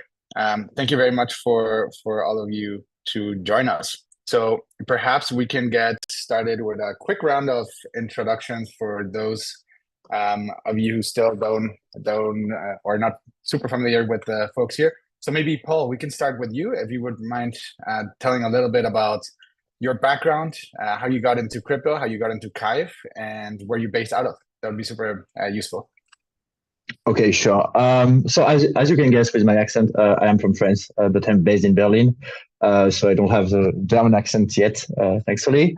So I started in crypto, I started looking into crypto in 2015, a bit earlier. I was young back then, and I asked for even earlier, I think. I don't exactly remember, but I asked my mom for Christmas between one Bitcoin or one subscription for a video game for over a year. She chose a subscription for the video game because it was easier to buy back then. So unfortunately, I didn't have my first Bitcoin.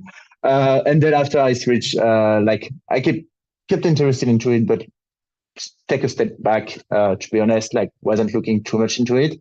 Then I came back in 2016, something like that, and started being more involved with local community in France, so for Binance and so on. So I get higher, recruited because it's not a job, but more volunteer position as a Binance Angel in France. So I was one of the first Binance Angel in France, helping Binance to grow the community, then start working on in a project in the Polkadot ecosystem, and then founded Kive thanks to my mom on a job offer. She found she's also looking into crypto since she regrets her decision to don't buy a Bitcoin back then. So no, she introduced me, she sent me the job offer. I started looking into Kive, and I was really impressed with what those team was building. So I decided to join. And since then, it's 3.5 years. I'm doing a head of ecosystem at Kive. So mostly doing BD, reaching out to people, explaining them what is Kive and also what is Arweave, because Kive is nothing without Arweave. So how they can leverage data that have been uploaded into Arweave to serve them and to use all the historical data of blockchain as public good and to build stuff on top of it. So yeah, that's it for me. That's awesome. Thank you very much, Paul. And it's a cool story. Well, and it turns out that your mom came full circle and now is responsible for you also being on the Kive ecosystem. That's great. Thank you. Tom, what about you, friend? What is your background? How do you come to the Arweave ecosystem, and what is it that you're building on right now? Yeah, so yeah, I came into the Arweave ecosystem around 2020. Again, kind of a huge fan of blockchain technology, but Arweave being able to not only store data but also do it at scale. So my background was mainly around data applications, and really fell into Arweave, focused on data and blockchain technology. Last year, I built a protocol called the Stamp Protocol that's really made to allow for discoverability on the permaweb, which is kind of the web layer of Arweave. And now I'm working on not only continuing to build other protocols, but help teams with composability and the ability of discovering data on the Arweave ecosystem. Awesome. Yes, that last bit, super important, right? How to make sure that the interesting and valuable information that is stored on Arweave actually also gets discovered, getting it out there. So I'm sure that we'll talk more about that. After all, the title of this panel is the future of Arweave, and that plays a huge part in it. Thanks, Tom. Ahmad, are you also there, friend? Hey everyone. Hey, man. Originally I'm a software engineer and a senior tech writer. I started contributing to multiple Web3 protocols like 3 years ago, including the Graph. I was doing tech writing, dev advocacy, DevRel basically. Now I'm with WeaveDB, and I'm the CEO of WeaveDB. It's a decentralized NoSQL database as a smart contract on Arweave. Yeah, I'm excited about this panel, and thank you for having me. Of course. Thank you for being here. And where are you based out of, Ahmad? And then also back to you, Tom. Where are you based out of? Where are you calling in from now? So I'm residing in Dubai, but now I'm just traveling around. Now I'm in KL in Malaysia. Nice. Awesome. Sweet. What about you, Tom? Yeah, I'm currently based out of Charleston, South Carolina, in the U.S. Nice. We were relatively close geographically yesterday, Tom. I was and very far up north in Florida. So I saw Charleston on the map and like, should I go 3 hours drive? But decided to go the other way and go down south. But all right, cool. Let me perhaps get started with, what do you think the current state of the Arweave ecosystem is? And perhaps we can start with you, Tom. Like, what are some things that you're seeing that have been perhaps like setting up the playing field for what the future of Arweave is going to be? So perhaps in the last 6, 12 months, what are some things that have happened that have really laid the groundwork? Yeah, so the ecosystem continues to grow tremendously, like you said, every 6 months. But I think from my perspective, we've really made a lot of gains in protocols. So we've got ANS 110, which is the discoverability protocol. We have the universal data license, which allows creators to specify their data rights in a licensable way. And then we have the universal content marketplace and the stamps protocol, which is a universal like button. And then we've also made a lot of progress with compute. So Warp and MEM are two systems that allow you to do compute with SmartWeave on Arweave. And then wallets, a lot of progress with wallets. RConnect shipped 1.0. AuthInt allows you to use Auth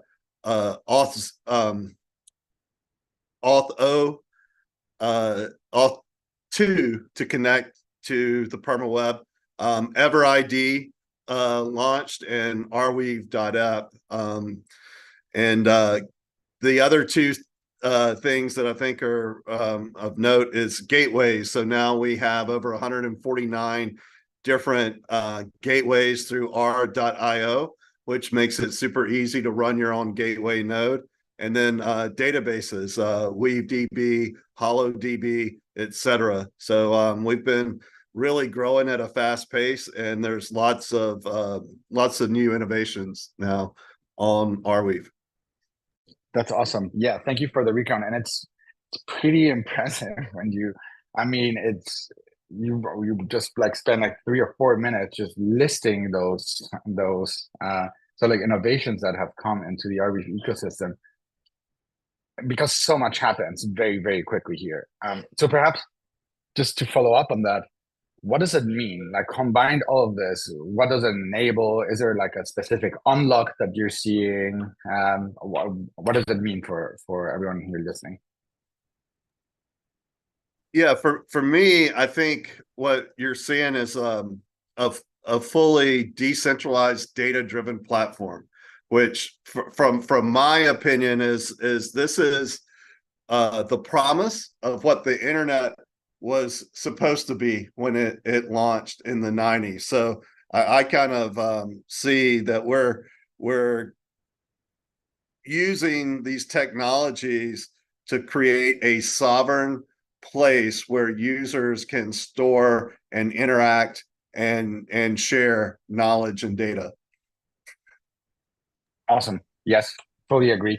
And I think that basically these are like the building blocks that you need. Like the infra is there in order to really make this come to fruition. Now turning to you, Paul, what do you see? How do you see things? I mean, you're head of eco at Kive.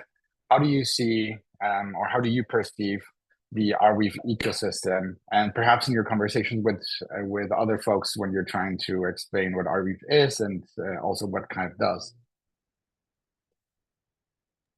So, in my opinion, I'm going to talk also more about what's happened online, kind of on Twitter and so on. You see like many debate lately about who is really truly decentralized, who is not truly decentralized, how you make sure that, you have all this data availability conversation going on with like this wording, and then after, no, it's not the real wording, we should change this wording and so on. So it's kind of funny to see all this debate and see that Arweave is already kind of the solution to all of that, because like Arweave gives you the data availability layer that you need for your blockchain, and Kive on top of that give you the data validity layer to import those data to Arweave.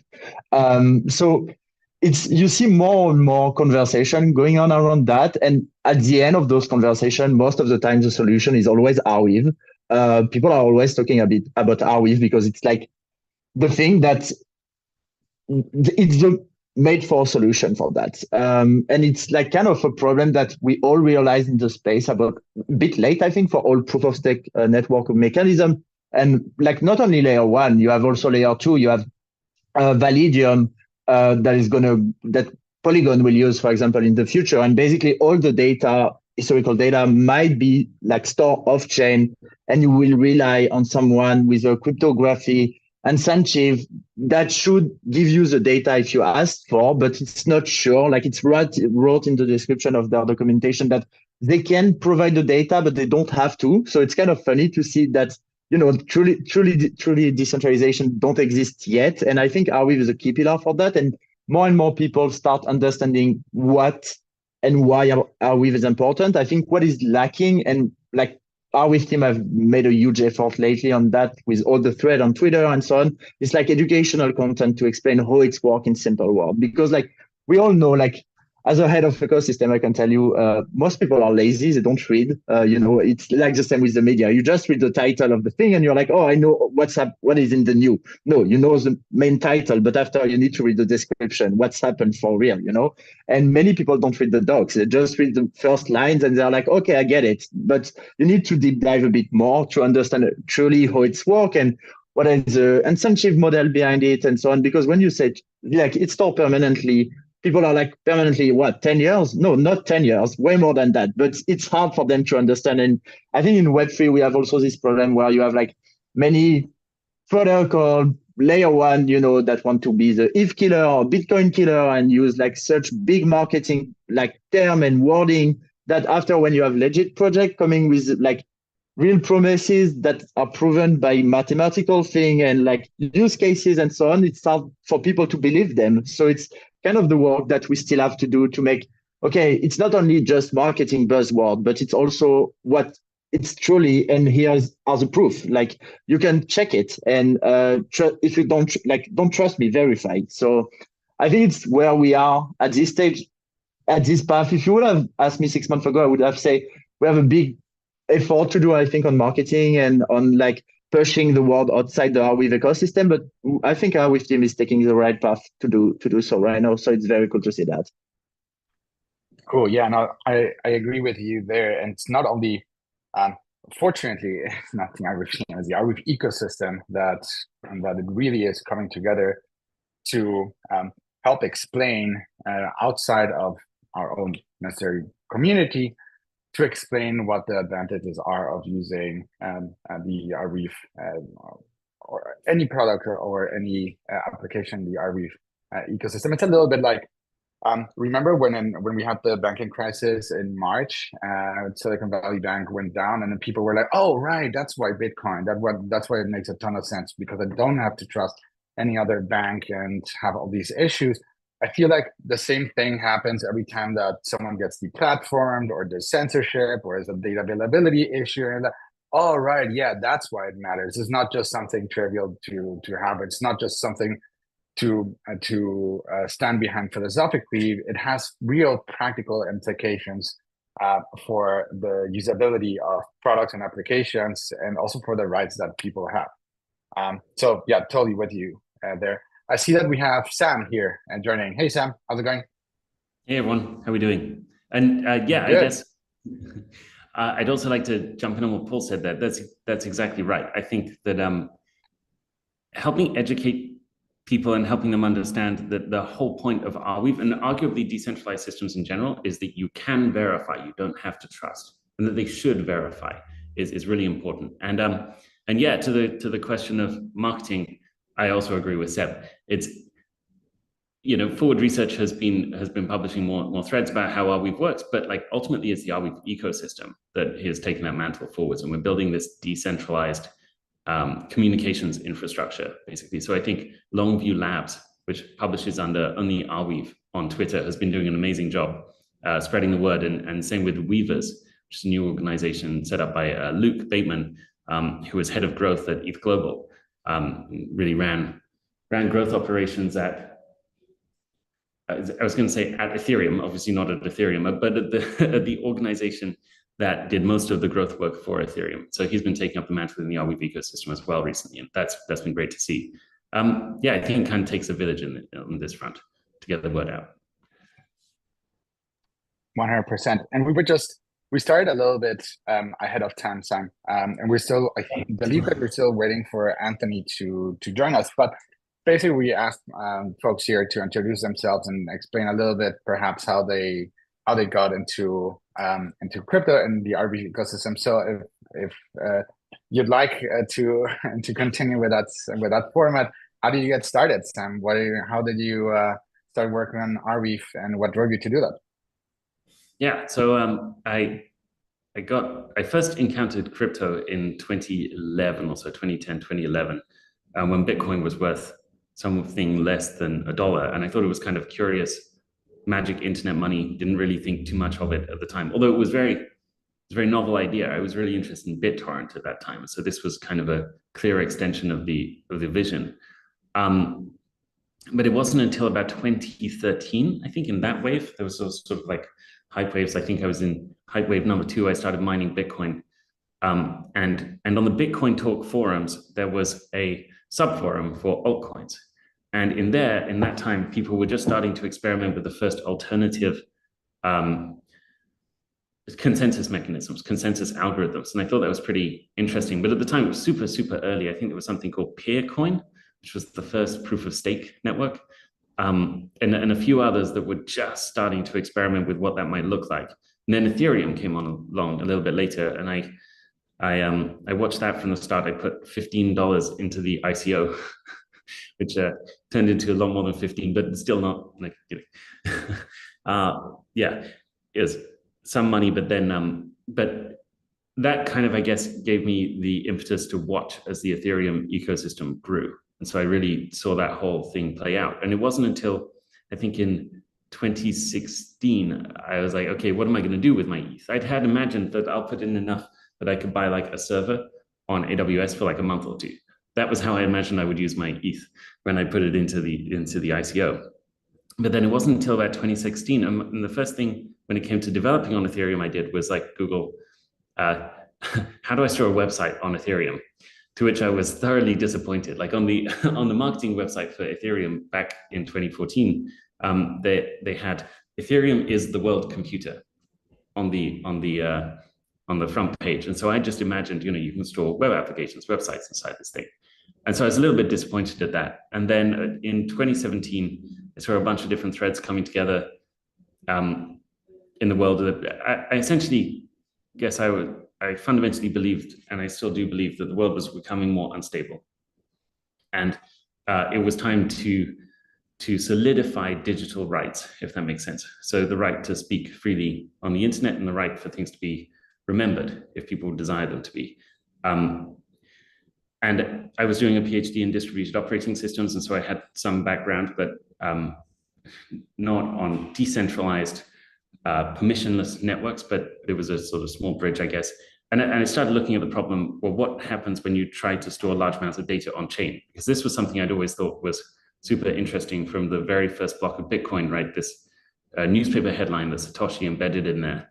Yeah, there's something really compelling about the fact that newspaper headline is replicated in so many places on Earth without a single centralized point of failure, that it would be virtually unfathomable for it to be lost, at least in the next, say, 500 years, something like that, I would guess. Yeah, and so that was the basis of the idea. Well, can we make that scale? And can we make it properly permissionless so that anyone could put arbitrary amounts of data inside? And that was 6.5 years ago. And we launched Arweave 5.25 years ago. And yeah, I now lead Forward Research, which is fortunately just one of the many organizations in the Arweave ecosystem that are now pushing forward the mantle of adoption of the network. And so really, really very grateful for all of the other ecosystem participants like PermaDAO, for example, who put together this event that are pushing the envelope there. We can do it without this village approach. And so I'm genuinely very, very grateful for that. I think Arweave is one of the more decentralized ecosystems, probably one of the most outside of Bitcoin. And so that's, yeah, it's really cool to see. That makes a ton of sense. And yeah, it's great to have that recount of how things, like the motivations behind it, how you got started with it. Tom already did the favor here of sort of like speaking a little bit about the innovations on the technical front that have occurred over the past 6 to 12 months. And I think that's, this panel is called The Future of Arweave. So I think it's important to try to understand a little bit, like, where is it that we what was the starting point, where are we coming from, where is it right now? And perhaps that's something that we can jump on with you, Ahmad. Your take on, like, where are we right now? And then we can start really thinking about, like, what are the things that we're building on right now that are going to be unlocking the future of Arweave. Perhaps also not, I think that having an insular approach into what it is that we're doing is okay, but I think that it's also super important to see where do you think the future of Arweave is going to be in response to what we think is going to happen in technology and more broadly speaking. But perhaps, Ahmad, what are some things that you guys are working on right now? What are some things that are exciting you right now happening in the Arweave ecosystem? Yeah, so every time someone asks me about Arweave, I literally just tell them that Arweave is the only solution to scale Web3 or the entire blockchain space. Because, okay, Arweave started as a decentralized permanent storage solution, but we need Arweave for so many other use cases. If you compare it to Ethereum or any other blockchains, I just saw this tweet by Richard saying that if you want to store 1 gigabyte of data on Ethereum, you have to pay $63 million, which is like insane. I thought that it's really expensive, but not to pay $63 million to store a single gigabyte of data on Ethereum. When it comes to Arweave, you can store data for like $3, $4, and it's permanent, it's decentralized. So Arweave is the only solution to scale Web3, to build actual fully decentralized web applications. So what we are working on at WeaveDB, it's basically a decentralized database.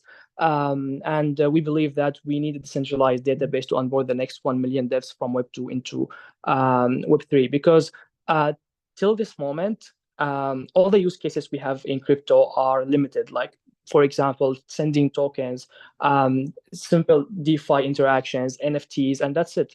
We don't have an actual fully decentralized web application built fully on chain, fully decentralized, and actually works. So to do that, we need a decentralized database. We need WeaveDB, we need Quill, we need other databases.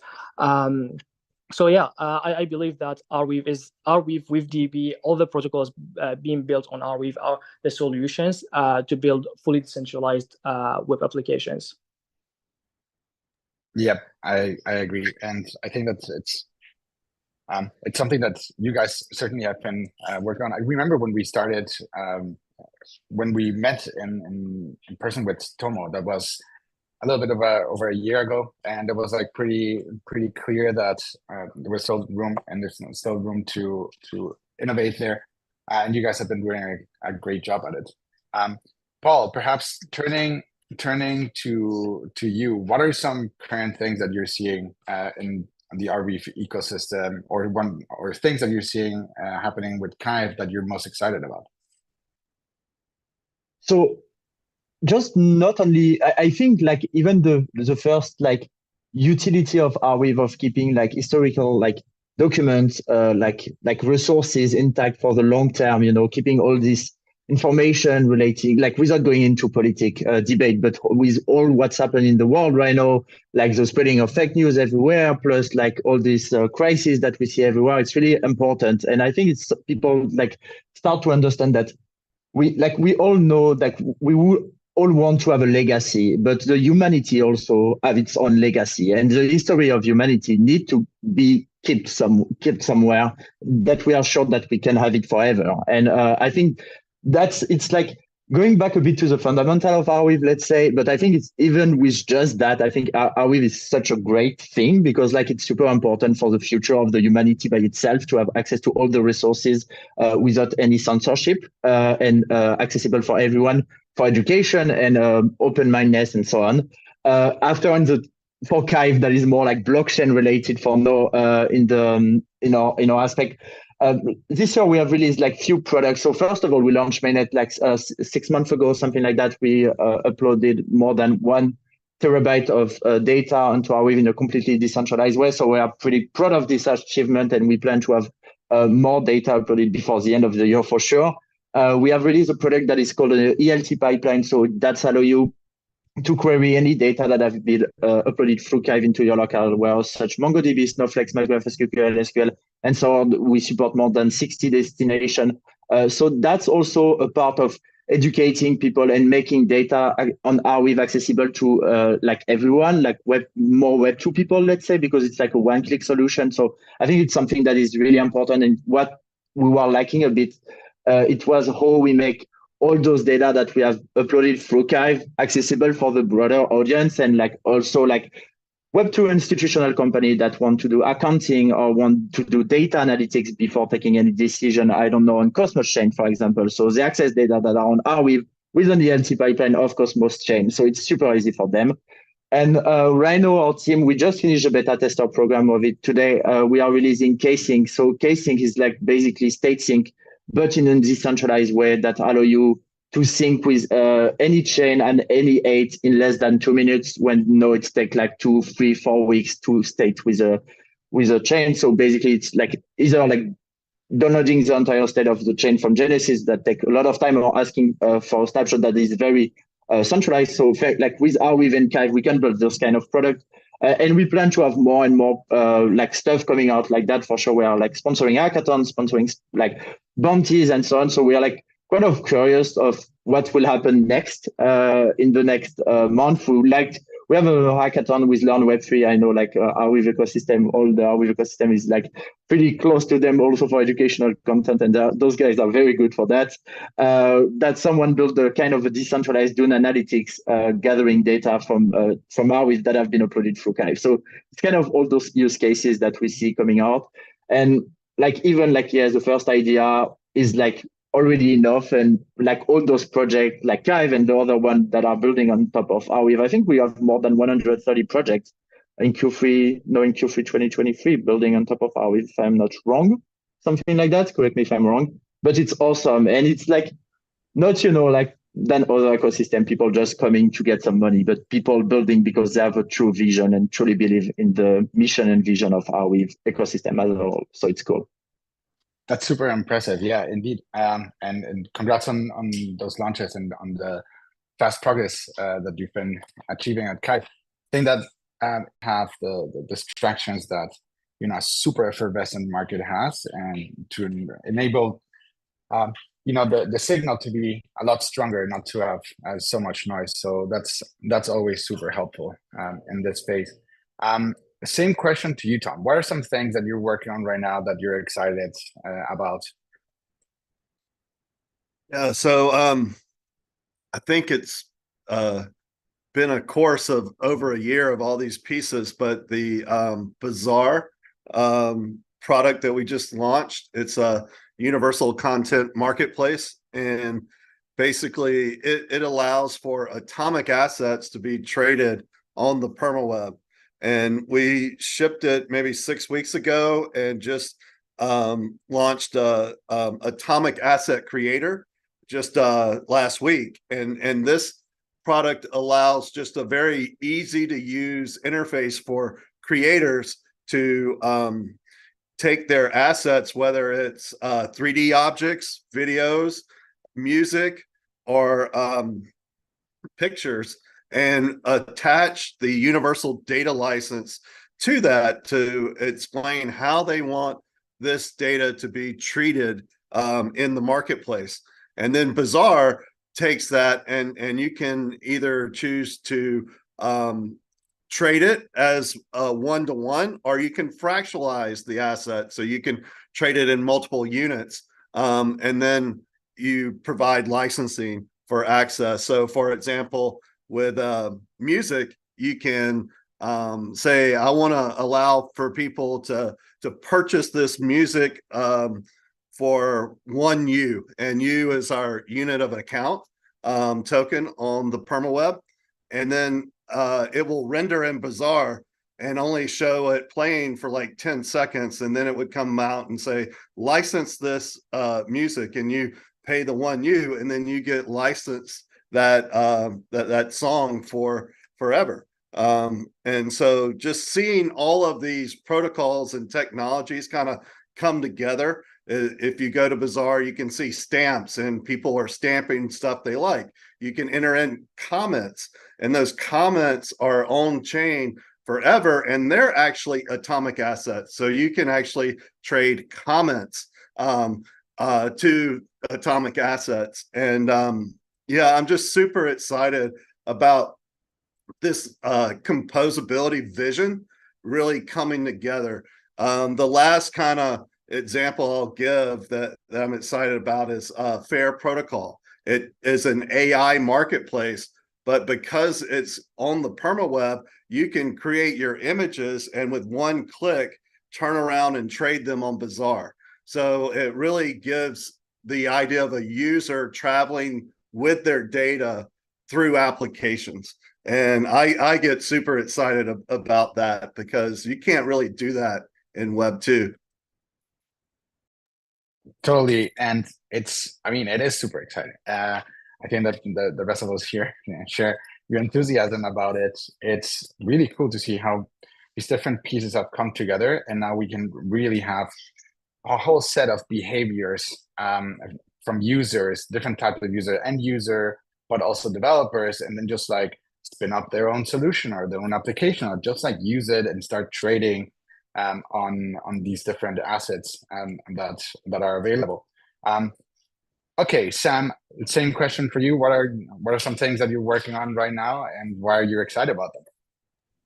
Yeah, so a lot of the same things that Tom mentioned. I think building the base layer of a composable web of data is super important for the Arweave ecosystem.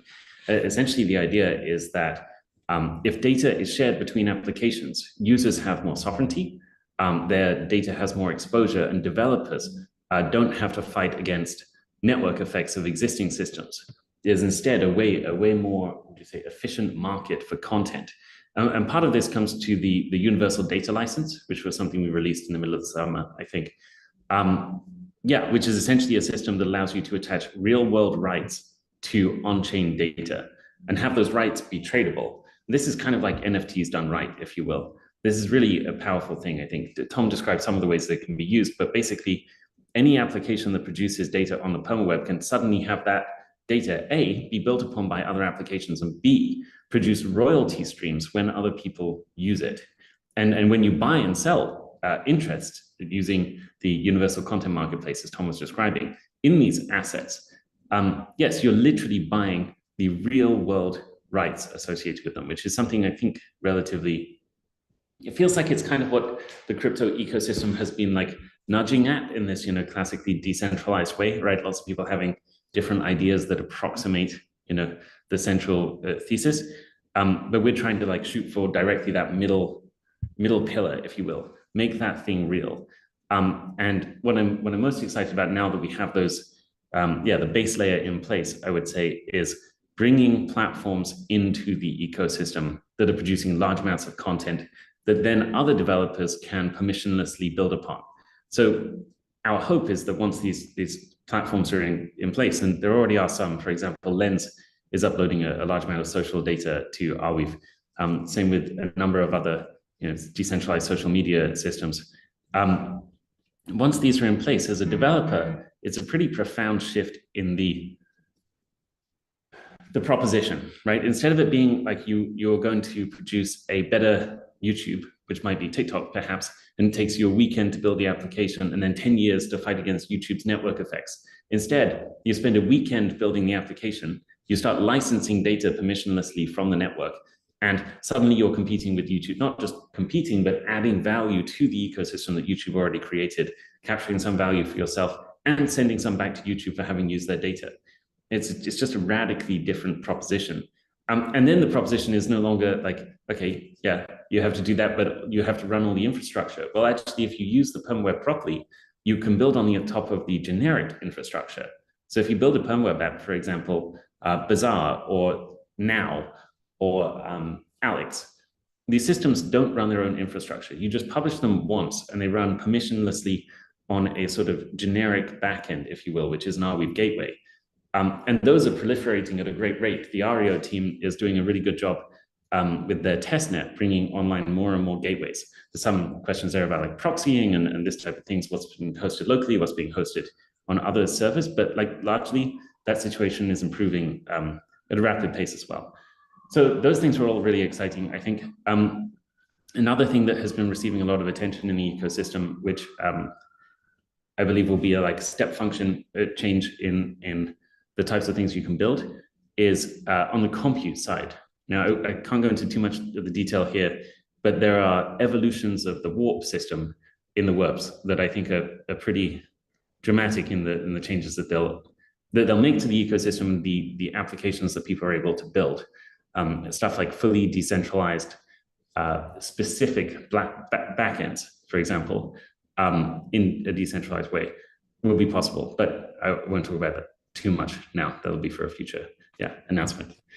So those are some of the things that we are focused on at Forward Research. I would say that that's just the Forward Research view of the world. Also, there's community labs and Hansa and a bunch of other ecosystem participants that all have their own view, and that's the strength of it. Like, this is our imagination, or imagining of what the next stage of adoption of the permaweb will look like.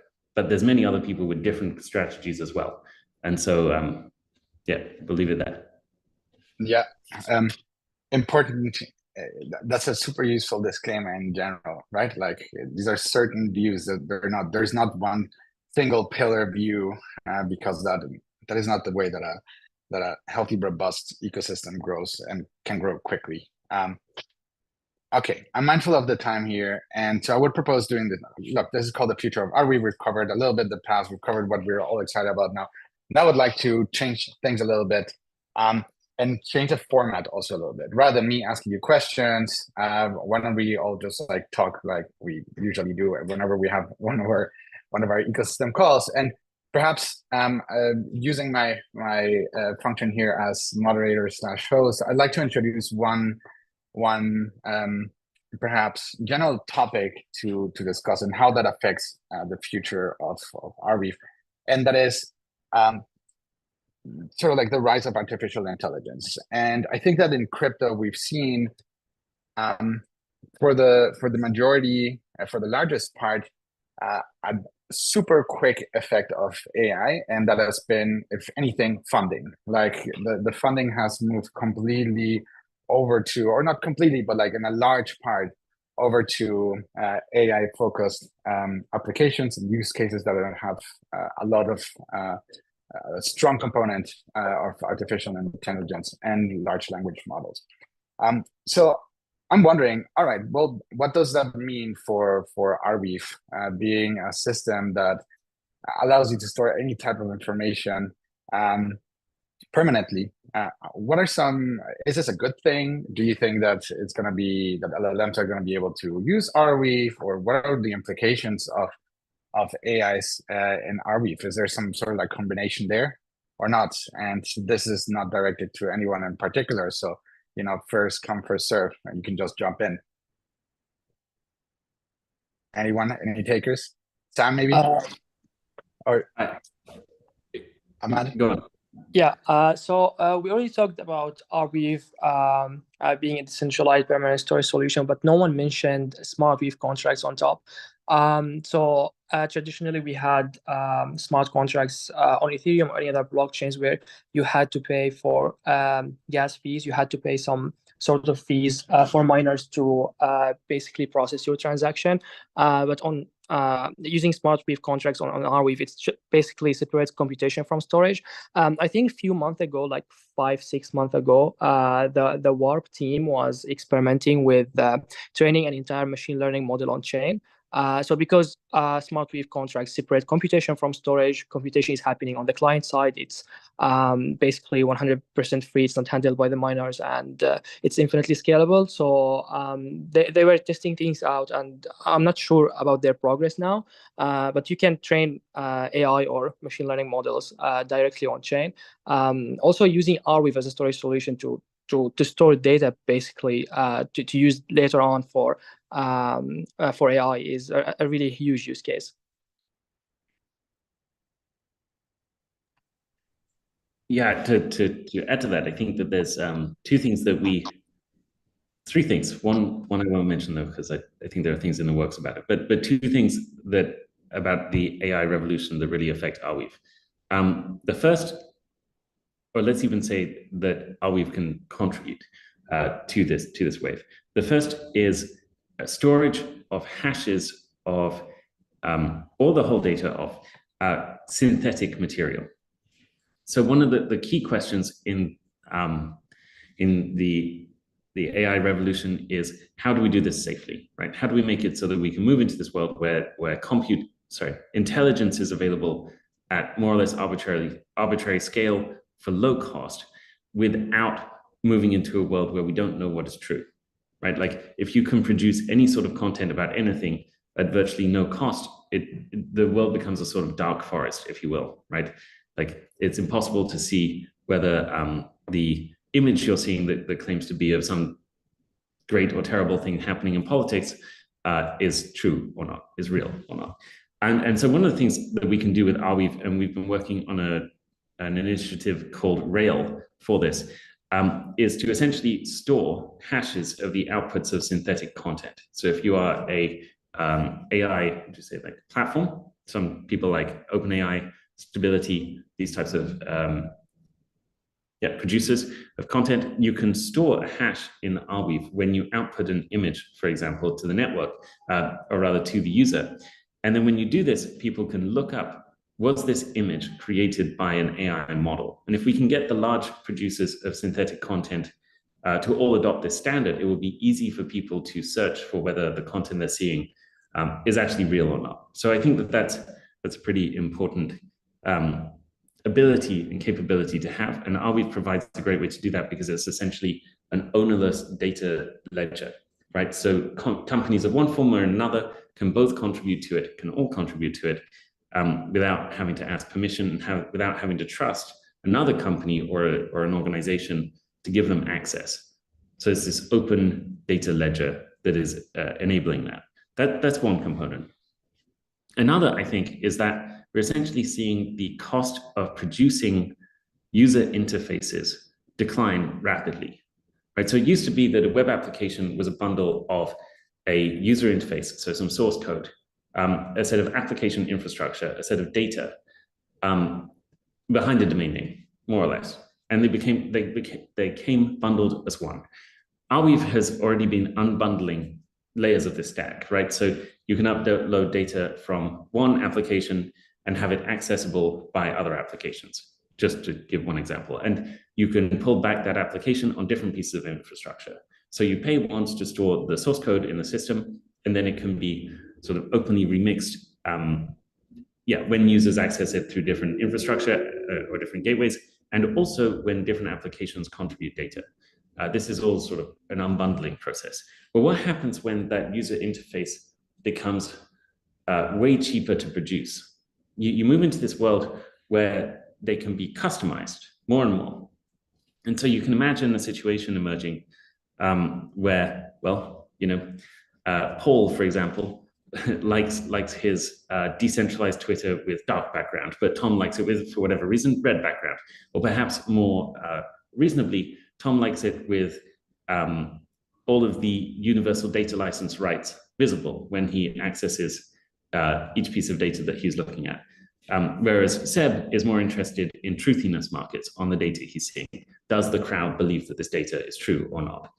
Well, if the cost of producing web applications declines, these different customizations become more and more possible until you get to the point of what we call the data OS, which is essentially the theory that at the nth degree, at the end of this road, basically you will have a situation where you come along and you open the one app, we'll call it the data OS for short, and you say, hey, what happened in the world today?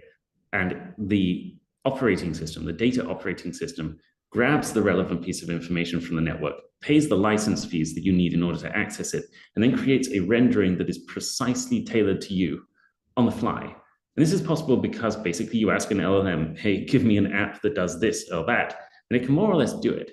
It's relatively capable today, and where we are in 2 or 3 years from now will be like extremely capable. And so it can learn your preferences and find the right way to display data to you, in a powerfully customized way over time. And that's kind of where we think the web might go. And then essentially you just have this web that is mostly a big open lake of licensed indexed content. And then you have an AI working on your behalf, a user agent from the language of HTTP headers, which is customizing the way that is viewed by you, the renderer, if you will, that you're seeing when you access the data. Now that's going to take a little bit longer to play out. That's like a 10-year vision, I would say. But we already see the start of it coming into focus today. I mean, frankly, it's just easier to build web applications now than it was a year ago. And that means that there's more and more customization of access to the data set possible. That's something we're really excited about.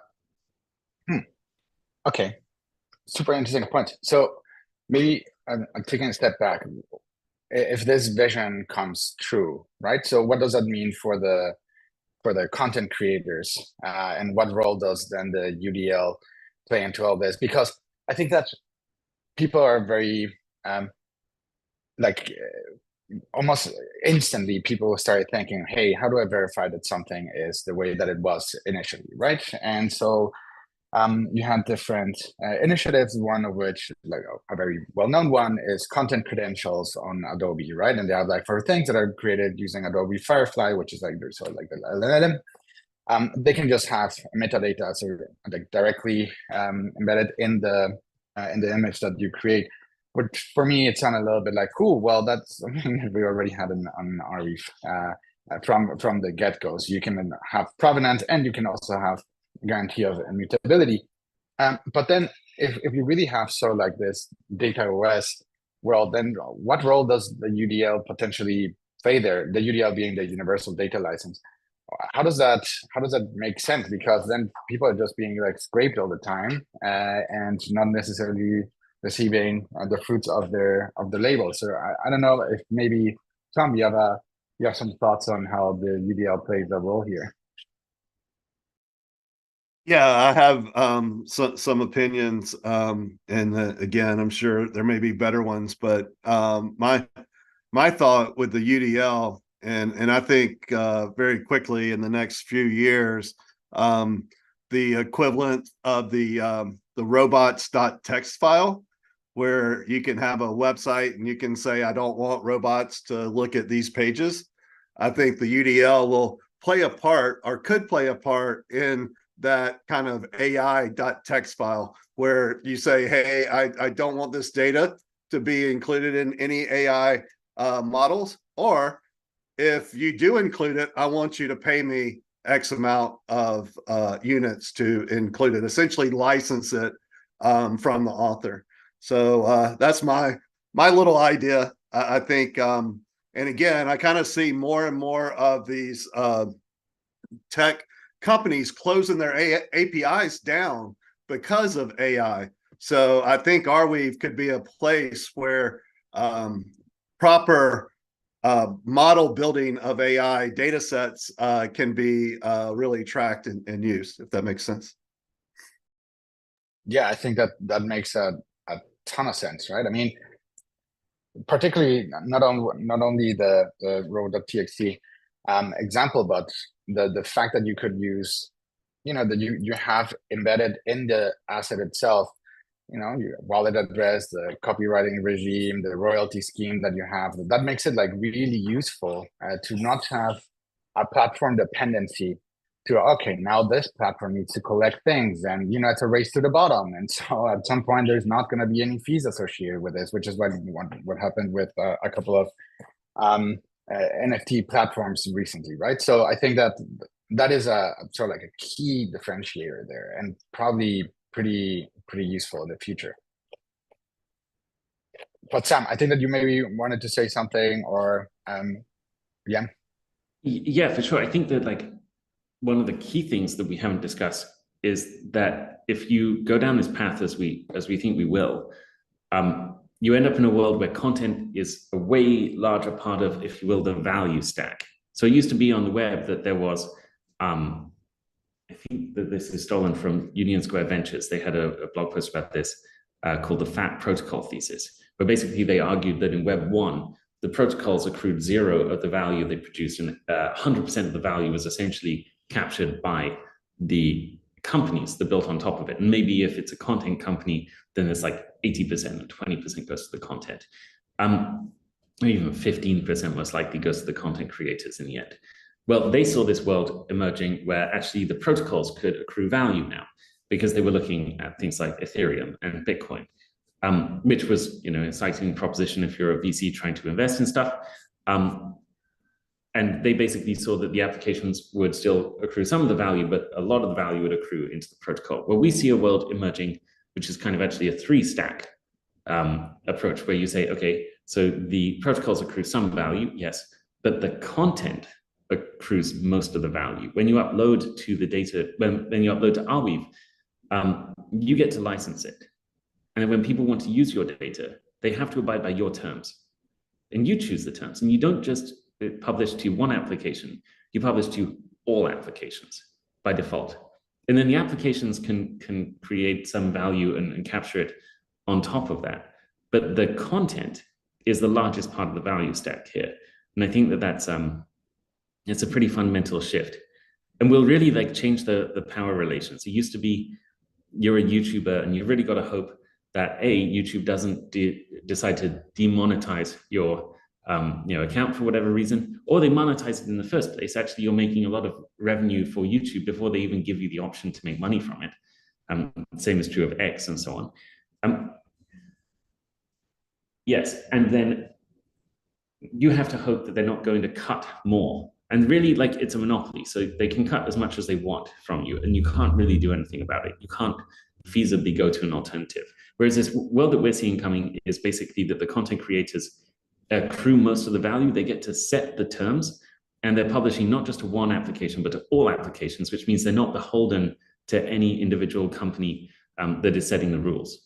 And so they own their voice in a way that they just can't do on the current web as well. I mean, that's just like a handful of the things that I think will affect content creators in this new world we see coming. That's super interesting. What do you think? Okay, you mentioned, I like the analogy with the FAT protocol thesis. What do you think then the role of, and that's, again, these questions are open to anyone. What do you think then the role is of applications? So if I'm just working on a single, or like let's call it a stable application, stable user interface application, do I need to be worried, or what is the sort of like advantage there for me in this world that we're transitioning to? Any takers? I have something I want to say about it, but like if someone else wants to go first, it's also okay. I think that you can go for it. Okay. Well, I think that we're basically offering a radically different proposition for developers as well, which is going to take some time to understand and to sort of come to terms with as an industry. But basically what we're saying is, look, you can produce an application now on a weekend. You publish it.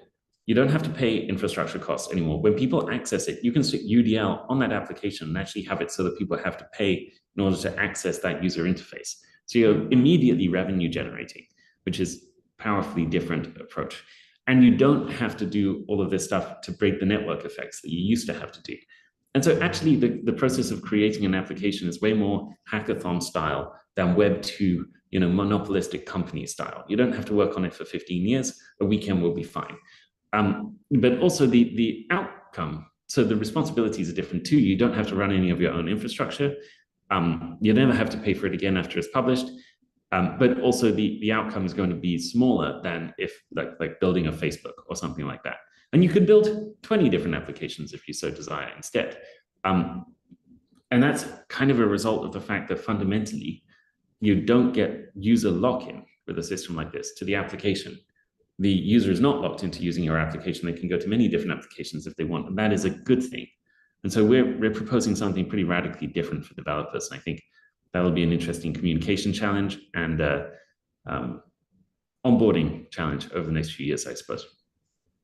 Right. So perhaps another way of thinking, or the way that I conceptualize it based on what we've been talking about here, is maybe the game for me now is I want to create as many versions of user interfaces as I can that are incentivizing people to contribute data that is licensed in a specific way using UDL, because the UI also will take a cut. This is something that you can determine here. And so my game here will be, as a developer or as an investor, just like, hey, what is the best way to get people to contribute and to this open data lake information that then someone else wants to use and has to sort of like pay for? Would that be sort of like a fair assessment? Maybe Tom or Sam or Paul, Ahmad, what do you guys think? Does it make sense? Is a game that you, as you're either engineers and developers, is that a game that would be enticing for other folks? Yeah, absolutely. And I think, again, from my purview, this idea of being able to create evolutionary apps. So if I build something for the weekend and it's 60% there, and then Seb comes and adds 20%, and then Sam comes and adds another 20%, this ability for us all to benefit in that revenue stream. So like Sam said, just a lot more short-term projects. And again, with AI, there's probably going to be in the next few years where AI will be building these apps, right? And that'll be an interesting conversation in that. But just the ability to put a data license on it and license it, and then allow people to fork it and build on top of that and keep the terms of that license is pretty powerful, I think. Maybe, Tom, it might be worth outlining what are evolutionary apps, because I'm not sure everyone in the audience will know. Sure. So evolutionary apps is a concept that Sam came up with about 12 months ago. And we actually have a prototype in the Ford research group called Darwin. And basically, it allows you to essentially publish your application on the permaweb, but with the ability and the rules for someone to fork it. So in the developer community, I can take Sam's app of WeaveMail and I could take that source code if it's open source and I could fork that, and then I could add my features, and then I could rebuild that and publish it. With Darwin and evolutionary apps, I'm basically creating a branch, and I'm using license and contract to say if I generate any revenue from my fork, that I continue to pay Sam. And you could have multiple branches of this as things build up, and essentially allow for multiple user interfaces, again, accessing the same data. And all the developers are able to essentially get their fair share when monetization happens to that application.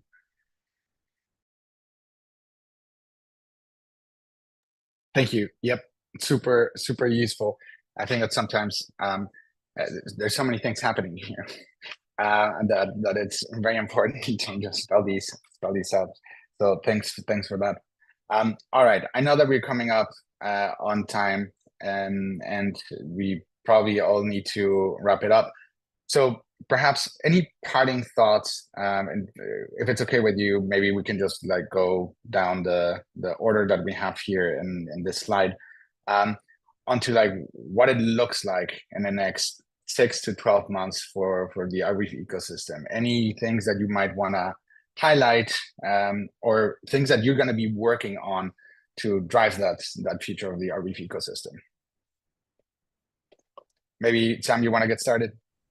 Yeah, so I think as I described earlier, big focus for us at Forward Research is, okay, we have the base layer of the composable web infrastructure in place now. In theory, you can do this. We have the universal data license, the storage system, of course, which is Arweave, and then the universal content marketplace where you can trade interest in these things. And we have the first sample, or I would say beta applications that like display this in practice. You can do data composability today. You see that people upload assets to Alex, the archiving system, and they show up in Bazaar, for example. Or you upload things with PST, and they will show up in Now. This is great, but it's time to go kind of, I was about to say mainstream. Realistically, not quite mainstream to begin with, but closer to mainstream, with the first real world applications. And that's what I imagine that we will be seeing in the next 6 months or so, on top of a bunch of changes in the compute space that I think will be also very exciting. How about you, Tom? Yeah, totally agree. And again, I think what I'll be working on is continuing to be improving on the protocols and really trying to work with teams to really add more discoverability to the assets. So we've got now dataos.so, so we can see what assets are being tagged, and just really try to work with teams to do that, but also kind of laser focused in this compute world, and to really see if we can't come up with some innovative approaches to create some really scalable compute. Just continuing to build off of all of the learned lessons in the ecosystem. So that's really what I'm kind of focusing on in the next 6 months. Thank you very much, Tom. Paul, what about you? Yeah, so on our side, it will be basically integrating more runtime. So right now we're focusing on Thunder means runtime, but we want really to expand to other runtime such Solana, like Mina, Aurora, Avalanche, and so on. I think what is quite interesting also for us, it's the EIP 4844 that is coming up with dunk sharding and so on. So for all like Ethereum data that know they are on a proof of stake mechanism, search to do also be like mainly focusing on other runtime and bringing all historical data of almost any like proof of stake layer 1, layer 2 out there on Arweave to make those data permanently stored and accessible for everyone for the long term. So that would be our mainly focus, and after for sure extend the access of those data for like Web2 developers and Web3 developers in the future. That's awesome. And where can people find you or follow Kive? What is the best place to do so and to stay on top of all these innovations? So right now we have the Kive Academy. If you are like not like really dev, let's say, even if you are a dev, you can start using the Kive Academy. So we have made like courses, but also like not only about Kive, but blockchain in general, but also about Arweave. Why you like what is the difference between, for example, Arweave and Filecoin? Why Arweave is so like important for us, like all these kind of resources. And then after, for sure, if you want to deep dive a bit more, I would say the docs are the best, but also GitHub. And for sure, like you are free to come on our Discord server if you have any question. Always, our team is always happy to answer. And if you want to build your own integration and start having a decentralized validation pipeline to Arweave, you can build it on top of Kive without any cost. You just go through the governance. We are fully permissionless, so anyone can use Kive basically. That's awesome. Yeah, I really like the name, and reminds me of this other sort of like massive open online course thing called Khan Academy. It was one of the first ones before they became a lot more professionalized. Anyway, thanks, Paul. What about you, Ahmad? Yeah, so our main vision at WeaveDB is basically to onboard the next 1 million devs from Web 2 into Web 3, and we are doing this by trying to provide a seamless dev experience similar to Web 2, to the Web 2 world. So what we are working on for the next 6 months is to release our new rollup node. We announced this in Singapore last month. At Arweave Day. So our rollup will allow you to build a fully decentralized application using WeaveDB as an underlying database solution. And we are really excited for this because it will allow you to build like an infinitely scalable application, like social media dApps on top of WeaveDB and Arweave. So yeah, really excited to be a part of this journey and to contribute to the growth of Arweave. Amazing. Where can people find more about WeaveDB? What is the best place? So the official documentation, if you want to dive into how to build a database using WeaveDB, our docs are literally to the point and simple to follow. If you have any questions, please feel free to join our Discord. You can ask any questions you have. Also, we have so many tutorials on our website on how to build applications using WeaveDB and other protocols like Bundler or Lit protocol or Lens or others. So you can dive into these tutorials to integrate multiple tools with WeaveDB too. Awesome. Well, thank you very much. And thank you, Sam, Tom, Paul, Ahmad, for joining us and for jumping on this call to talk about like what we're going to be working on and what we can expect in the near future. And thank you so much for everyone that tuned in and for spending time here. You now know also where to find us and how to contribute. And a big thank you to PermaDAO and to Coral in particular. So thank you very much, everyone. Have a good one. See you on that PermaWeb. Thank you. Thank you. Thank you. Thank you. Thank you, everyone. Thanks for having us. Goodbye. Goodbye. See you guys.